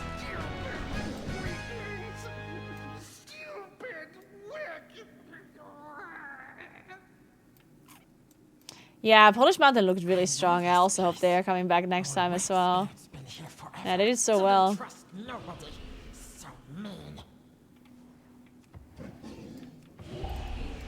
Quick, faster. I'll catch up.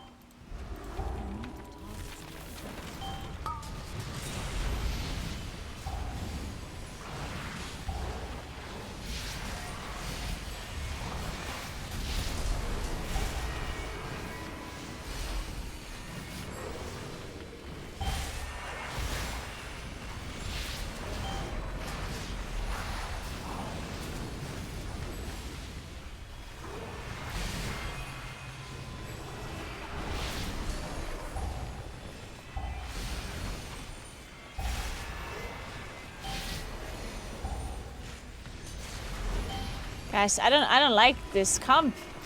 This is not optimized around my range DPS. I feel so weak. No arcane intellect. No chaos brand. No PIs. Oh my god. I play balanced druid, yeah.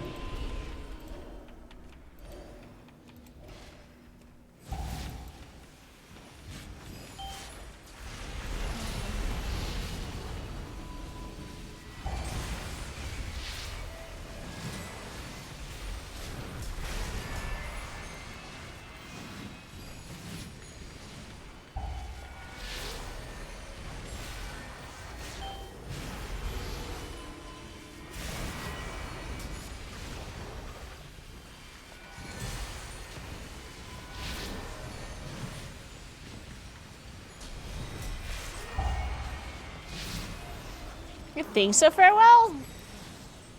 I'm not sure about that. Who do you think would have beaten them? Who do you think would have beaten 07?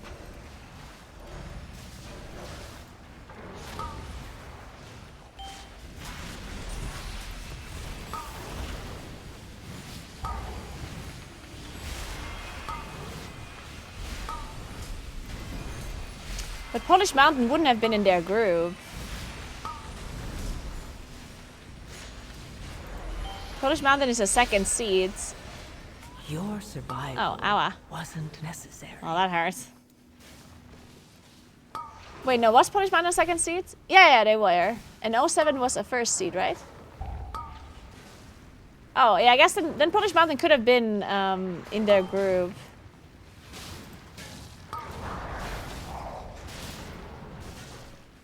But I mean, 2 make it out anyway, right?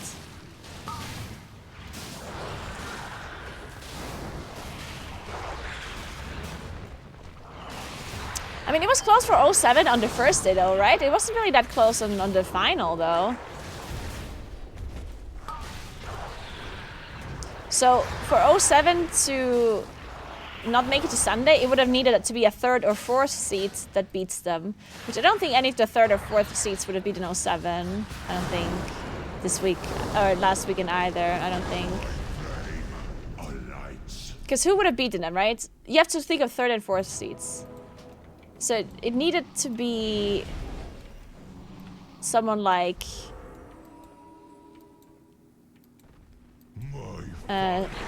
CRG? Shit, what's their name? The 3-letter... Oh shit. The 3-letter one. The one with 0 cool. RCG. Yeah, it needed to be like RCG or Simulacrum or something that beats out 07 on day 1, and I don't think they would have been able to do that.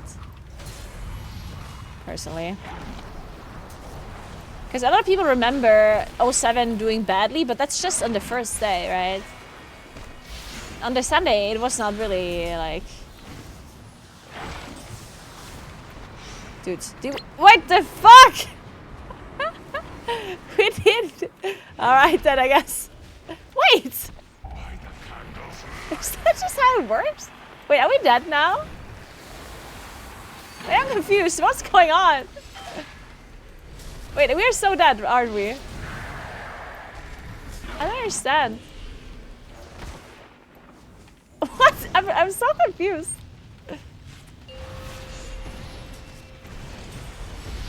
I don't think I've ever been more confused. You can just not douse any candles and somehow survive?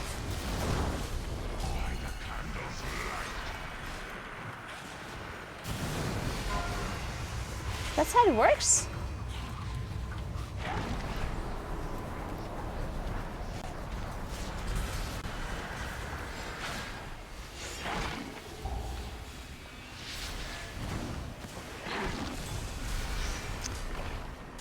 Wait, so it wasn't bugged as in that we did douse a candle and it just wasn't visible, or what? I'm so confused.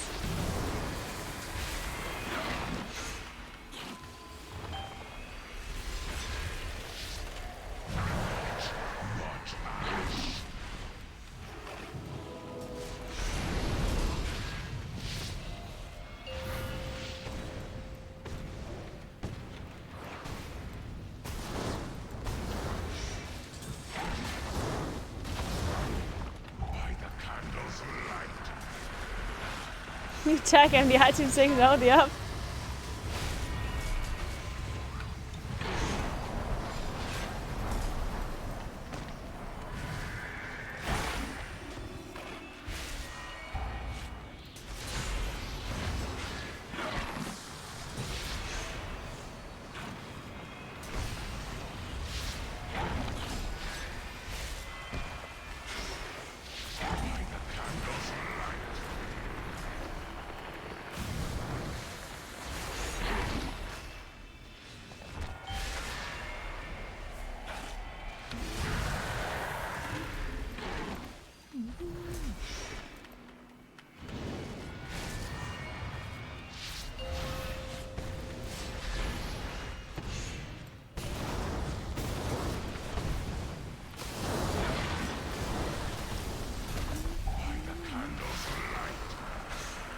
Hey Vaso, what's up?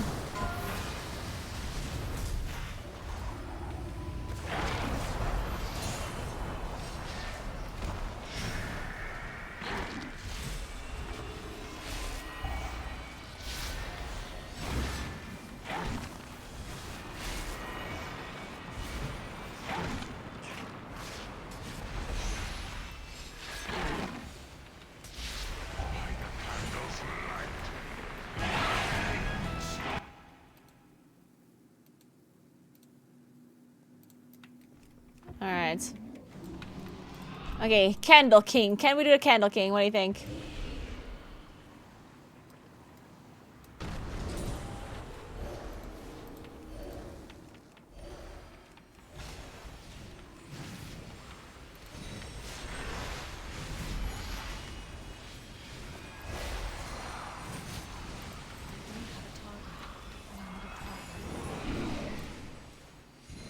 My favorite dungeon from 2025? So just this season, or do you mean generally just the war within? This is it. Court of Candle King. Teach him a lesson.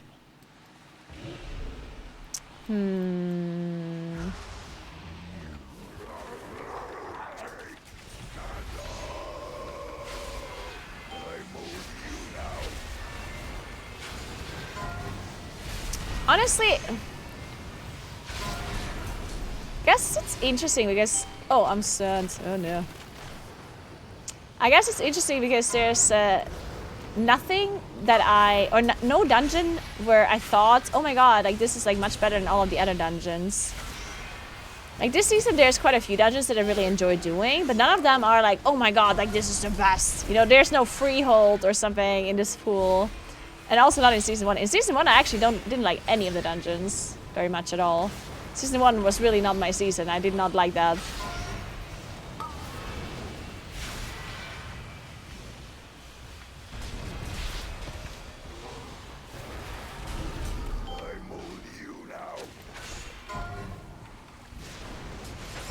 This season I like a lot of dungeons, but none of them, as I said, are like my super favorites.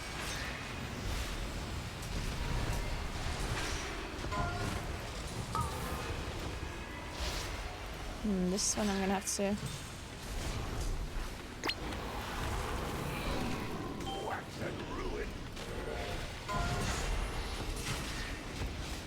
We did it.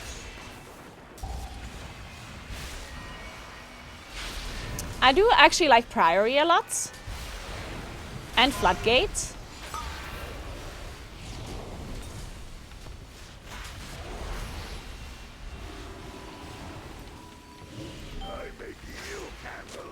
Oh my god, I'm so scared.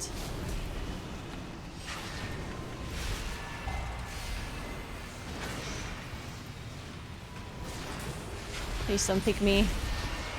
Whatever you do. Oh, it didn't pick me, thank god. Oh my god.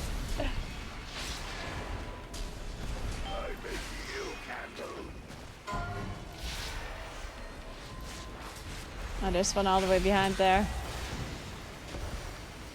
Oh, he's getting it. Nice. Beautiful. Okay, you get it. You go.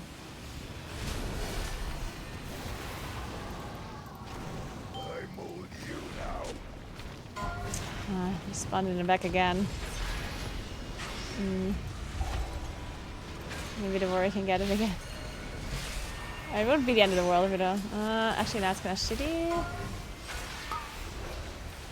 Can we get them all? Nice. Okay, we are getting them all.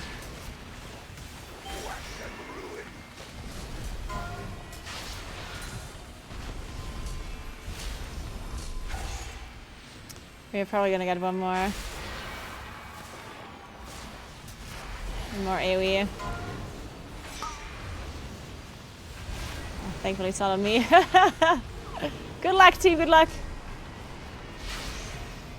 Wax and ruin.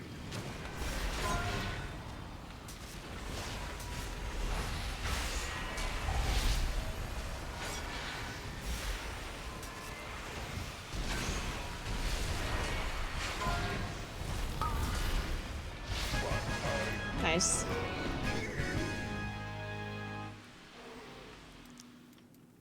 No more Candlekin. Most hated dungeon. But first, Initially I thought it would be Dark Flame Cleft, but I think my most hated... almost every dungeon of Season 1, honestly. I really did not like Dawnbreaker. God, I hated Dawnbreaker. I did not like... I didn't really like Grim Batol either.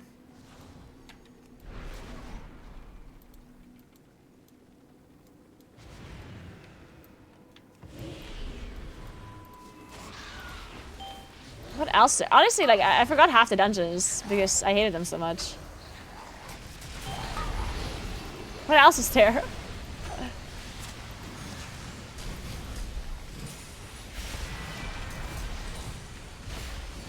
Oh, I really just did not like any dungeon. Like, I also did not like City of Threats. I did not like, that, like, Spider Dungeon either. Oh, God, I actually just hated them all. Man, I really just, like, yeah, I really just didn't like any of them. Man, Season 1 was really not my season. That must have been my most hated season of all seasons. I don't think there was any other season that I disliked more from a dungeon PvE. I really just did not like it.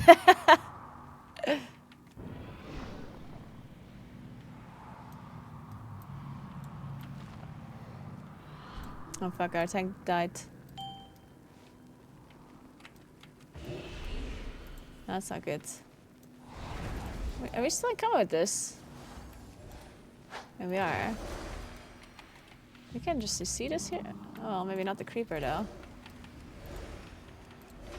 I need to target something first.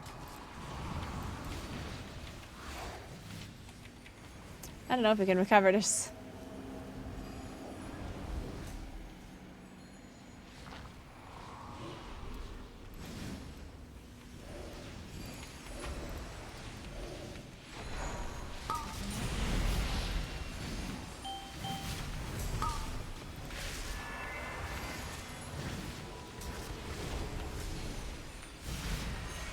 We can, apparently.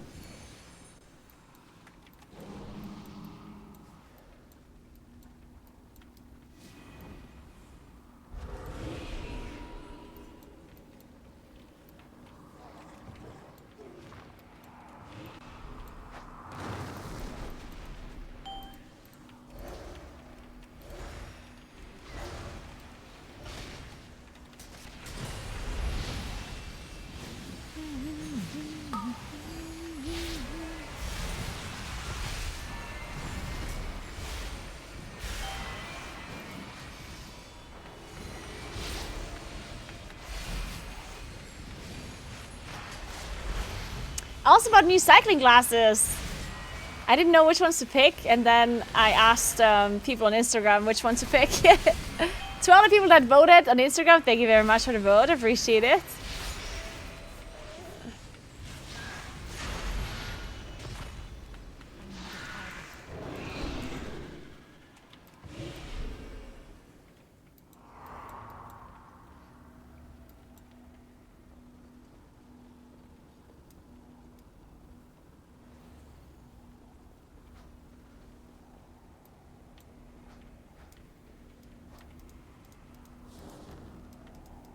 Quick, grab some dynamite and let's go. Wait for me. No escape.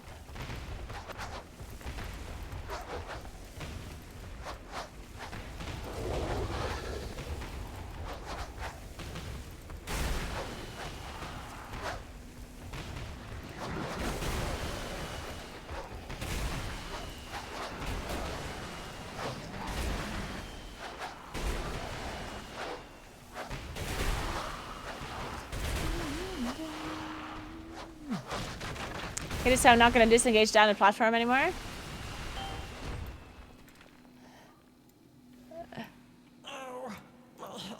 Have you rode a speed bike before? A speed bike? You mean a road bike? With the gear handle on the left? Oh, you mean like a motorcycle? No, when I was talking about biking, I meant cycling, like normal, like no, non-motorized ones. Unless your question is just general, but no, I've never driven a proper motorcycle at all. I don't have a license for it. I've only ever driven scooters and like Vespas and stuff, but no, I know proper motorbikes. Not any ones that shift. Like no matter if the shift is on the right or on the left. Oh wait, now I'm confused. Are we still talking about... Are we talking about motorcycle or are we talking about bikes?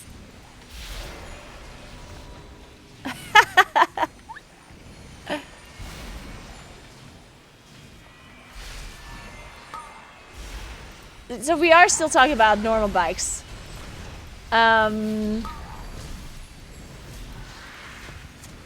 So the one that I have currently only shifts gears on the right. But I've seen bikes before that have gear shift on the left and the right. I've seen it before, yeah.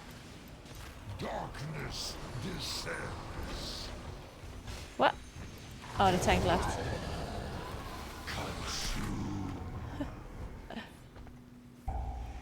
Only darkness remains. Now I can read your full question. I got to ride one of those last spring. They are fun. Pretty much you work your way up to gear 6 or 7, then you start shifting between 1 and 5, and you're riding on 6th gear or 7th gear.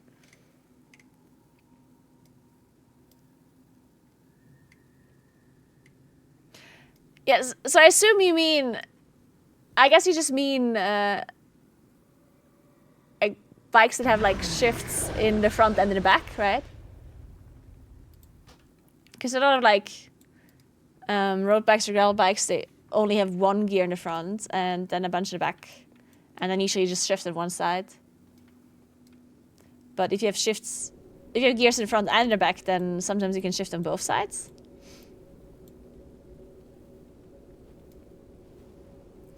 Honestly, people like that should get locked out of queuing again for some time. I disagree. We're doing a 17 key. We're not doing a key for score for loot. Just leaving. They left because the key was depleted. Like, don't get me wrong. I think it's still rude to leave a key like that without saying anything. But they left because the key was depleted. We didn't have time to do the last boss.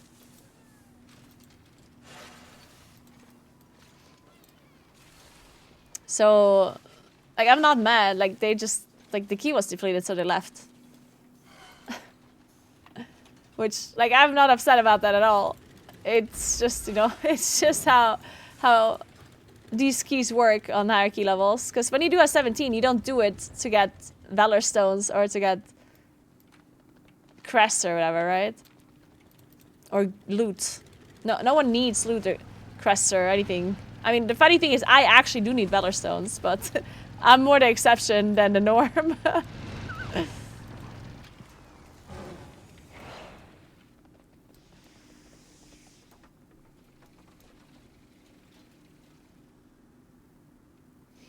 Do you want to do a priority 17? Of course I want to do a priority 17 if we're timing it. Of course, invite.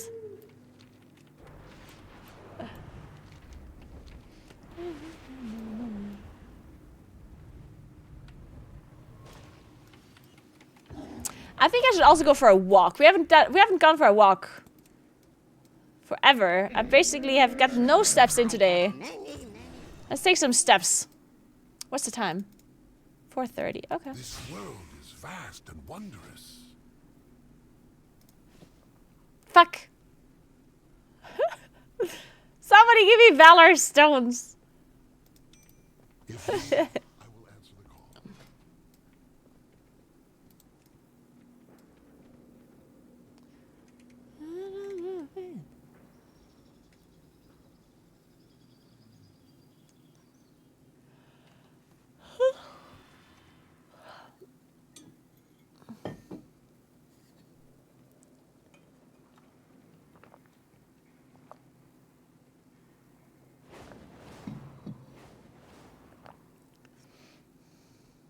I've been getting my work in by balancing on a yoga ball all morning. Nice, Akansian. Since my cat's still on my computer chair. Well, she's just looking out for you, considering that you're now going to be healthier because you were balancing on a yoga ball. Your cat is clearly looking out for you.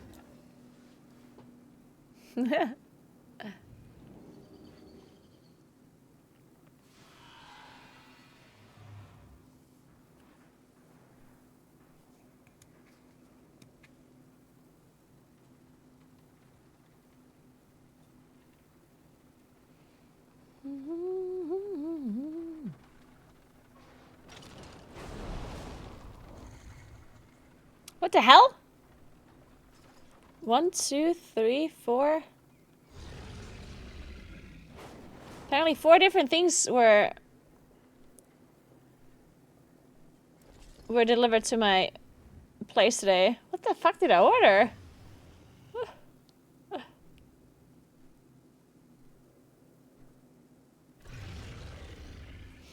Okay, let's go for a walk, guys.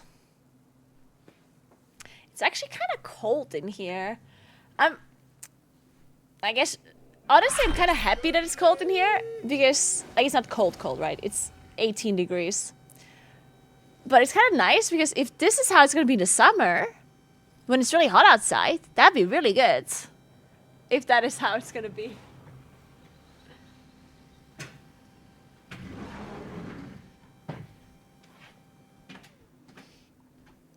Hey, sorry, thank you so much for 10 months. What's up? I appreciate that. Welcome back. Thank you, thank you, thank you. So,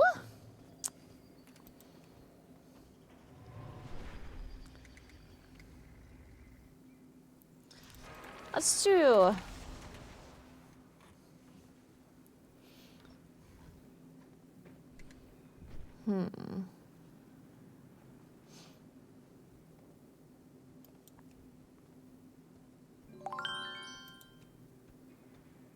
Hey, Tracy. Thank you so much for the sub. Appreciate that. Thank you very much. Thank you. We're up to 1,000 subs again. Thank you so much, guys. You're the best. Damn. Thank you. Thank you, thank you, thank you. We're in the 1K sub club on the girl side here.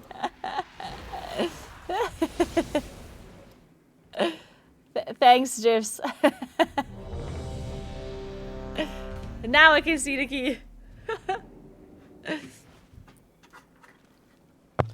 On the staircase.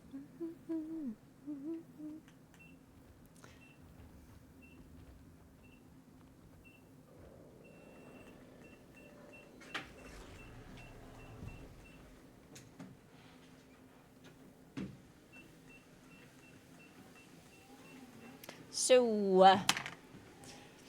I'm gonna go to the gym later today, and I'm doing a new program. I'm only gonna go to the gym now twice a week instead of 3 times. Because I want to cycle more.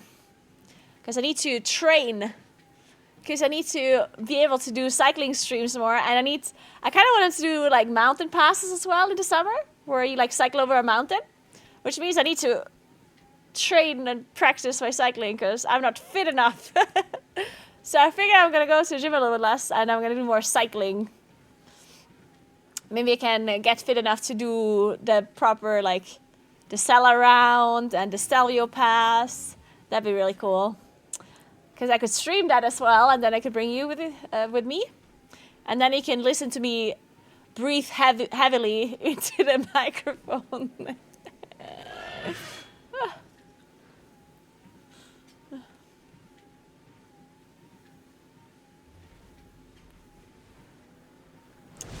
If it's your own key and you leave, whatever, but when people do that in my key and I didn't need the dungeons for a score in the first place, just a reroll for other key, I'd rather take the deplete, honestly.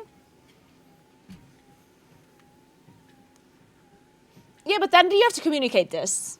I personally think if you do a high key and you want it to be completed, then I think you have to communicate this to your team beforehand, because it is not common to finish a key in high keys. It is, in fact, the opposite of common. Usually, if you do a high key and the key is not timed, people leave. That's the norm. That's the standard. People do not finish a key if it's depleted.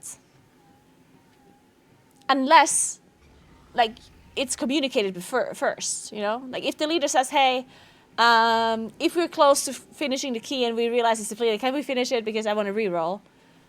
Like, if you say that, or, you know, like, it's somehow communicated, then,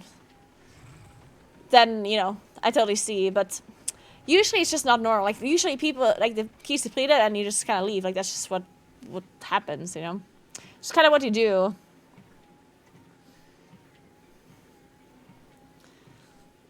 Hey, Chuba. I don't have a date yet for a cellar round.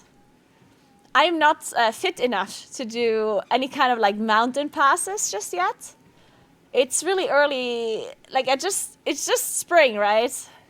The amount of time that I had to practice my cycling capabilities has been kind of low. So I still need to practice a little bit, cycle a little bit more. And then once I'm fitter, I can do the cellar round. So I don't have a date for it yet. But I'm thinking maybe more in like July, maybe. I feel like July might be good enough. So we are going to Priory. Fuck. I don't know, a portal.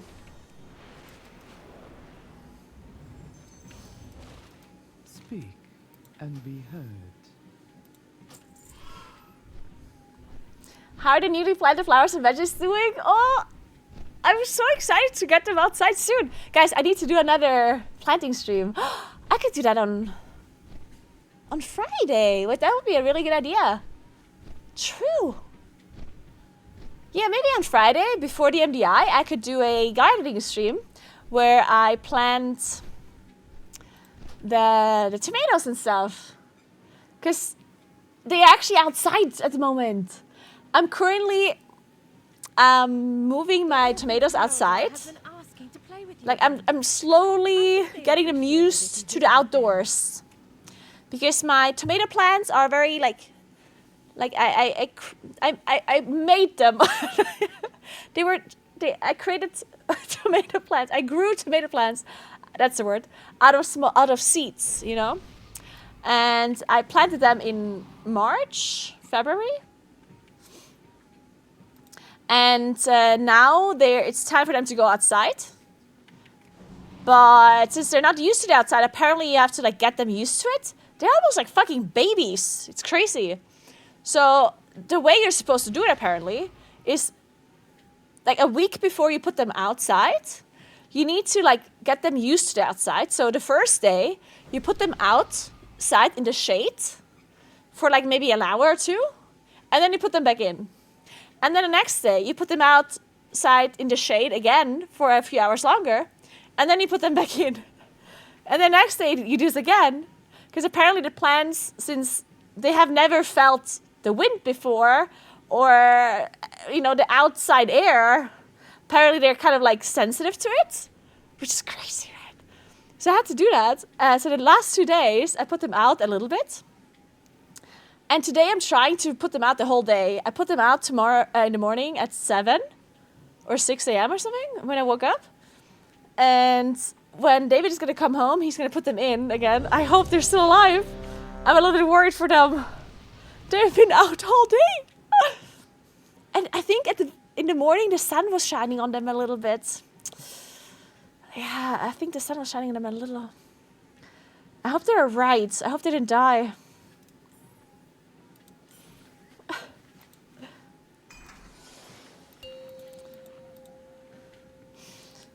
Oh, thank God we're not pulling a night. 5, 4, doing double lights. 3, but, okay. 2, 1. They were fine other than flooding. Oh, I'm glad your plants are fine, Calandra. Oh, really? You put them outside for one day and plant them the next day? Wow, okay. I'm too scared to do that. To be fair, my plants are also like a little bit weak. Because I, unfortunately, over... I gave them a little bit too much. What is it called? Like the thing that you do sometimes when plants need more like nutrition or whatever it's called. Oh my God, what's the word? Like it's basically just like compost or whatever that you put on. Each of his lieutenants bolsters his tactics. Draw them away. Fertilizer. That's the word. I think I put too much fertilizer on them. I had no idea that that's something that could happen.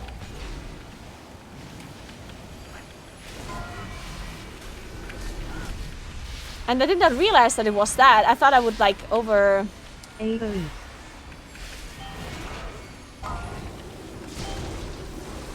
Like I thought I was giving them too much water or too little water. But it was actually just like too much fertilizer. And that's why some of them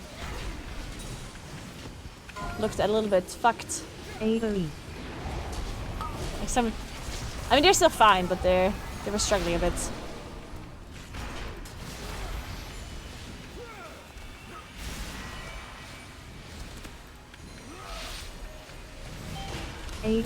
But now that I realized that that was the issue, I, of course, stopped putting fertilizer in them.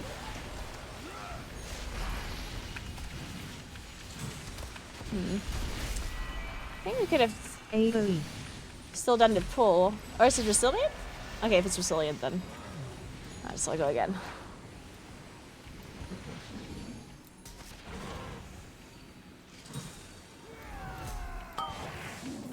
I simply wish you had lasted a little longer.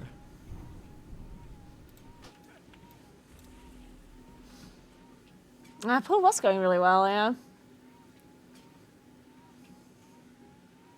The orphans of Merodar have been asking to play with. Yeah, that's the thing, though. Like, yeah, Errol. The thing, like, where I live, like even today in the morning it was below 10 degrees. Like, the problem is just when it freezes. Like, 10 degrees is fine usually, right? Like tomatoes survive at 10. It's very problematic if it goes below 0, which it can happen here, that it goes below 0, even in like mid-May. Like mid-May is the last time where it can potentially go below 0 during the night. So usually here where I live, people wait to plant vegetables outdoors up until like the 17th of May, I think. But this time, a lot of people have already planted the tomatoes outside because it's incredibly unlikely that it goes below 0 now. With like climate change and stuff, it has barely ever happened anymore that it was going below freezing down in the valleys. It still goes below freezing up in the mountain towns. Like David's brother, for example, he lives in a mountain town where the cow parade was. And it was freezing there 2 days ago at night. It was also snowing a little. Like, it froze during the night to below 0. And on Friday, it snowed a little bit. So the roofs of the houses were covered in snow. It did disappear really fast, but yeah. Anyway, let's do the ski, I believe. 5, 4, 3, 2, 1. priest is saying that the target that they were casting on kind of died, and then had to recast, and that's when things kind of happens. Built the priory as a place to contemplate the mysteries of Belladar. But of late, the devotees have become secretive, hostile. The god sought to kill you. Captain Dale Cry is protecting something. Each of his lieutenants bolsters his tactics. Draw them away and defeat them.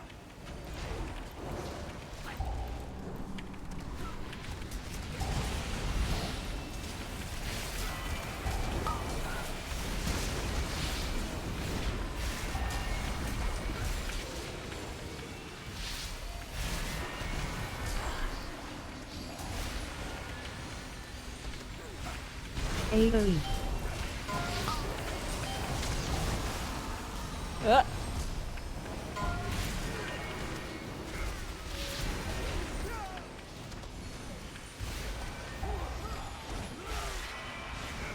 AoE.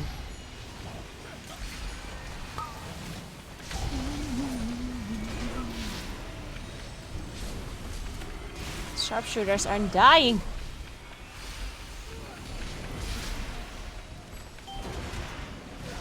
AoE.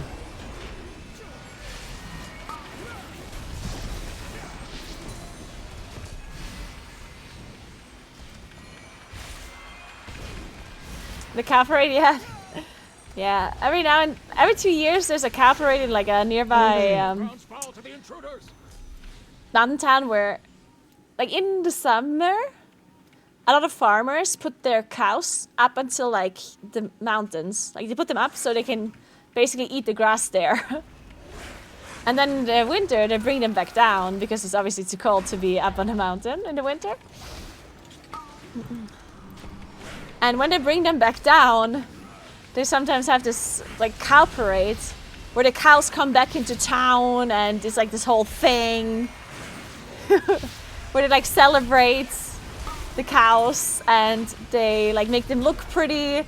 They give them like these kind of like nice little cowbells. They're like decorated, and it's it's actually very interesting.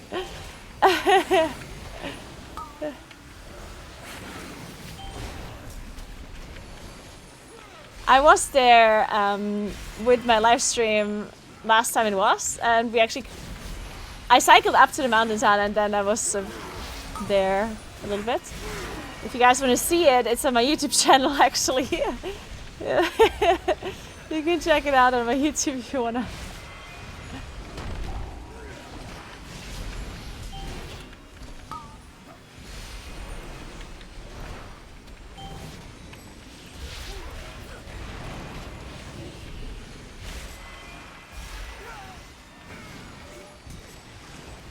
Yeah, I remember that was a good time. Yeah, that was actually pretty cool. I've actually never been there myself before. Yeah, that was the first time I was there too.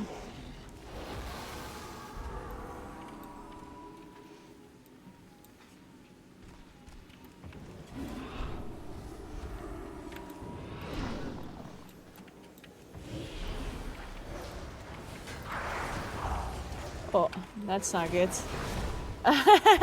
I simply wish you had lasted a little longer. Well, that was fast. It's okay, we can go again.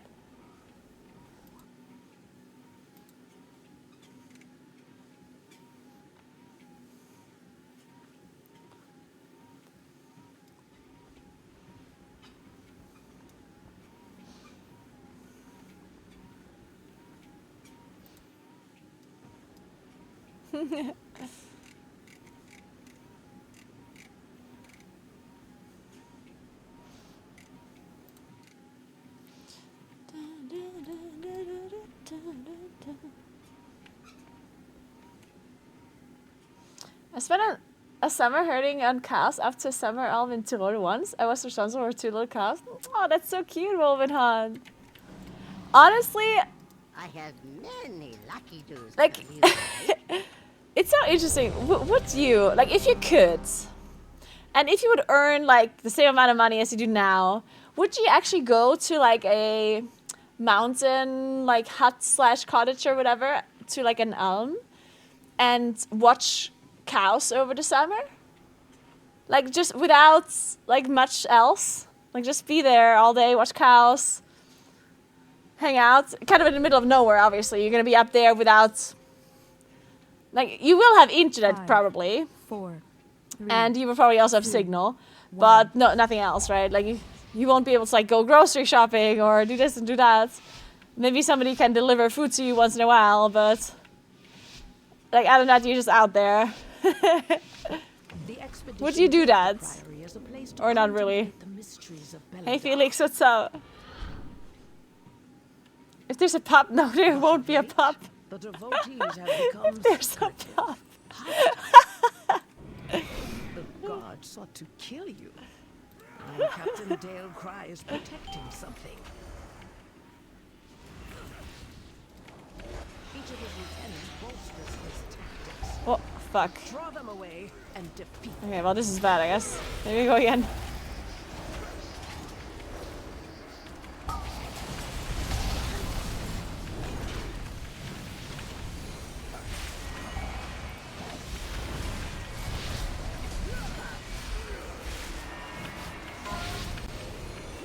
AoE.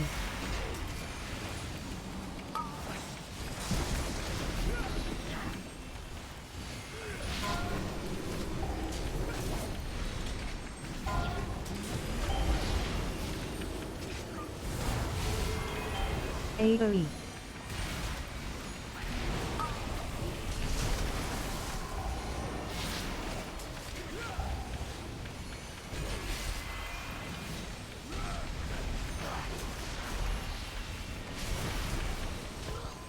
AoE.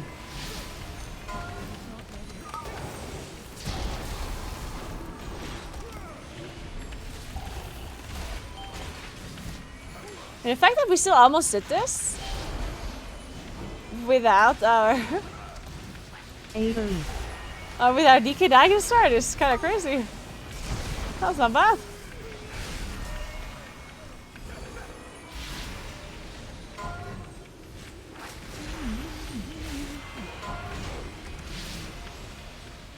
AoE. I mean, we actually are doing it still.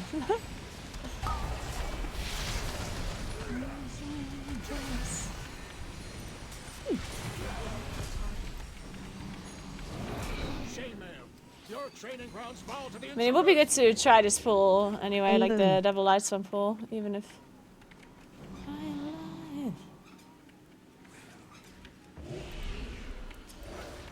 Maybe the timer might be a bit bad. Well, actually, maybe the timer doesn't really...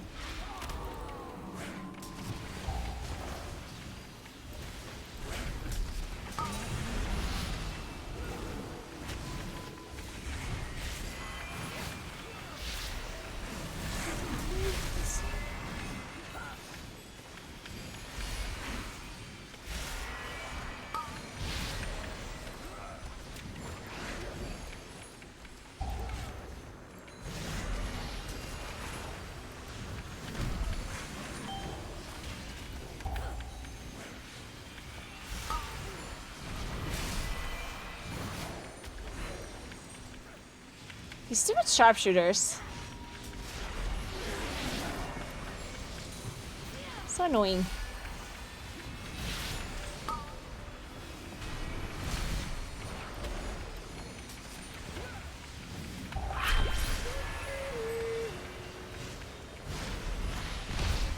Hey Odie, thank you so much for 14 months. How are you doing?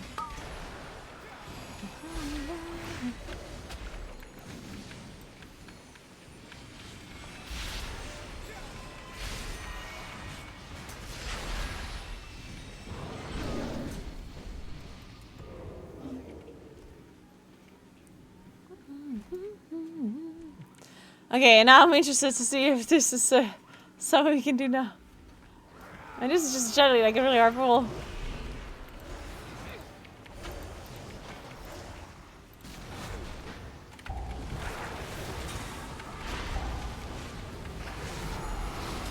Ah, fuck. Yeah, this is not gonna work without her here, I don't think.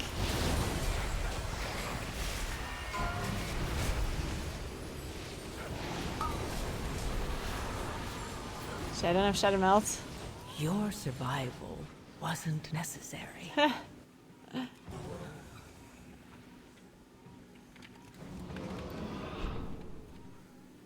Cheat. Why did the priest there?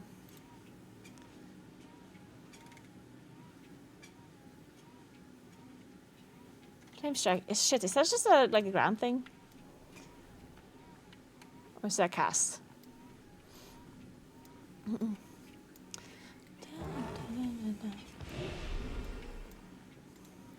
Can we do this poll? Like, this poll seems so tough.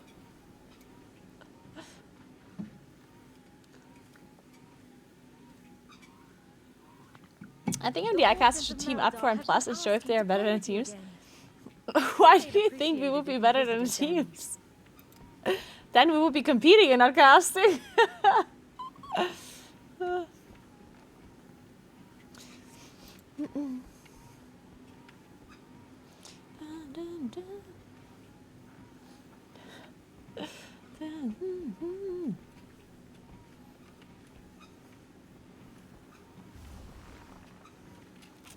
But I wouldn't mind doing some dungeons with the MDI casters. That'd be fun.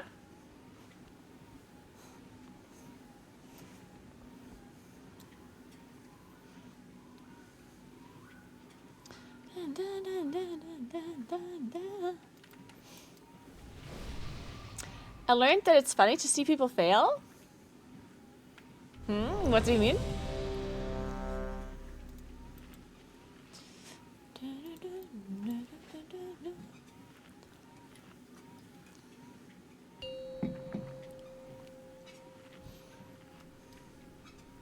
Five, 4, 3, 2, 1.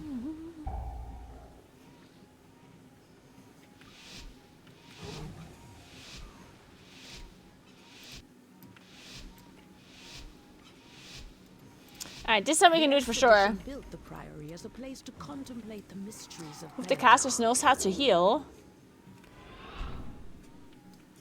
Okay, just tell me what it is you want to say. Clearly, there's something you have against the casters of the MDI. What? Just get it out, okay? Just say it. Don't let me ask a million questions just so you can then insult us. Just say what it is that you were unhappy with. This is exhausting. His tactics. Draw them away and defeat them.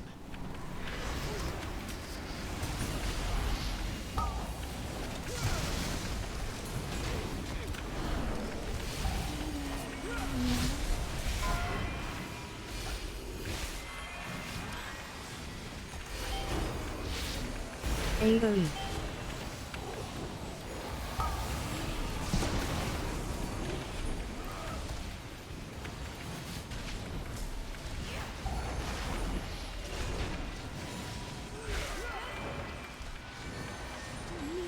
AoE.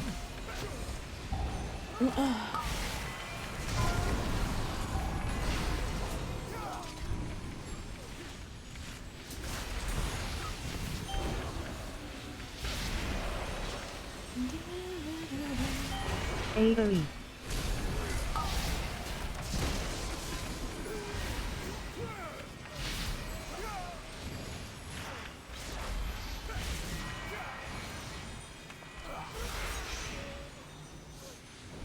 AoE. Your training grounds fall to the intruders. I just think it would be entertaining. I mean, I think it could be like a fun event, but obviously the casters wouldn't stand a chance against any of the MDI teams unless we would actually like practice together for quite a long time, you know? Because in the end, the casters would be capable of playing. Almost all of the casters, in fact, competed in the MDI before. But you can't just like start playing together without obviously practicing or something first. So of course, if we just like randomly start playing together, then we would lose against literally every single MDI team that plays the game.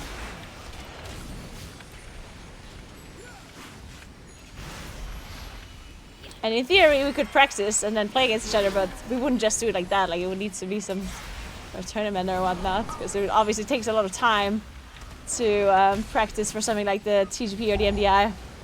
It's a big time commitment, because it just takes a lot of, literally just a lot of runs, a lot of practice.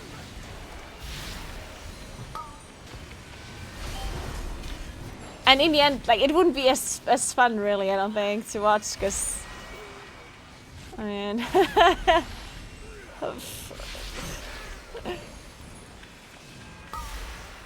I think it would be fun if it was like maybe like an off-meta competition or something, but where people don't have to practice. And just like, you know, some like random thing where people don't practice or anything. I don't know. It's hard to come up with a format that makes sense in this regard. Alright, let's see if we can do this pull.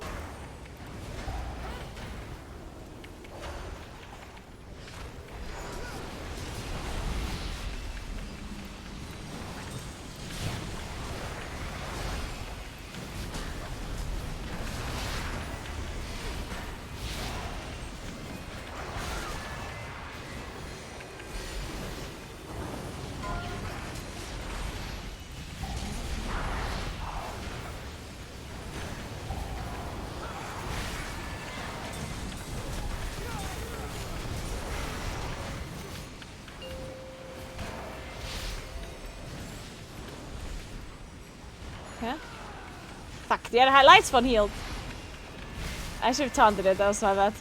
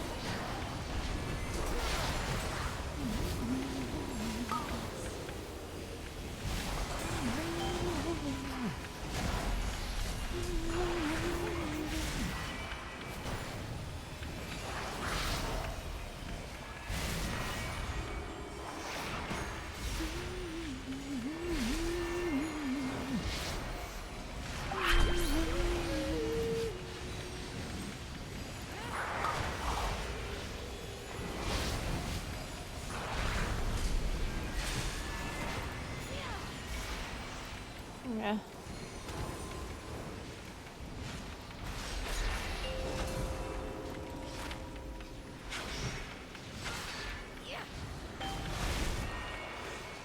Hey, Carl!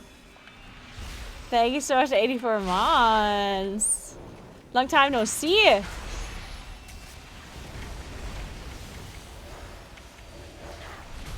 I am good. How are you doing? I'm doing great. Thanks for asking. Oh my god. I love it when Carl answers my questions before I'm asking them. We all know you get banned from competing in the MDI because your team would just win by default. Very good point. This is very true. And it wouldn't be a community because your boom is so OP. Yep, agreed. I'm glad we're all on the same page here. Clearly.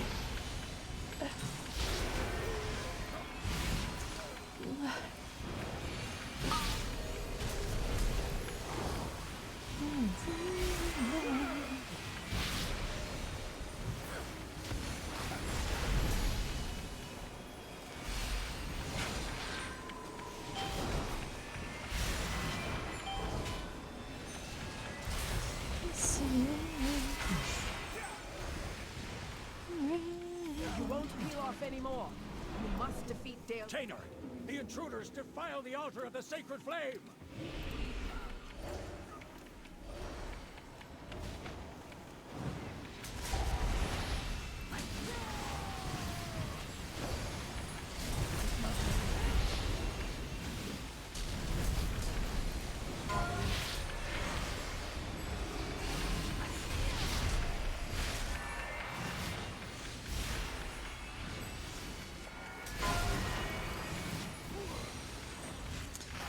Would you recommend any add-ons for Plater? What do you mean add-ons for Plater? Plater itself is the add-on, right? What do you mean by add-ons?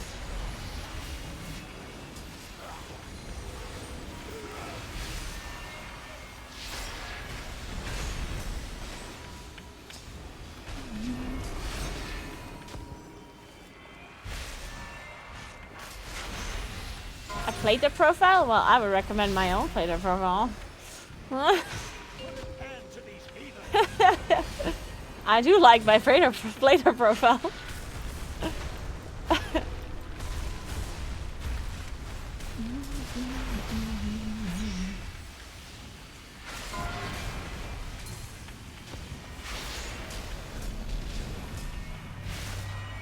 You won't peel off anymore. Hold. I see their game. They seek to ambush me without my lieutenants.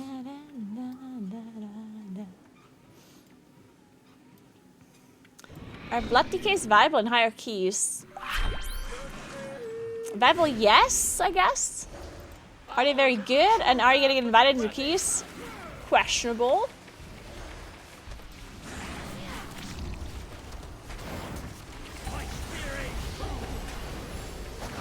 If you're really lucky, I guess.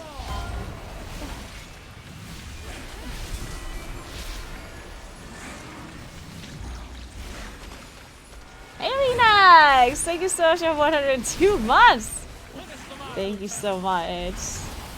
How have you been? How was your weekend? Good evening. Hope you're doing well. Oh.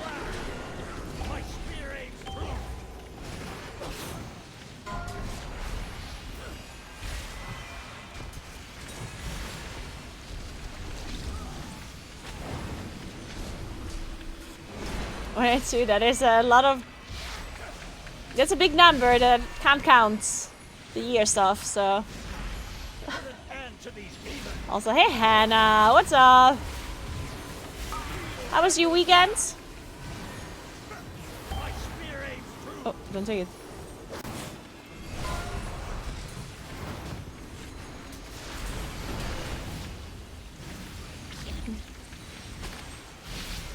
The colors are from Mirrors, yes. The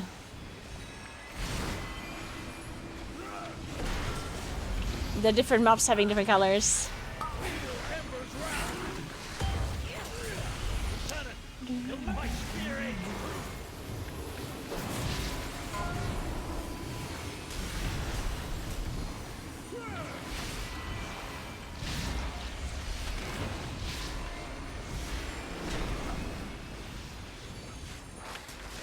I worked out too hard on Sunday for the first time in a while and haven't put thumbs up. Fuck. Good for you for working out though. I'm sure it felt good either way.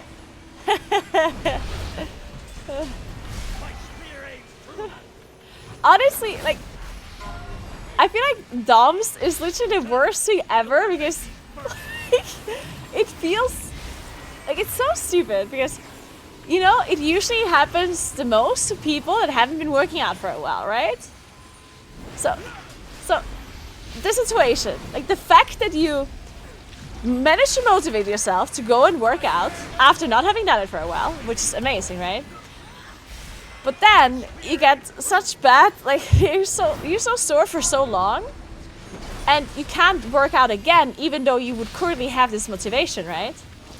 But then you're in pain and you can't go, and then you have to wait for like almost a week for it to like be better. And at that point, it's already like fuck it. At that point, your motivation is like gone again. It's honestly the biggest struggle. It's like your body really tries to test you. You know, your body's like, really, you want to work out now? Really? Like, do you really want to work out? We will see if you still think like that in a week. How could the Priory force him to turn against Hallowfall? I'll check back in with you 1 week later. We'll see. Hey, Rivian.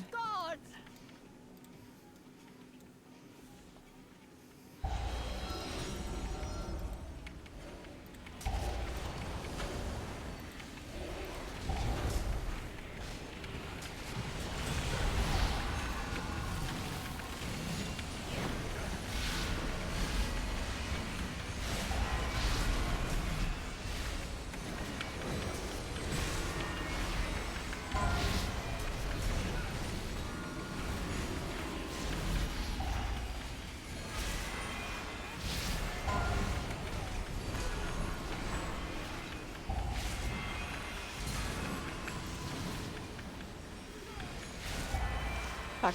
Ah, fuck, we don't have rest! Oh, man. Shit. Only the strongest survive. Ah, I was looking so good! Fuck.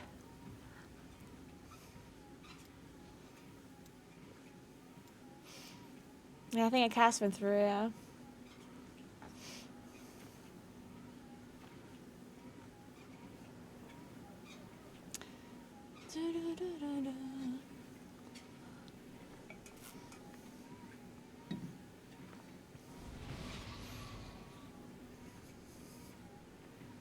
Looked like you had a very active weekend from Insta. It wasn't that active. Like we did one hike and one cycle tour, but it was all like both of them were very short. The hike was like half an hour, and cycling was like an hour or so. So we didn't do too much, just to like check it off.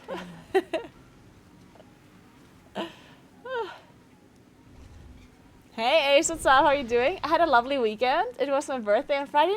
Nice! Happy belated birthday, Redux. And I spent the day with my nieces on Saturday. Aw, that sounds lovely. Hope you had an amazing time. That is really cool. And happy belated birthday. Did you have a cake? If so, which kind? Speaking of cake, I didn't have ice cream in a while. I know why I thought of ice cream now. Because I did just have cake yesterday.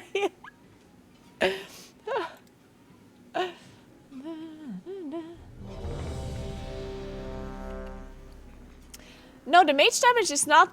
Guys, that's just what mages do, yeah? Mages do Mages do priority target damage. Mages don't have as big AoE as Unholy DK and Moonkin does, yeah?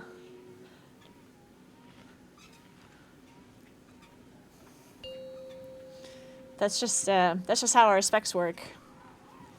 5. Hedy Lamar, 4, thank you so much for 31 3, months. What's 2, up? 1. Hope you also had a nice weekend. I do Pilates, nice. I started to get a little bit into Pilates, and now I kind of dropped it again. I was also always doing it on the weekends, but now with casting MDI and stuff, don't really have the time anymore. But I do it at least once a week. I think it's kind of nice for core strength. But of late, I need to start doing some strength training. I can't find the motivation to start yet. It's awesome that he did. Honestly, I'm also... Captain Dale cries I also have a hard time. Like, strength training is just the hardest thing for me personally to like get done. I'd much rather do all of the other workouts compared to the strength training.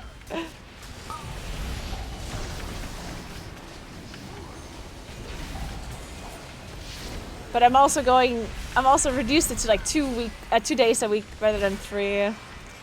Which I know I should really do, but...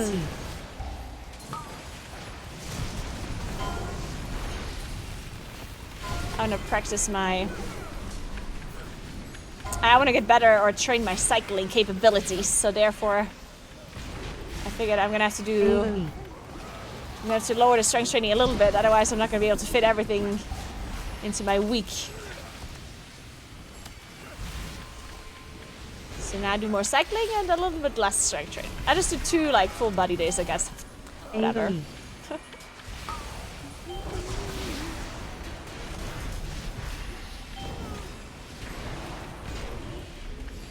It has to do for now. Hey, Popsicle Place, thank you so much for Prime. Appreciate that. Welcome in. Thank you very much. But yeah, for me it's also kind of hard to motivate myself to do strength training.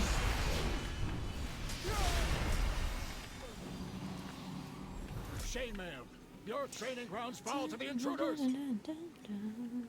Yeah, I do think 2 days a week is fine. Like I kind of like my goal is I guess to kind of maintain my like strength and my muscle mass. Well, because when I cycle a lot, I guess there's potential of me not maybe eating enough or not correctly and like losing a bunch of muscle and whatnot. I guess I'm currently just try to make sure I go to the gym enough times so I can maintain what I currently have, which hopefully 2 times a week is good enough.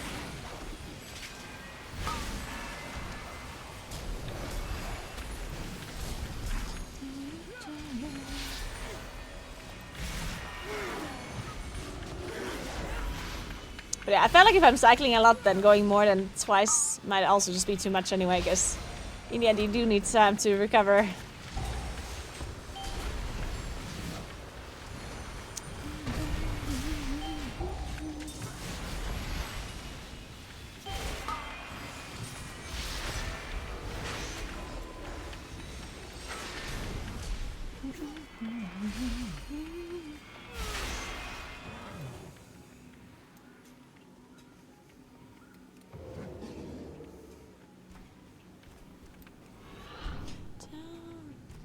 Hey Kananve, what's up?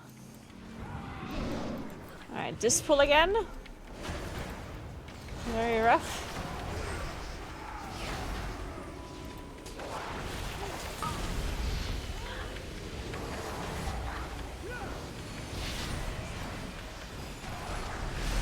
So I'm gonna taunt out the light spawn.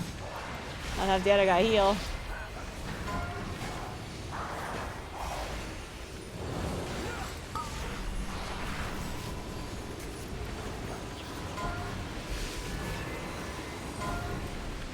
Oh shit.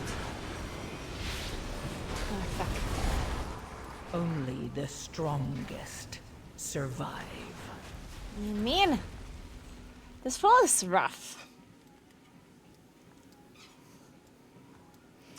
Oh, no. What happened?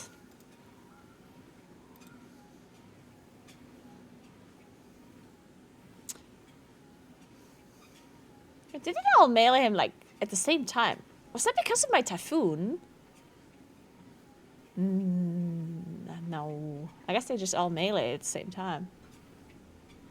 That's just what they do, I guess. That is so messed up. Yeah, look at the neophytes. They literally just all melee at the same time. Every 2 seconds. I had a croissant. Speaking of croissant, I actually didn't have a croissant in so long. The last time I had a croissant was when I... And it wasn't a real one. It's like these breakfast croissants that you like get at like buffets, breakfast buffets, you know. I didn't have a real one in forever. But the last like fake one that I had was when I did the cycling tour, the real life stream in that hotel. The next day they had like a buffet, and they did have like a tiny little croissant that I filled with some jam.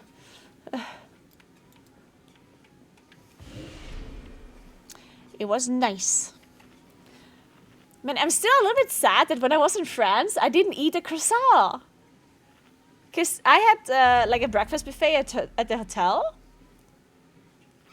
And obviously I was eating breakfast there, and then I didn't want to eat another croissant somewhere else. And then we had catering at the thing that we were, and I can't believe I was in France and didn't have a croissant.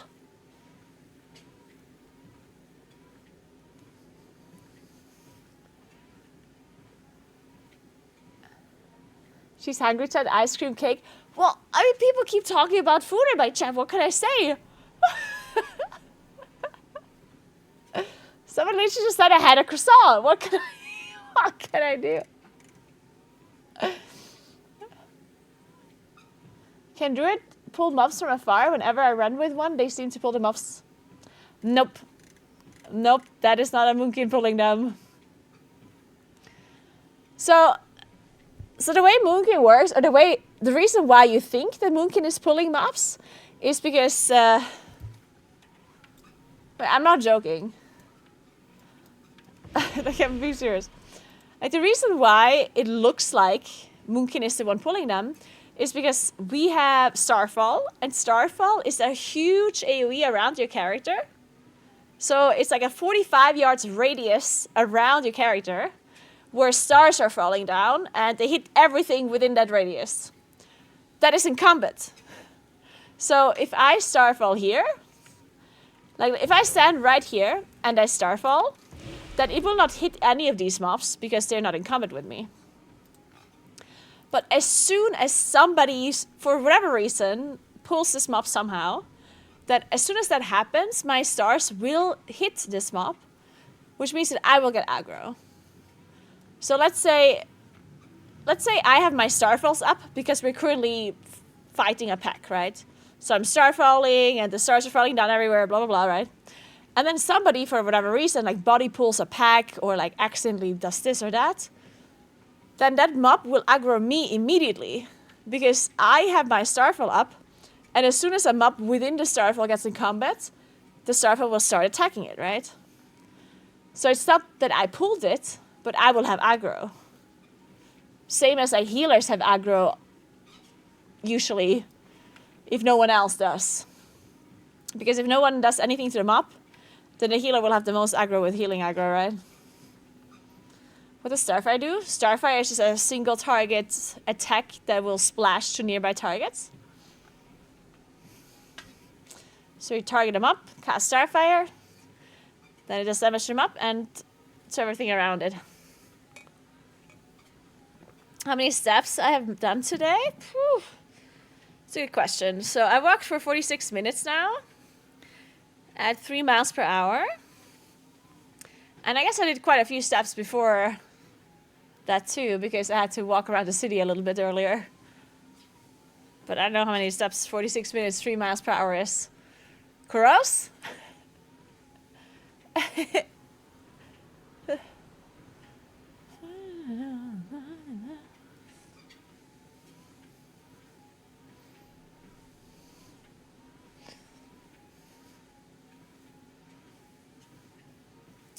I started running with Balance Druid and the mobs pool dropped a lot. That would just be chance %. Yes. Yes, I'm telling you, Moonkins do not pull stuff randomly. Of course, Moonkin players can accidentally pull something, but the chance of a Moonkin player pulling something on accident is the same chance as anyone else pulling something on accident.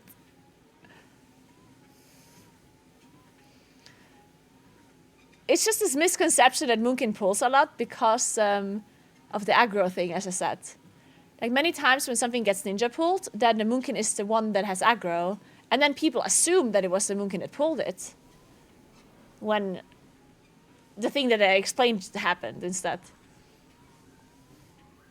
I think balance spells are like 40 yards range. 45. 45 yards. But like, it doesn't matter how far your spells go. If you don't actively use them on something, then you also won't pull, right?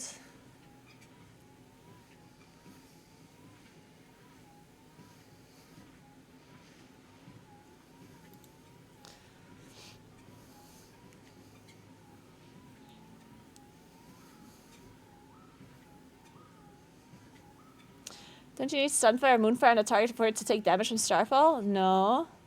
No. Starfall does damage to all targets. You don't need to have your dots on them. They just need to be in combat with you. Yeah, it's just combat. So if they had mouse over macros, and then they could be the ones to pull.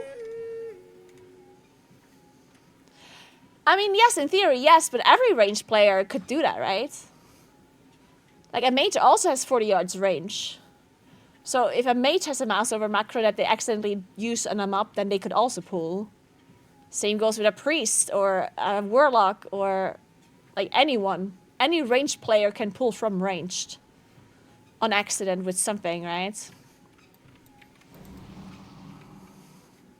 Hey Kate, thank you very much for 8 months. Appreciate that. Welcome back. Hope you had a nice weekend.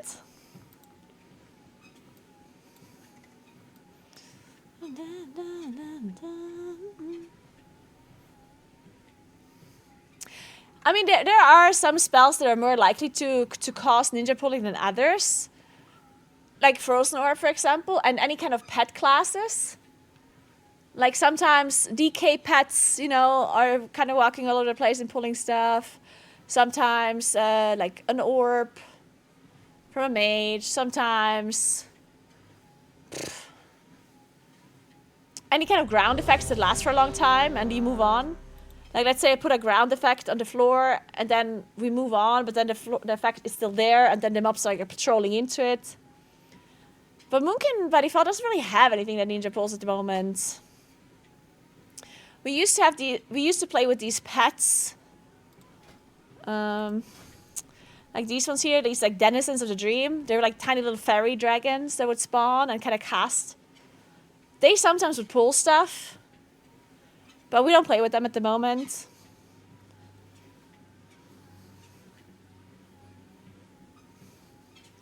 And I mean, Moonkin really doesn't have anything at the moment that would randomly pull something. Not really.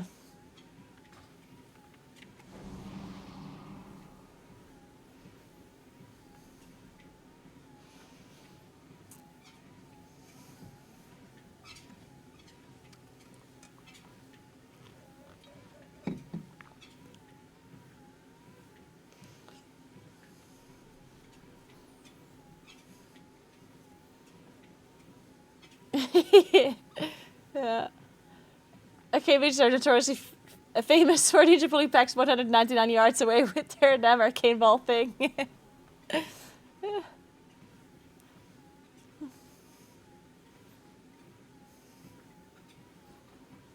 Oh yeah, some trinkets can also ninja pull. Yeah, that's that's actually really annoying.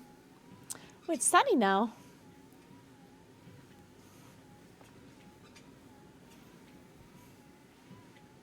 How is it already 5:30? The sun is shining outside. Oh my god. God, I love spring and summer.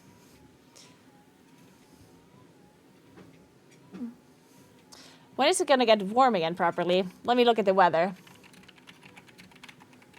What does it say? Weather forecast. Today was actually pretty nice.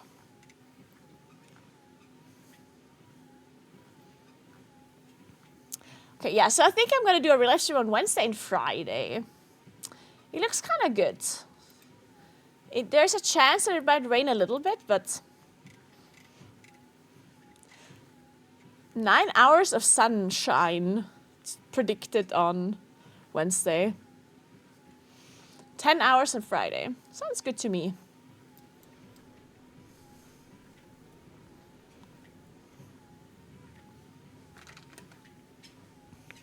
Yeah, right now it is how warm. Right now it is 20 degrees. Not too bad.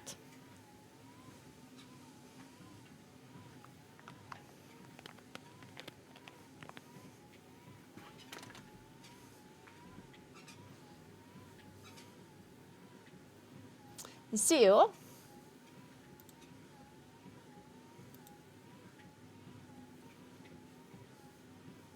I like this song. Who's singing this again? Victor Ray. I do like Victor Ray's songs generally. I like this guy. He has some good songs.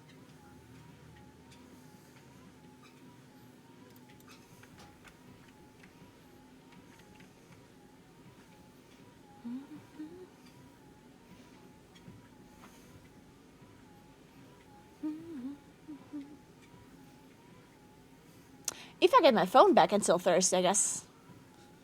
I hope I will. Wait, until Wednesday. Okay, Wednesday might be a bit tough, actually, now that I think about it. Fuck. Maybe I can't do a real live stream on Wednesday then. 5, 4, 3, 2, 1.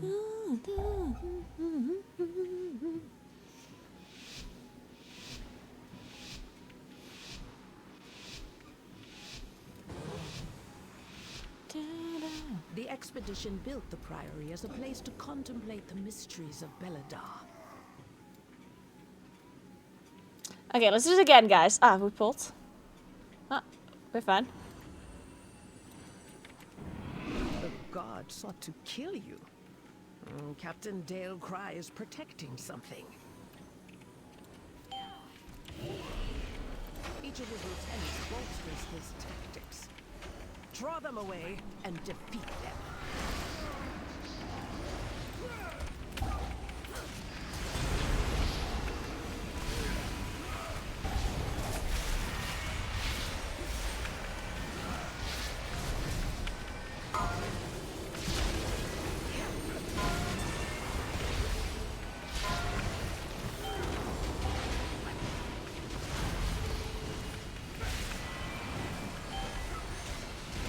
AoE.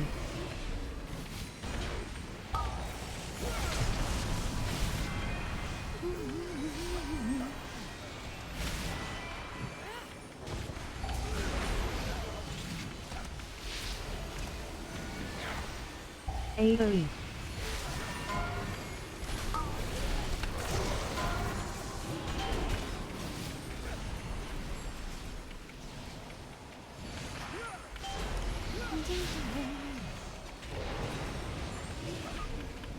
AoE.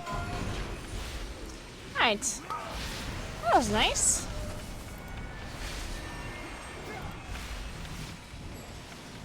Not too bad, not too bad. Hold this. Wait, what did he say? Oh, sorry. No. Thanks, Jivs. Jivs is carrying me. Huh.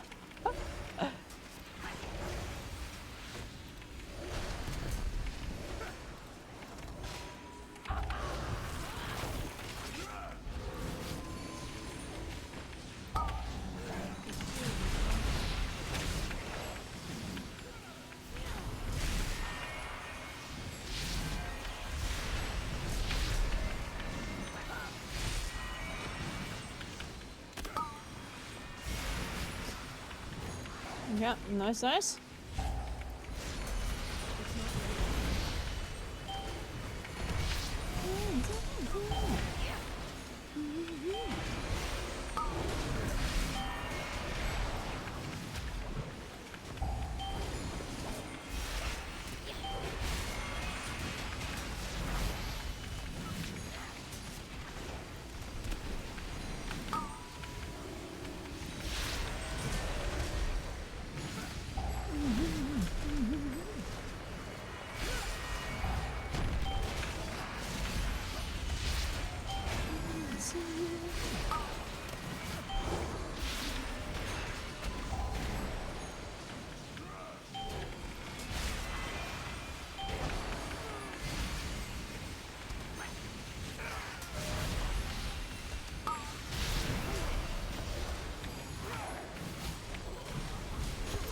Nice, nice. So far, so good.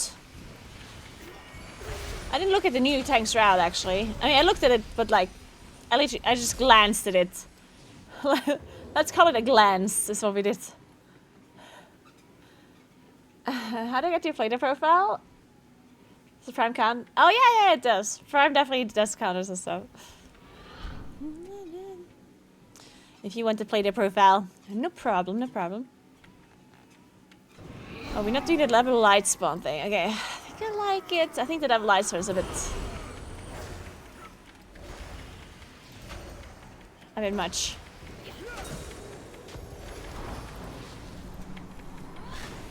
I think, I don't know. I mean, it can be done, but it's just like, it's very difficult.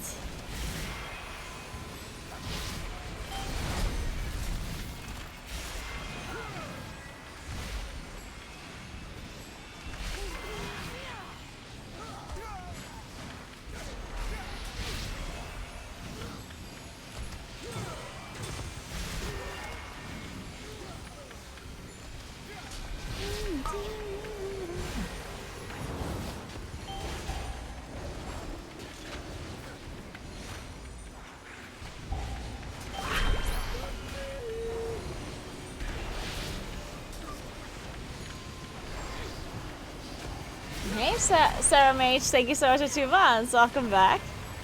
Thank you, thank you, thank you. Hope you're doing great. And had a great weekend. Cool.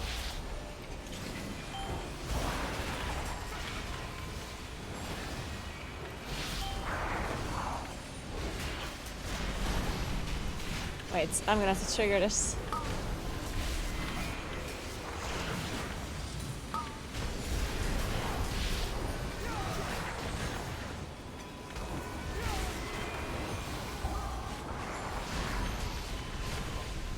Okay, we're looking good so far.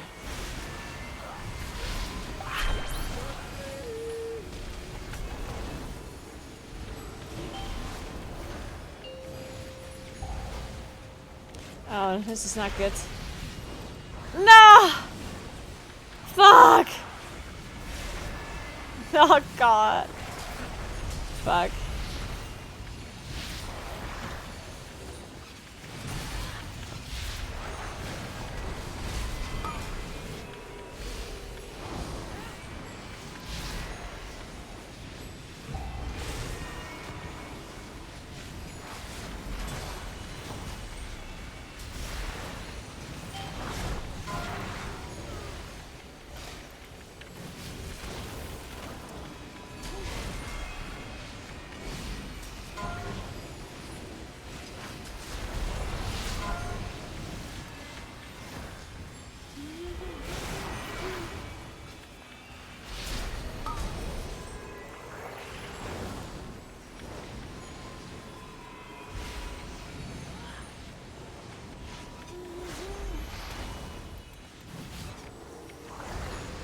Yeah, we're fine.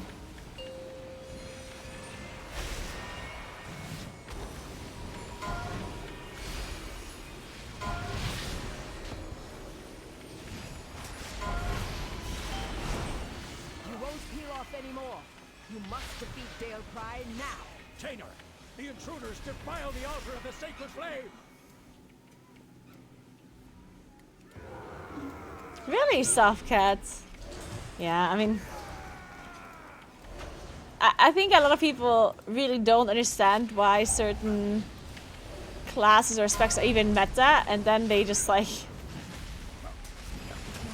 so many people only look at overall and nothing else, which is such a dumb way of like. Don't get me wrong. I think looking at overall is actually not.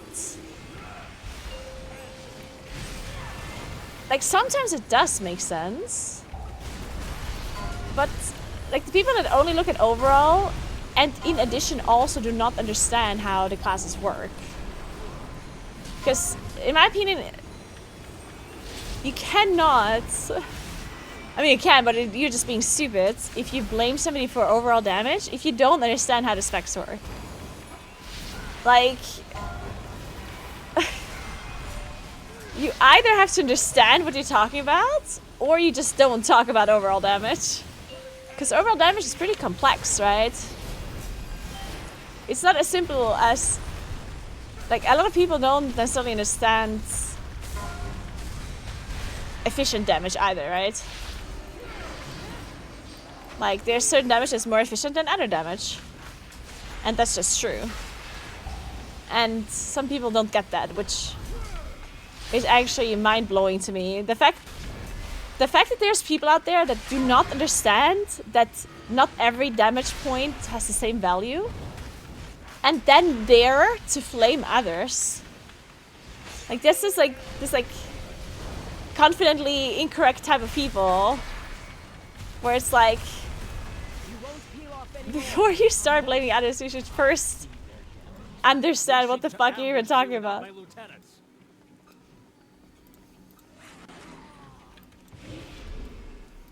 Ours is the true path for the Arathi.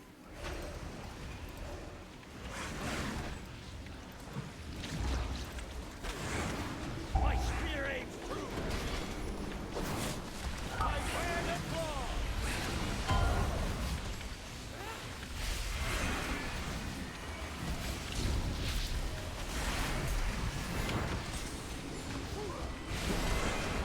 Finish them off, Lieutenant.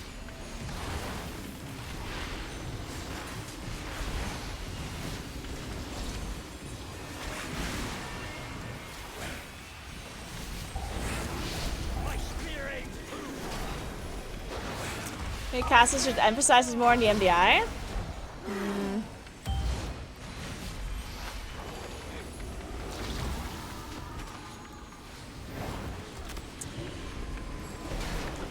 Oh!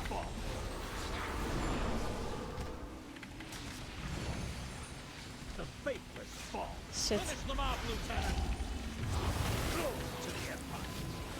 Glory to the Empire. My spear aims true. How pitiful. You I don't know. I feel like we are talking about the damage profile once in a while, but mentioning it like 24/7, And I don't know, I feel like the people that watch MDI, they usually are more aware of this stuff anyway, right? I think it's usually the people that don't watch MDI and don't like inform themselves and watch this stuff, because people that watch MDI, they're usually like a little bit more interested in this stuff and do some more research, and most of the people that really care about it, they kind of know.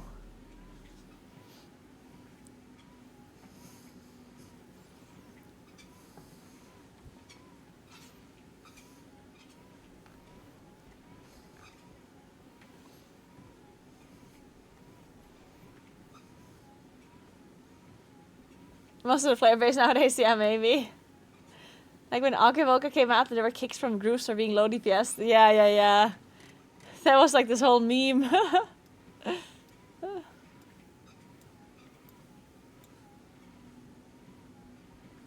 It's also common sense to not blame others for their performance or low. I mean, that's the other point, right, Kate? Even if you... not to mention the fact that even if you fully understand the damage profile of somebody, and you fully understand that their overall damage might be a little bit on the lower end, you would still not be there flaming them, right? Like, flaming somebody else is never really the way to go anyway, right?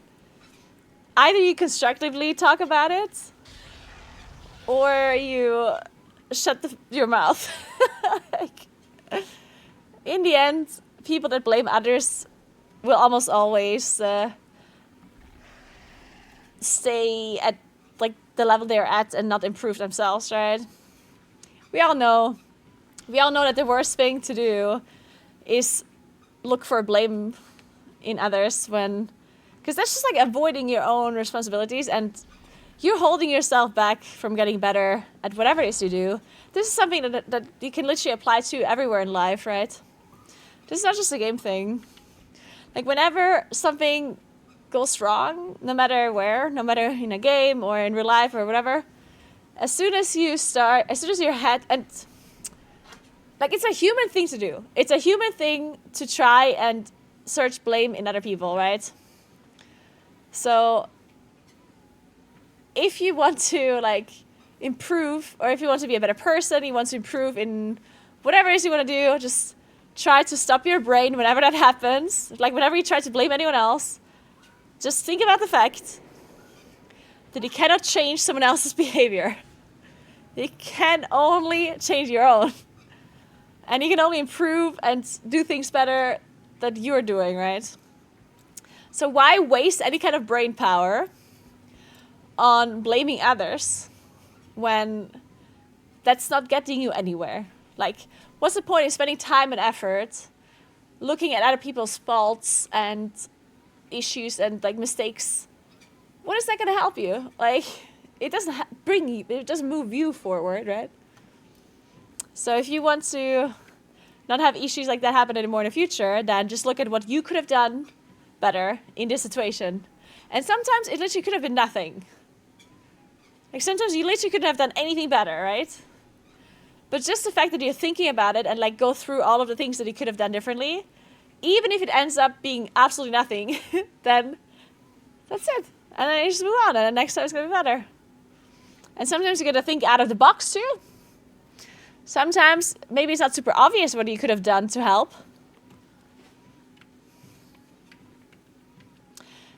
Like, if you go really far, like, let's say, for example, somebody dies to like a swirl in the ground. Like, at that point, it's hard to find the faults in somebody other than the person that died to the swirl in the ground, right? But if you think really far, then you could have maybe done something about it. Like, like far-fetched world. You could say, for example, okay, why did this person die to the puddle? Was it the healer? If so, if it was the healer, then why did this person die to the puddle? Maybe because they had to heal a lot. Why did they have to heal a lot? Did people get hit by abilities before the spoilers came out? Did a cast go through that was not supposed to go through? You can think about stuff because sometimes it can be a chain reaction, right? Sometimes a mistake happens, but the mistake doesn't actually kill anyone. But then, because of the mistake that happened before, some other player got distracted or disoriented or whatnot, and then they made a mistake. And then if you, like, you know, pull it back, then maybe you could have done something about the previous mistake. Maybe you could have interrupted that spell that went through, or you could have helped by, like, getting chaotic or whatnot, you know? Sometimes you just have to, sometimes it's very deep. Blizzard spell for making this early.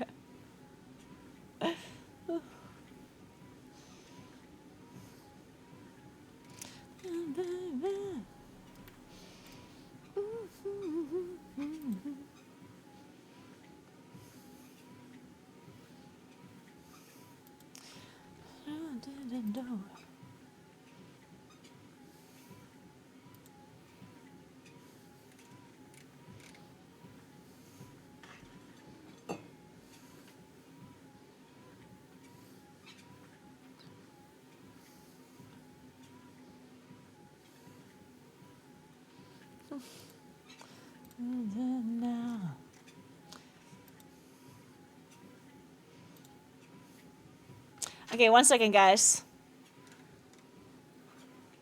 I'm gonna quickly be right back. Quick moment.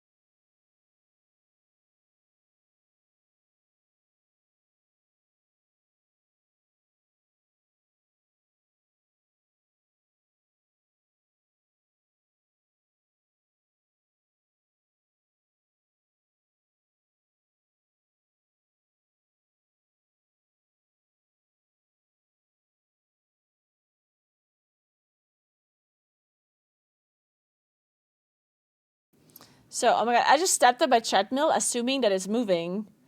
And then I almost fell over because I assumed it's moving when it wasn't. So, whew, that was very trippy.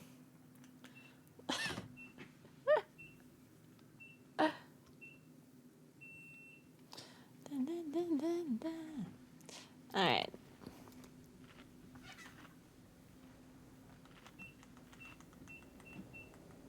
Lovey baby.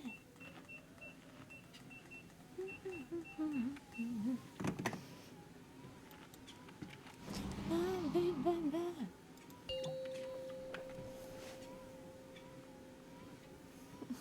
Five. Don't worry about it, Sim. Just fuck those other people. I have to get better at one really cool thing that Gingy said, actually. I remember this. This is actually a nice point he made.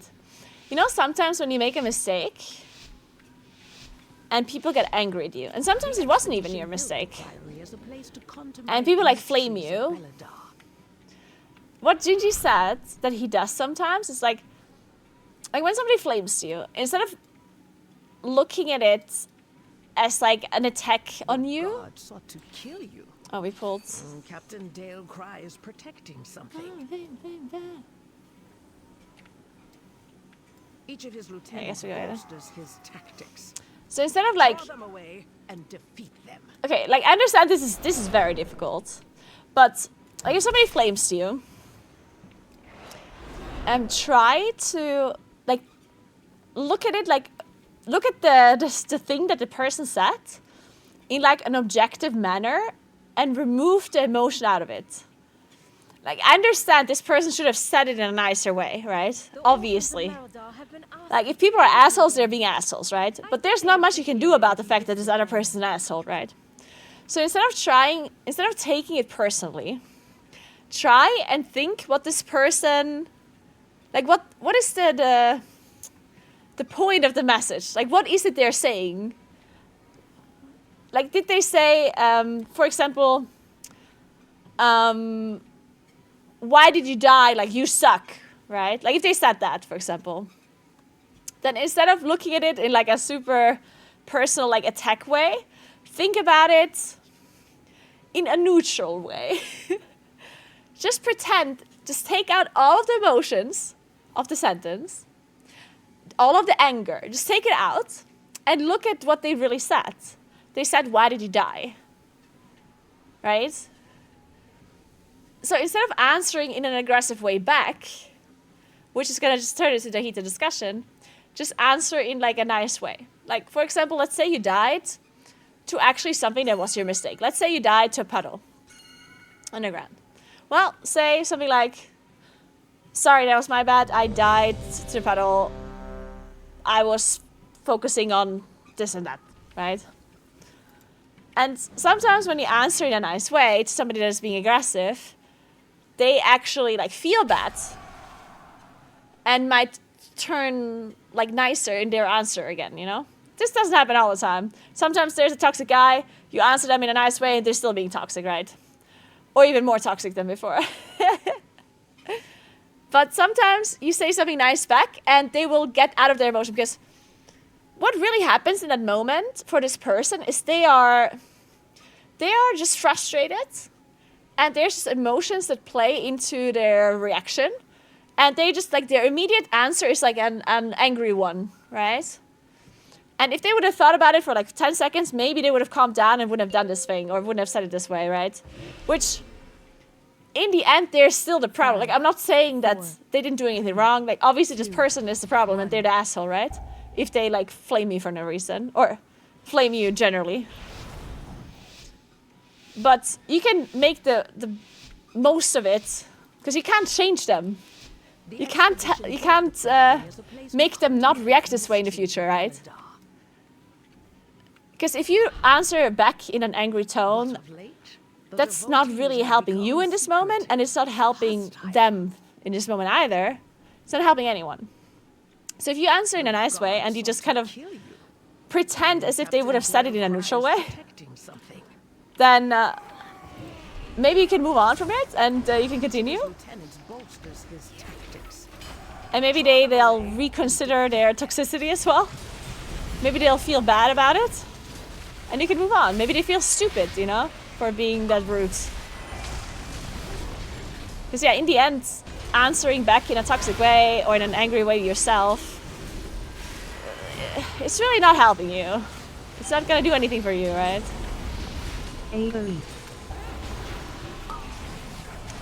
So in a sense, you have to be a little bit selfish almost.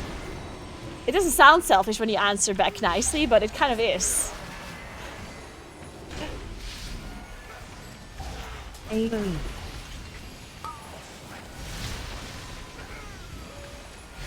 Because if you look at your own benefits out of the thing that you're currently doing, you don't try to make friends with this person, right?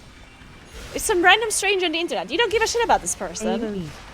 But the best way to move forward is to not have this person be angry, and for you to not be angry, and for nobody to tilt, right? So the best thing for you personally to move forward, and for everyone to like continue, is for you to not also get angry at the same time, right? Shame, man. Your training grounds fall to the intruders. So I guess if you just look at it that way, then it's going to be a little bit easier for you to not get angry as well at those people. I understand it's really not that easy, but it's much easier said than done.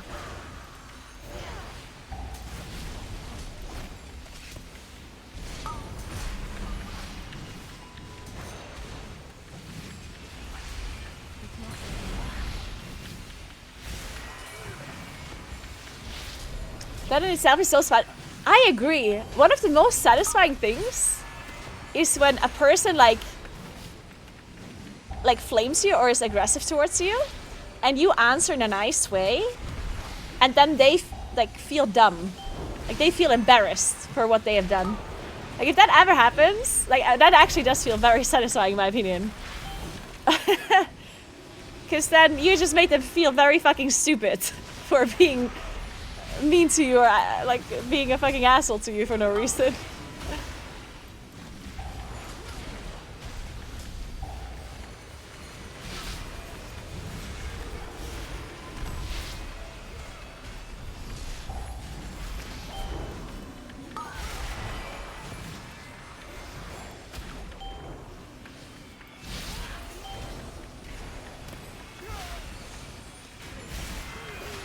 I currently have a walking pad from To Do. It's just like a random one that I found on Amazon. It is not like a... It's just a really basic one that doesn't really have any super insane functions. If you buy this walking pad, and I guess any other walking pad, I think this seems to be a common issue. But if you buy a walking pad, make sure you're not plugging it into the same outlet or extension cord as your PC and other like major tools are plugged into. Because my walking pad had major issues and caused lots of issues with my other stuff when it was plugged in with like my PC and like some other things. And it almost smelled like it was gonna burn up or something too. But now that I plugged it into its own outlet, it's working perfectly fine. And that's been working for a long time now too.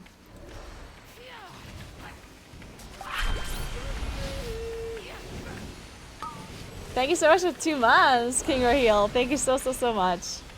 Welcome back. How are you doing?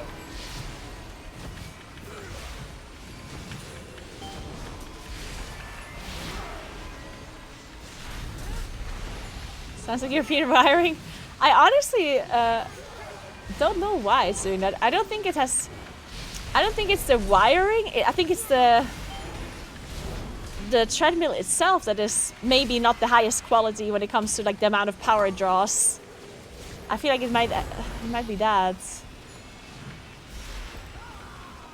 But I mean, don't ask me, I don't fucking know.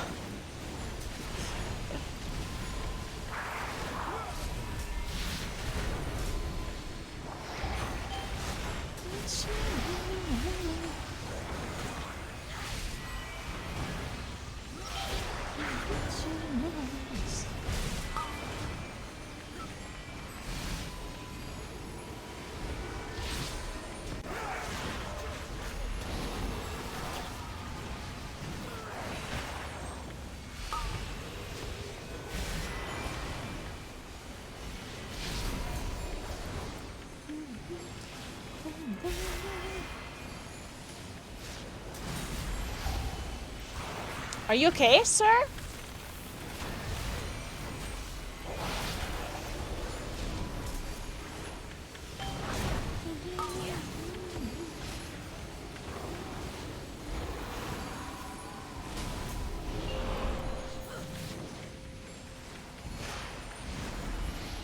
I learned a ton from them plus bootcamps. Nice! That is so good to hear. I passed a lot of the info to my guild and friends. I hope you do it to future tiers as well. I will. Yeah. I'm so glad a lot of people have gotten so much information from them. And I really am enjoying this format a lot. I like inviting people and like talking about random topics and stuff. And learning stuff while doing so. Like this is like the absolute best way for me to learn things myself as well. Because sitting there just watching guides 24/7 is just, I can't do it. It feels like going to school. And I've been to school. I don't want to do that again. So having, like learning while having like a conversation and also like playing myself and stuff at the same time, it has made learning dungeons so much easier for me. And so much more entertaining. It's really nice. I just talked about this earlier with my stream that I might extend this format to more like categories, you know? Basically, I guess the gist of it is that there's so much knowledge to be learned and to be acquired in World of Warcraft, but absorbing all of this knowledge is very tough because it feels like such a chore, right? Because everyone could sit down in theory and just like read a bunch of guides, but taking in all of that information, like, first of all, it's really boring because you're just sitting there like reading info after info after info. But second of all, it's also like you're not actually playing the game, which also sucks, right? Because we want to play the game. It's a video game after all. We want to be entertained and actually play. So the gist of this whole format now, I guess, or the thing that I like the most about it, is that it does give you information, like you learn about the game, but in a way where you can kind of do it on the second monitor, and while you can play yourself, and in a way that isn't very, like it isn't overwhelming information. So it might take longer, because obviously each bootcamp is like a few hours, it's not just like 10 minutes. But I personally rather take the information in this way. I'd rather listen to an hour podcast compared to like a 10-minute guide where I have to like fully pay attention for the whole 10 minutes and like write things down and memorize things, you know. Then I'd rather just listen to like a chill kind of podcast for an hour. So yeah, kind of want to continue the series with like maybe some other stuff as well, like UI and add-ons and generally high-end PvE stuff.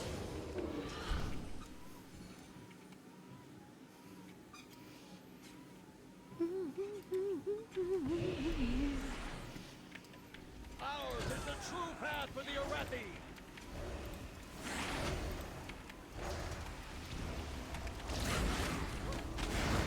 So I was thinking, because Nagi already said that he would be down to join my stream once. I didn't quite tell him the full plan yet. But maybe Nagi would be down to join and talk a little bit about add-ons and the UI setup with me. So we could let you guys know. Like, we could generally just have a talk about like add-ons and what they're capable of. What you can do with nameplates, with weakeras. I feel like that would be pretty interesting for people to learn in a more digestible way as well, compared to just watching a weakera guide.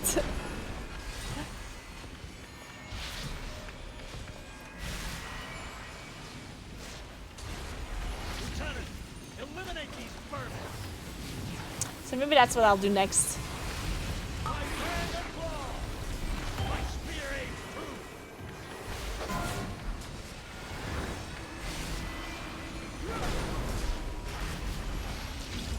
Hey Gabs. Yeah man, I wish Crota would have been able to stick around a little bit longer. I feel like I still need to learn so much about all the dungeons and general like Munkin stuff. It's crazy how, I don't want to say simplified, but I mean, it is true. Like, it is true that Blizzard actually simplified the game quite a lot over the years, right? It is also obviously, like, from a mechanical standpoint, from like the mobs and stuff, they did make it more difficult. But there's a lot of things that they actually made a lot easier, you know? And people kept complaining about it whenever they made stuff easier, because it felt like, oh, there's like, this is for noobs now, and like blah blah blah.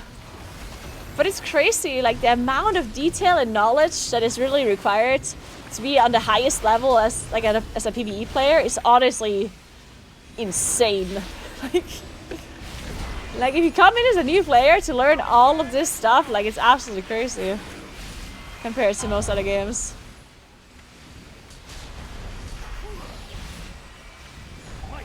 Most of these things are just not very important, right?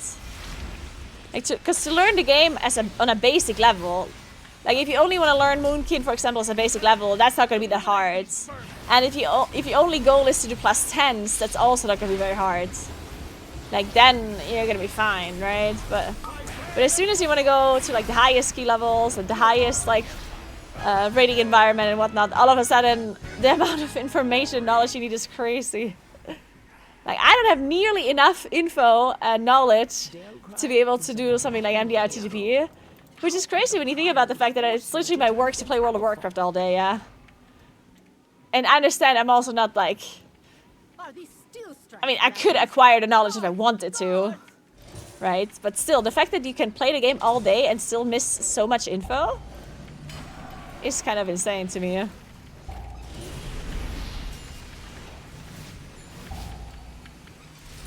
Oh, we're doing all that. Okay.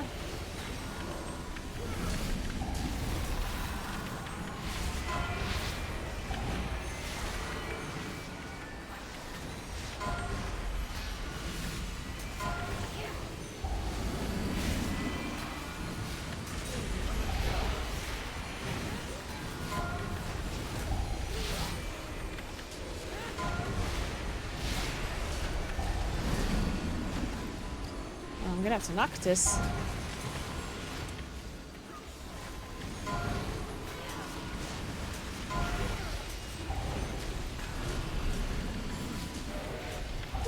I simply wish you had lasted a little longer.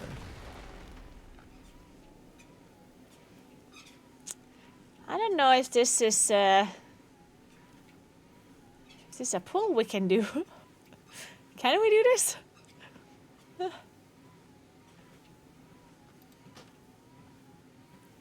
What does Toll do? It just does AoE damage.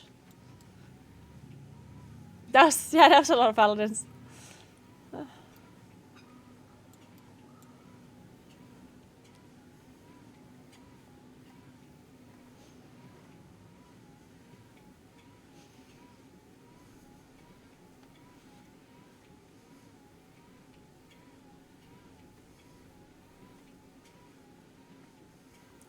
If I want to bring a new friend to WoW and have them play high keys with me, I don't even know where I start help them. Yeah, that's such a... I mean, obviously, you learn the most by just playing, but it is true. Like, it's actually... It's not that we don't have loads and loads of content creators that make guides, and right? Because we do have so many people that make guides. There's so much information, so many websites, so much stuff that you can do research on. The problem isn't that the info isn't out there. The problem is that there is so much info that it isn't really reasonable for a player, especially like a newer player that just started, to take it all in. Like, how would a new player possibly be able to pick up info about like high and plus keys, right? Like, it takes quite a while to get in there.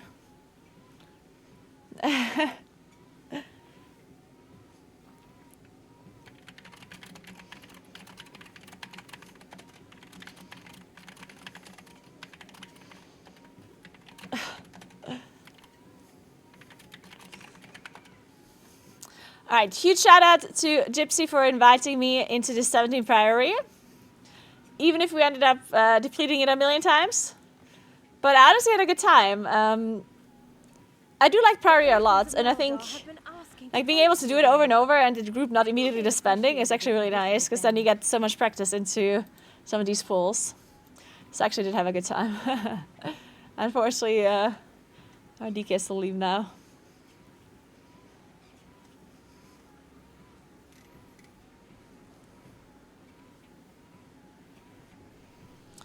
I just logged in and already frustrated by setting up my UI. Dude, I'm so with you. Dude, setting up my UI is one of the worst things. I hate it. And I, like, just the fact that I know that I have to set it up, like, oh. I know that if I would just set it up now, it would, like, be so much better in the future, but, oh. I still have to set up my dungeon weakers and my playthrough profile, and, oh. Such a chore. I don't want to. What if, listen, what if I'm going to do One Arm Bandit now, I'm going to loot House of Cards, and then I'm going to spend like 20 minutes setting up my Weakeress, and then I'll feel much better, right? What if I'll just do it? I'm going to put a good example, and then certainly you guys will find the motivation to do your chores as well. right?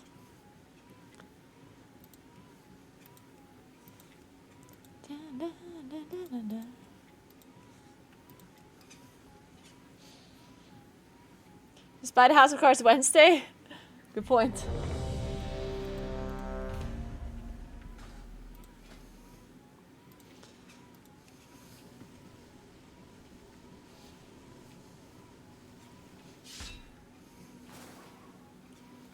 I think newer players struggle with prioritizing the right things during higher dungeons.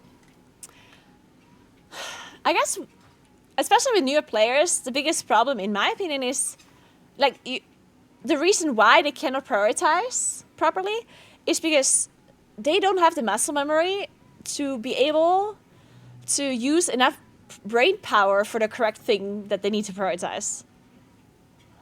Like, a big reason why people are good at High and Plus is because they do their rotation kind of on like autopilot, and they can therefore use a lot of their brain power to focus on what the mobs are doing, what the boss are doing, what's on the floor, what are my teammates doing, right? But if you are new and you're not fully accustomed to your rotation, then you have to use quite a bit of your brain power to actually think of what you're doing.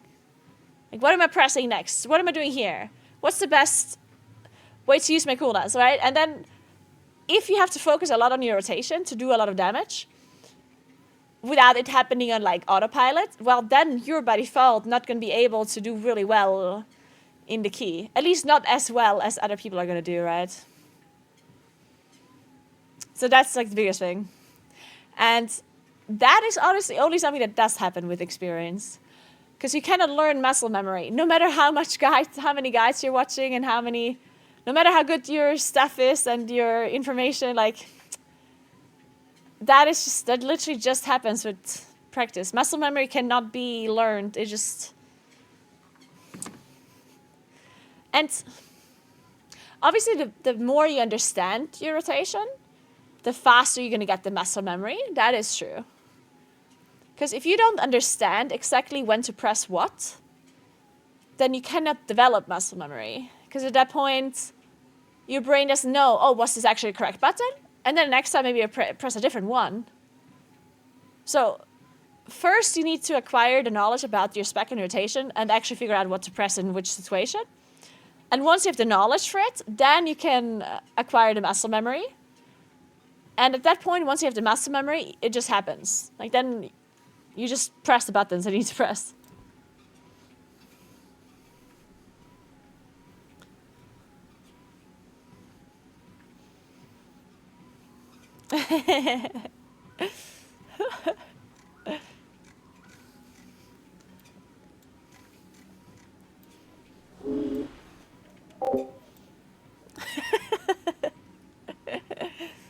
Very sexy.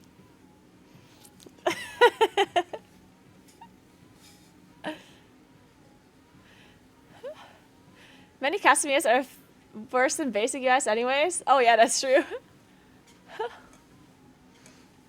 And then sometimes it's hard to learn which spells must be interrupted. Oh yeah, for sure. Can I wish the interrupt would not be used if someone else already interrupted the cast already? Yeah. I don't know, like it's really tough, right? Because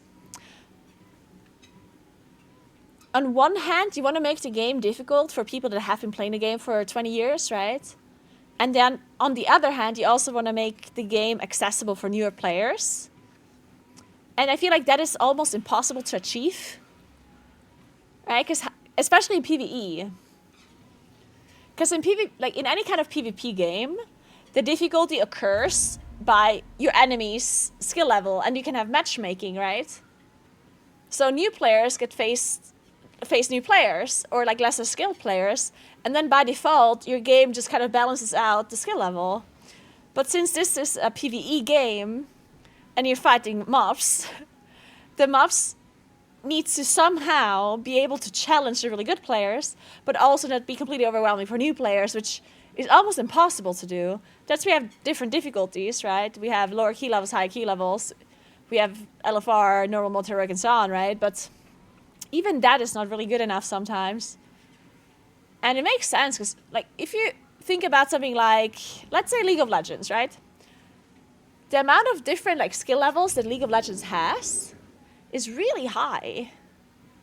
Like if you go from all the way Iron or whatever the lowest tier is called, then there's Iron, there's Bronze, there's Silver, Gold, Platinum, Diamond, Master, Challenger. Like all of these are different skill levels where people get match mates together. And we don't have those, we don't have such a huge range. Because we would need so many different difficulties, right? It's kind of almost impossible to have that many different difficulties added to the game, in the raid at least. In M+, we kind of have a lot of different tiers, because of course M+ scales infinitely, but it doesn't really work that way, right? It's not quite the same thing, because everyone kind of wants to do +10s for their vault, and then the key level doesn't go from 10 to like 30. It's kind of rougher than that. And then on top of that, the mechanics don't change. Like, yes, the mobs will do more damage with the mechanics, but you still are fighting the same mechanic and the same boss. And the same trash, right?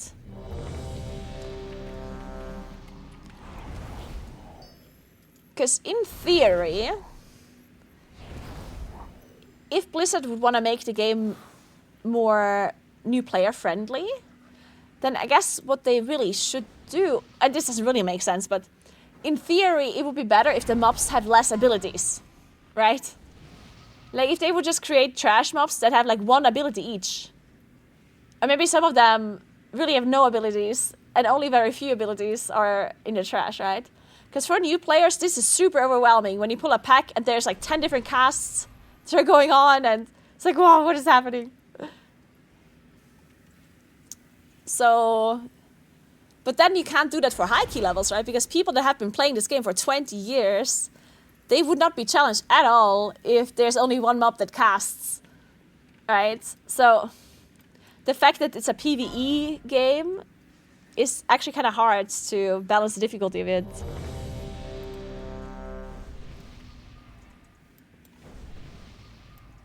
Iron or Master Champ Kit is the same. What changes the player skill? Yes. No, but that's different though, because the champ skills are not the complexity of the game. 5, 4. Like the champions in League of Legends are very easy to understand. 1. That is not what is hard about League of Legends.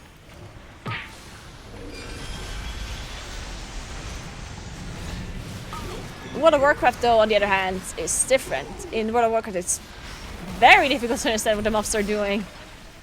And the amount of knowledge you can have about what is going on is like the difficulty of the game, basically.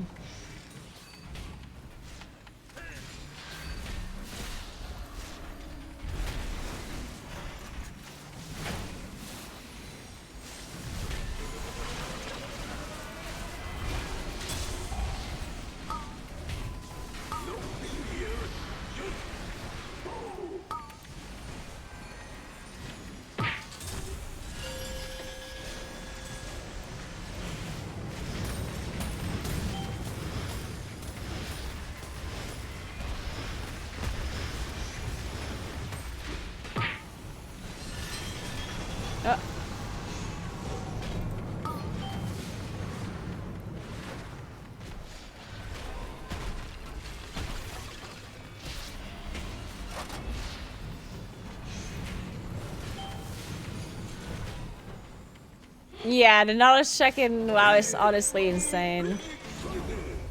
And that's obviously what's putting a lot of like newer players off. Like the barrier of entry to WoW PvE in general is just incredibly high.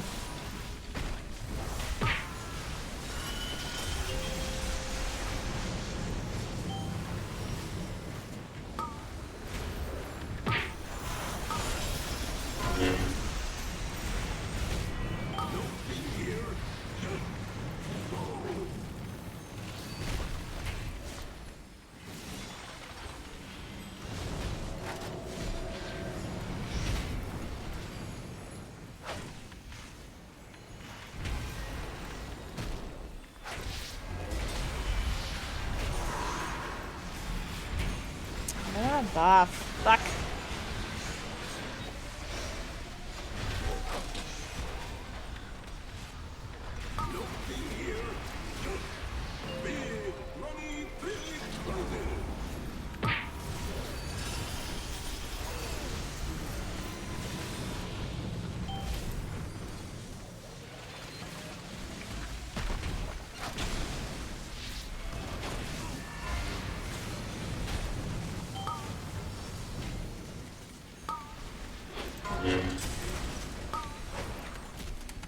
There's no way we can do it, right?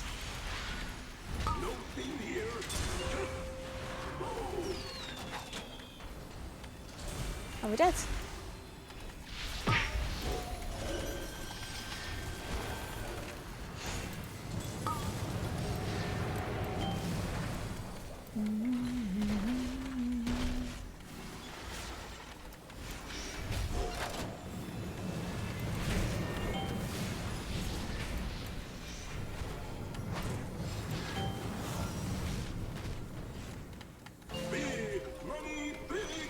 Don't worry about my weak arrows, by the way. I know they're all over the place.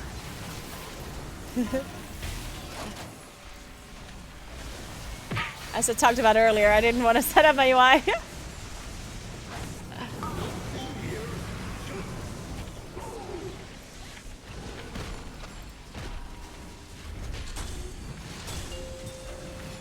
And yes, I know sometimes on weaker says I have the coin, but I don't actually have it.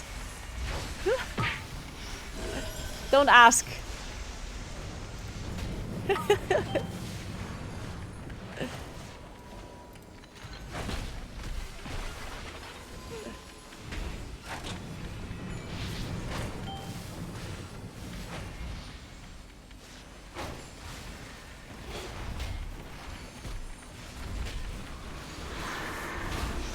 Man, we have to play another wave?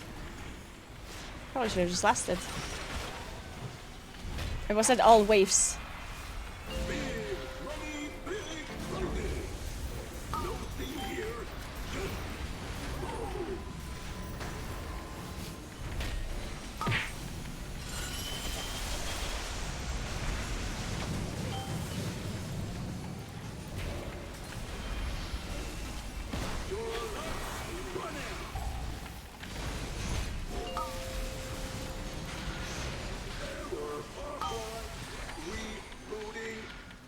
How does this boss work? Like, when he's facing and you still have these ads up, do they need to die? Or can you just let them be alive? How does that work?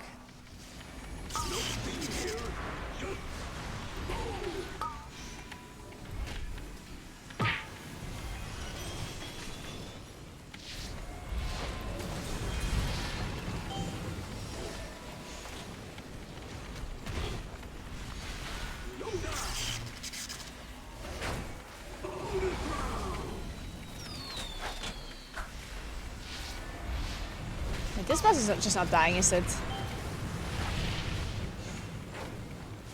How long do we have?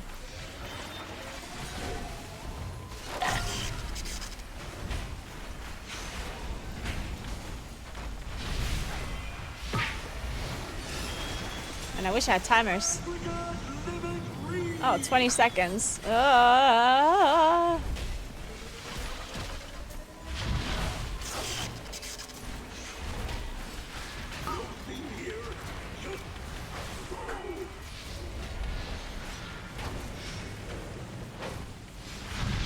Damage, guys, the damage.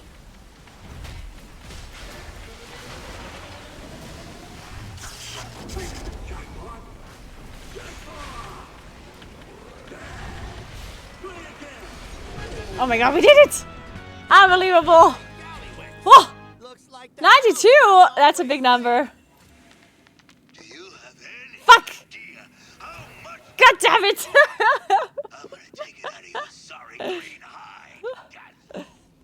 Okay, I don't think I should be offering money considering that I can actually buy tomorrow. 100! Why do people just roll 100? It's messed up. Well, shit. It's okay, we tried. Maybe it's in the vault tomorrow. Dude, can you imagine how much more damage I'm doing once I finally have this trinket? It's gonna be insane. Okay, fine. I'm gonna sit down and I'm gonna try hard my weaker rest for a second. I'm doing it.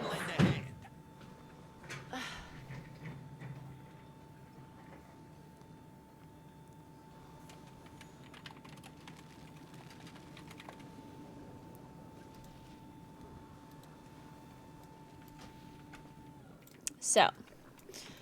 Okay, fine. Fine. We're gonna do this stupid weaker rest. Okay. So, okay, let's go through this.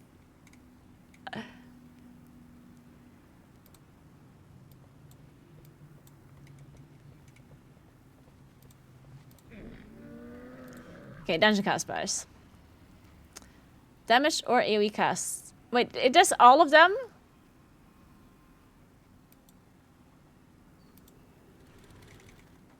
Wait, it has like a... Does it have like multiple... Oh, it does have multiple triggers. Ugh. Ugh. Okay, so we don't want jump... Damage or AoE cast. But is jumpstart an actual like AoE damage? Oh yeah, it is. Warp blood. Okay, what is this? Battery discharge, kilo block barrier, turbocharge. What's backwash again? Okay, I think these ones we actually do want. Or do we? I mean, I have to think about what I even want the cast bars from. I do think I want AoE, but not on a boss. Like, I feel like on a boss, like, I have the boss targeted. Like, I don't think I want this, for example. Jumpstart, okay. Warp blood, okay. Backwash, I honestly don't even know what that is. Oh, it's bubbles. Yeah, bubbles, see, I also don't want that, because if I pull bubbles, I'm gonna be targeting bubbles, right? Turbocharge, I also don't know what that is. Kilo block barrier, that's Big Mama, so we also don't want that. Battery discharge. What's battery discharge? Man. Oh, which mobs are casting this thing? Okay, wait. Turbocharge. What's turbocharge?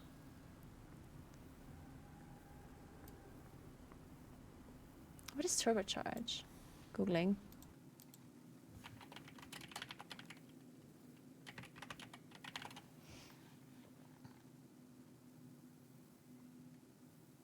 Oh, it's the last boss AoE. Yeah, we don't want that either. Battery discharge?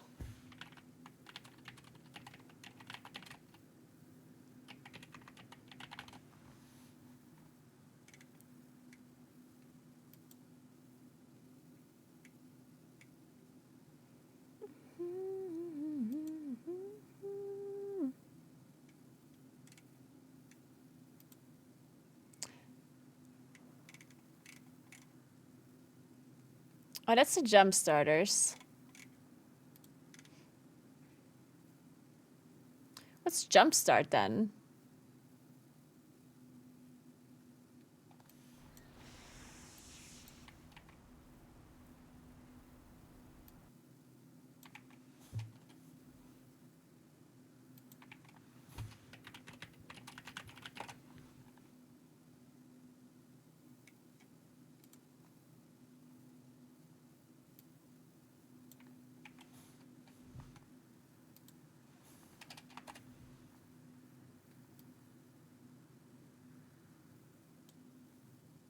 Ah, of course. Yeah, true. That makes sense.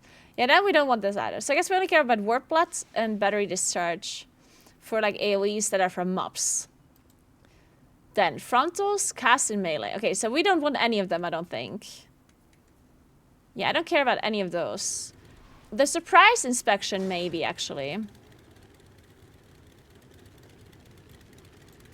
Yeah, maybe surprise inspection, because obviously they do throw, they jump out.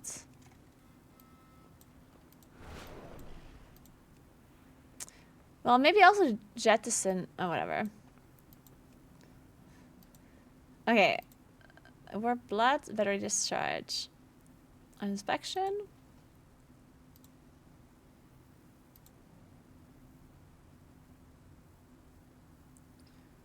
General cast on party. General cast on party boss cast. Yeah, we don't want general cast on party at all, I don't think.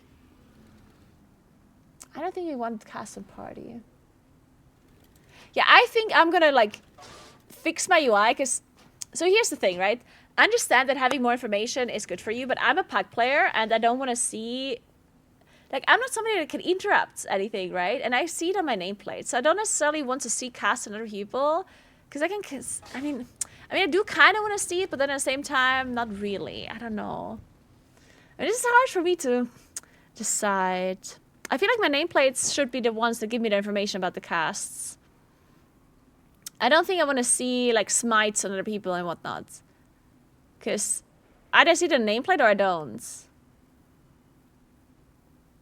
Kickable cast and party. Yeah, see, I think we just remove all of this. Maybe not kickable cast and party though. Overall casts. Like this distortion, trick shot and stuff. Like I think this one is actually somewhat interesting. Maybe not bloodthirst. That one I don't care about. Hey, it's Beast. Thank you so much for 65 months. What's up? How are you doing? Then, this is what? Default color cast with targets. Oh.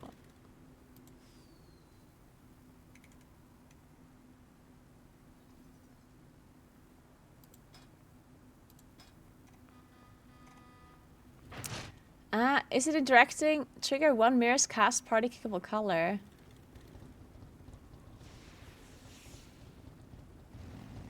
I think it's interacting with the player profile, right? Basically, yeah. If I'm understanding this correctly.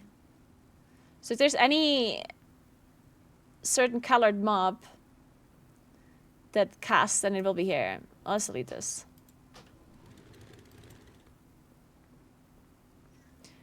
No, sorry. This is, let's see. Shredation? Okay, Shredation we care about. Bubble Blurb as well. Plancy from Church, that one we do not care about. Big Bada Boom. That one maybe we do care about. Rapid Construction as well. Reloads. Reload not really. I don't think that one either. Doomstorm. What's Doomstorm? If I don't know what it is, I'm deleting it. Maybe I'll also delete the boom, honestly. Fuck it. Just the bubbles, shredation, and rapid construction. Yeah. Okay. Damage area cast. Burning fermentation? Oh, wait, we're in Cinderbrew now. Okay.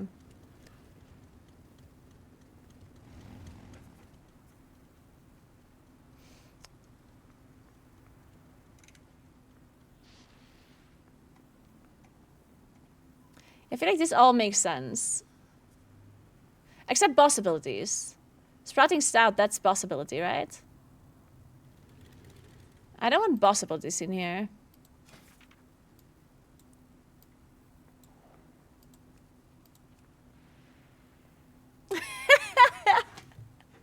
Hey, Mike! Thank you for sharing this knowledge with viewers and making us all better players. You're so welcome, Mike! If you have any questions, just let me know.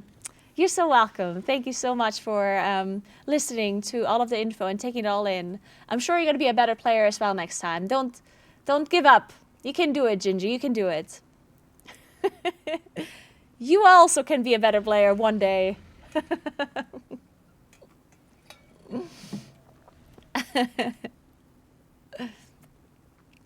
So, let's see.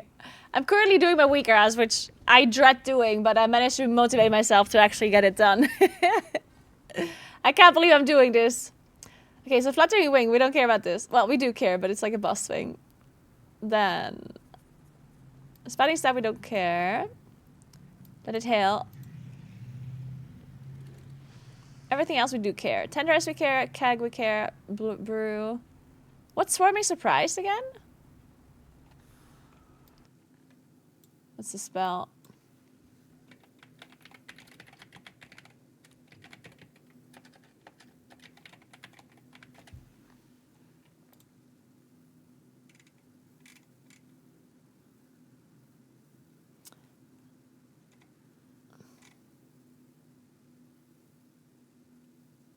Oh, it's that. It's the thing from the beast, from the harvester. Yeah, that makes sense.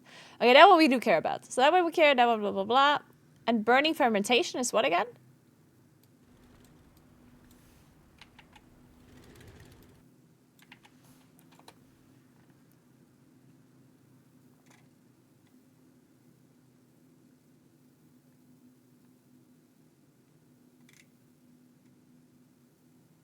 Oh, it's from the first boss. Oh no, from the second boss, from IPA. Okay, that one we don't care. We do care, but it's a boss, so we don't look at this weaker for this one. Okay, then frontals cast in melee. Okay, we don't need that. Fuck it. Then general cast and party, we don't want that. Kickable cast and party, we don't want that either. Kickable cast generally we do want. Rejuvenating honey, honey volley. Maybe not bestial wrath. But honey volley and rejuvenating honey does seem pretty important, I would say. Oh, and this is like the default kick. Okay, we get rid of this too.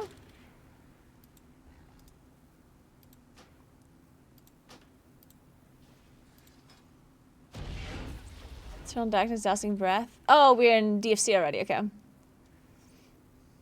Dazzling breath, we don't care. Quenching blast, we do. Roar, we do. Master stump, we do. Darkness, we don't. What's underhanded tactics again?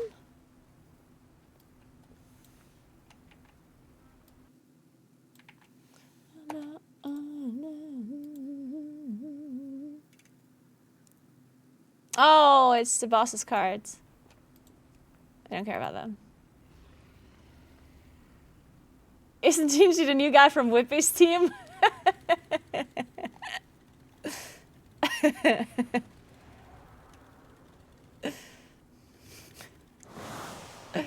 What is this? Frontals cast in melee. Do we care about any of this? Nah, I'm a ranged player. Fuck this. Then. General cast and party. Kickable cast and party. Nope. Drain light. Drain light. Mill frenzy. Explosive flame. Paranoid mind. We don't care about this.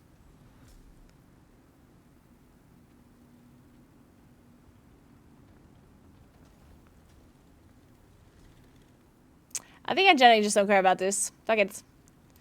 I have nameplates. Look, I'll cast a target. Cast a no target. Rising Gloom. Wick Lighter Barrage.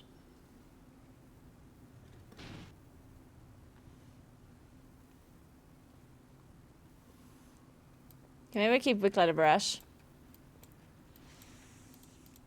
Ah, shit.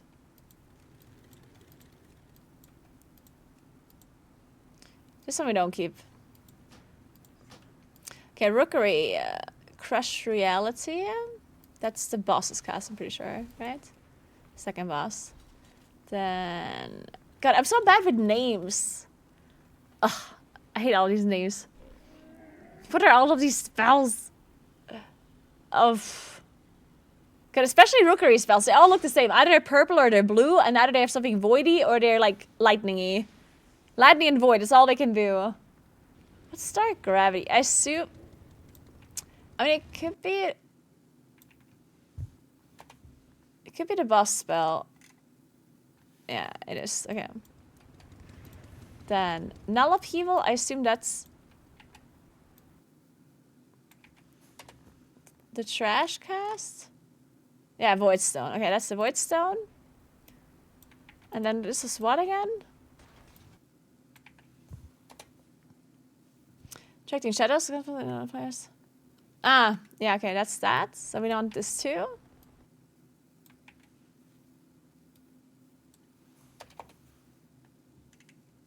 Unleashes the darkness within, inflicting shadow damage to all players and causing erupting darkness. Oh, that's also Void Stone.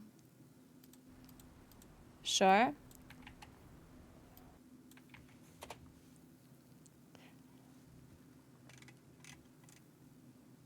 Oh, this is a Void Rider AoE. Yeah.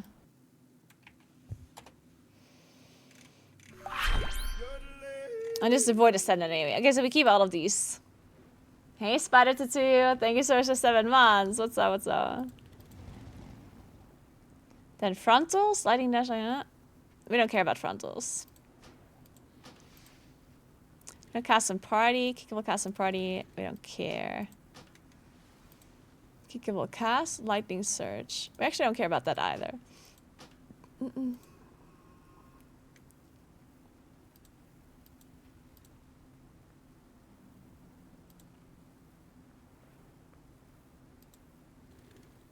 Default color cast with target.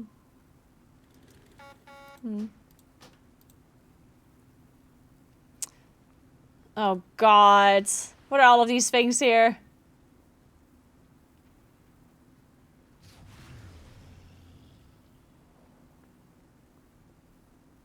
God, what is all this? I actually don't know any of these spells right now. God, Rookery sucks. What does this do? Void Stone fragments reshape into scarred in over 59%. Ah, we don't care about that. What's entropy shields?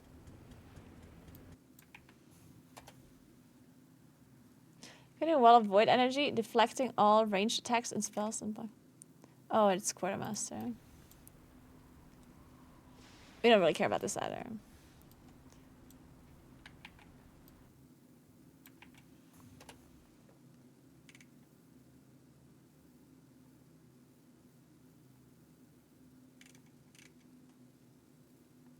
This is also mini boss. Fuck it, you know what? We don't need this. Priory. This is easy if you just delete all weaker us. Okay, blinding light. I guess we care.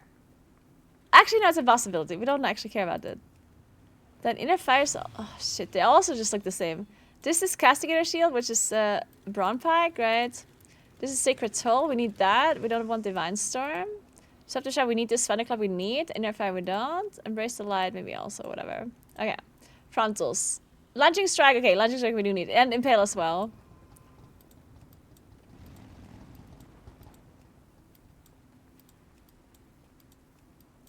Everything else we don't really care. So. Then, General Cast on Party. Kickable Cast on Party. I feel like in Priory I do want to have Kickable Cast on Party. But maybe not General Cast on Party. Well, actually also that, maybe. Because that's going to be like Purify and stuff, I guess.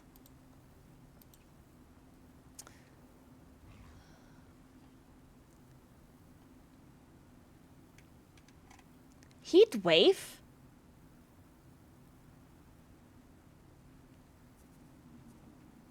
What is that spell again? Oh wait, that's from the other mini-boss that you never pull. Only Radiance, we don't need that. Volley. Gonna heal.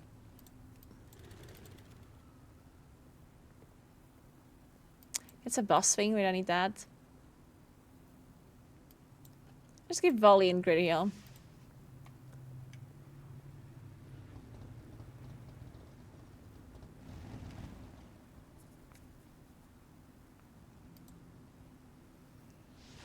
Okay, we don't need this. This is boss. This is also boss. Boss. The defend we want. This maybe not. Self-flame. Okay. Okay, Mather Load. Static Pulse. That's boss. Drill Smash we want. Resonant Quake we want. Honing Missile is also boss. Wait, Drill Smash is also the last boss. Okay, then. Chemical Burn, sure. Charge Shot, sure. Phantom Knife, sure. Weapon Extraction, Charge Shields. Yeah, Charge Shield as well. I guess all of these are kind of important.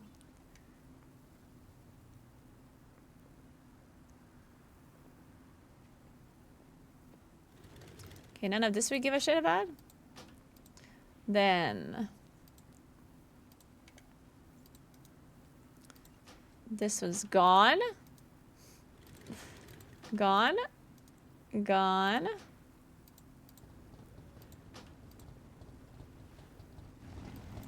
Oh, Earth Shield. Repair Toxic Blades. Toxic Blades, not really. First Quake, sure. Serum, Tectonic Barrier. Maybe this is fine.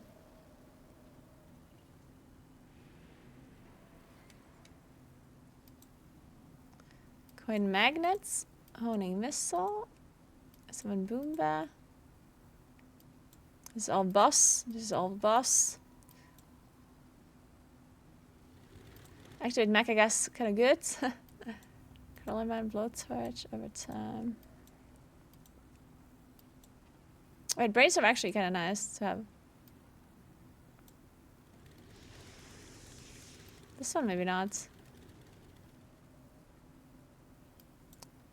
Let's give it like this. Okay, TOP, Mighty Smash. Grasping Rift. No. This is all bosses, Soulstorm. Raging Tantrum, I guess, is nice to have. Earth Crusher. Yeah, Interrupting Roar, Seismic Stump. Echoes of Carnage. Nah, this is all boss. Okay. Then Searing Death. Searing Death, kind of good to know.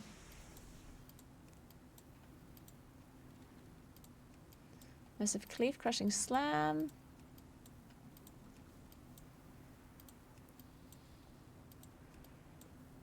I think we only want Searing Death here. I think. I don't know. We'll see.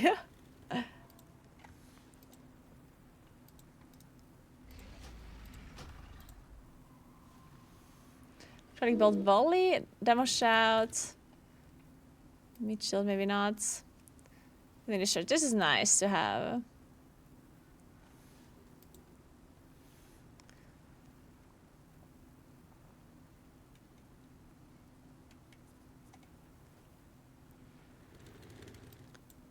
Swift Strikes, sure. Actually, no. If you pull this mini boss, you're gonna see it.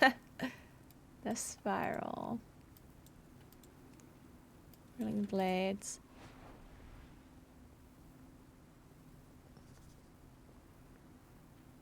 Okay, actually, we don't want any of this.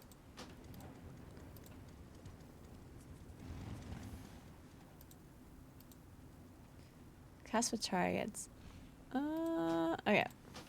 Then, Mechagon. Oh, this is the last dungeon, guys. We almost did it. Ground. What's Ground Pound again? Okay, we want venting. No, we want short outs. We want short outs. Don't want this. This is boss. Night Armor's boss. I don't know what this is. Who's ground pounding in workshop? Hey, Mika, what's up?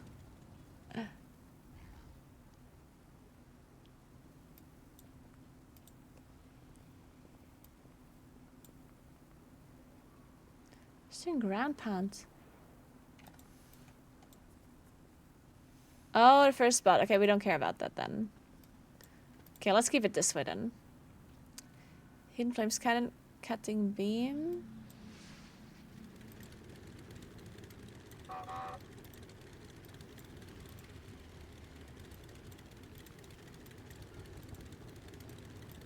Okay, I guess we're good with this. Then, Kickable, General Custom Party, Kickable Custom Party. Detonate, Tune Up. Tune Up we don't want, but Detonate is pretty nice to know. Or to see. Then, this is what? Default color cast no target.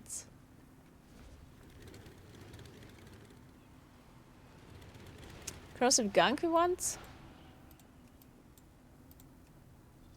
Maybe Explosive Leave as well.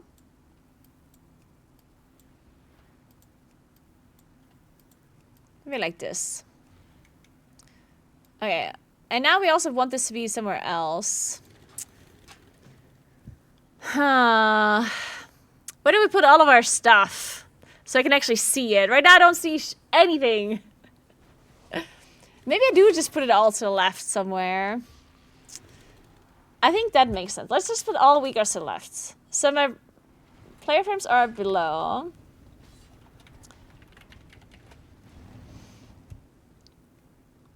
And then I do Let me just enable.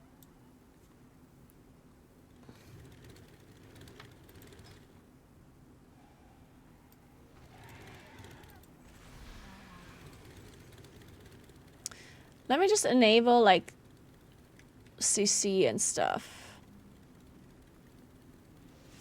How does that work? I don't want bars, I want icons. Or is it still an extra bar?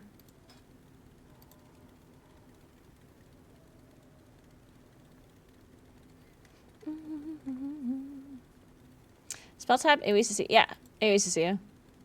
Right, vertical? Horizontal?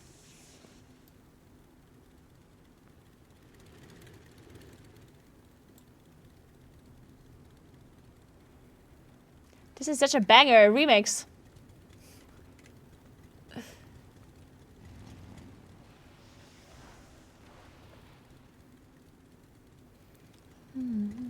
I don't know how this works. Let me see. Icon size, show name.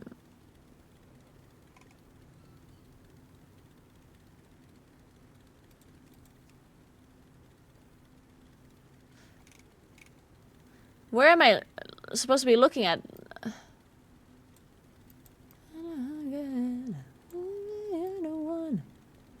Oh, I see it. Okay.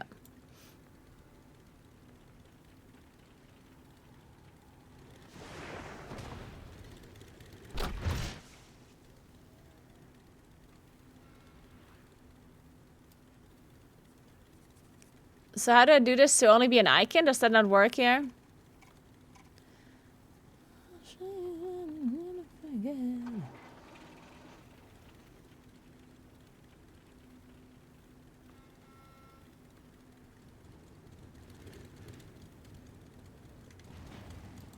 Aha. Fixed. Again.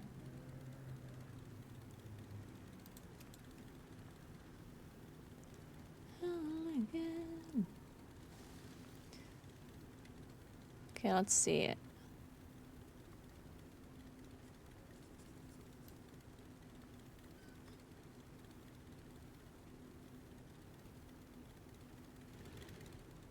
How many symbols do we want? 3. Nagu. Perfect.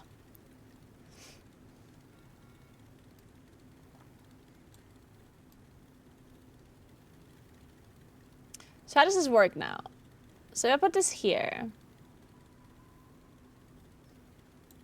Where do I put this? So Shella said that Stove has a really good UI, so I'm going to check out Stove's UI.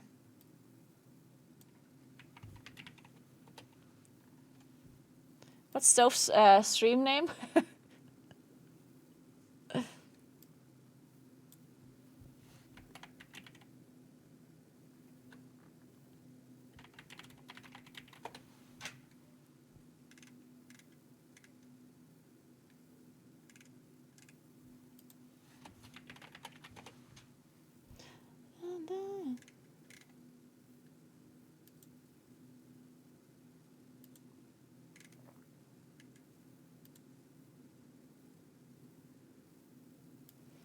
Okay, let's take a look.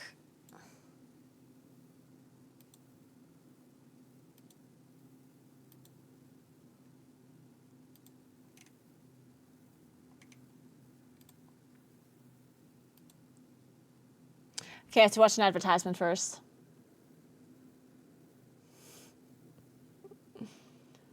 What is we watching an ad for?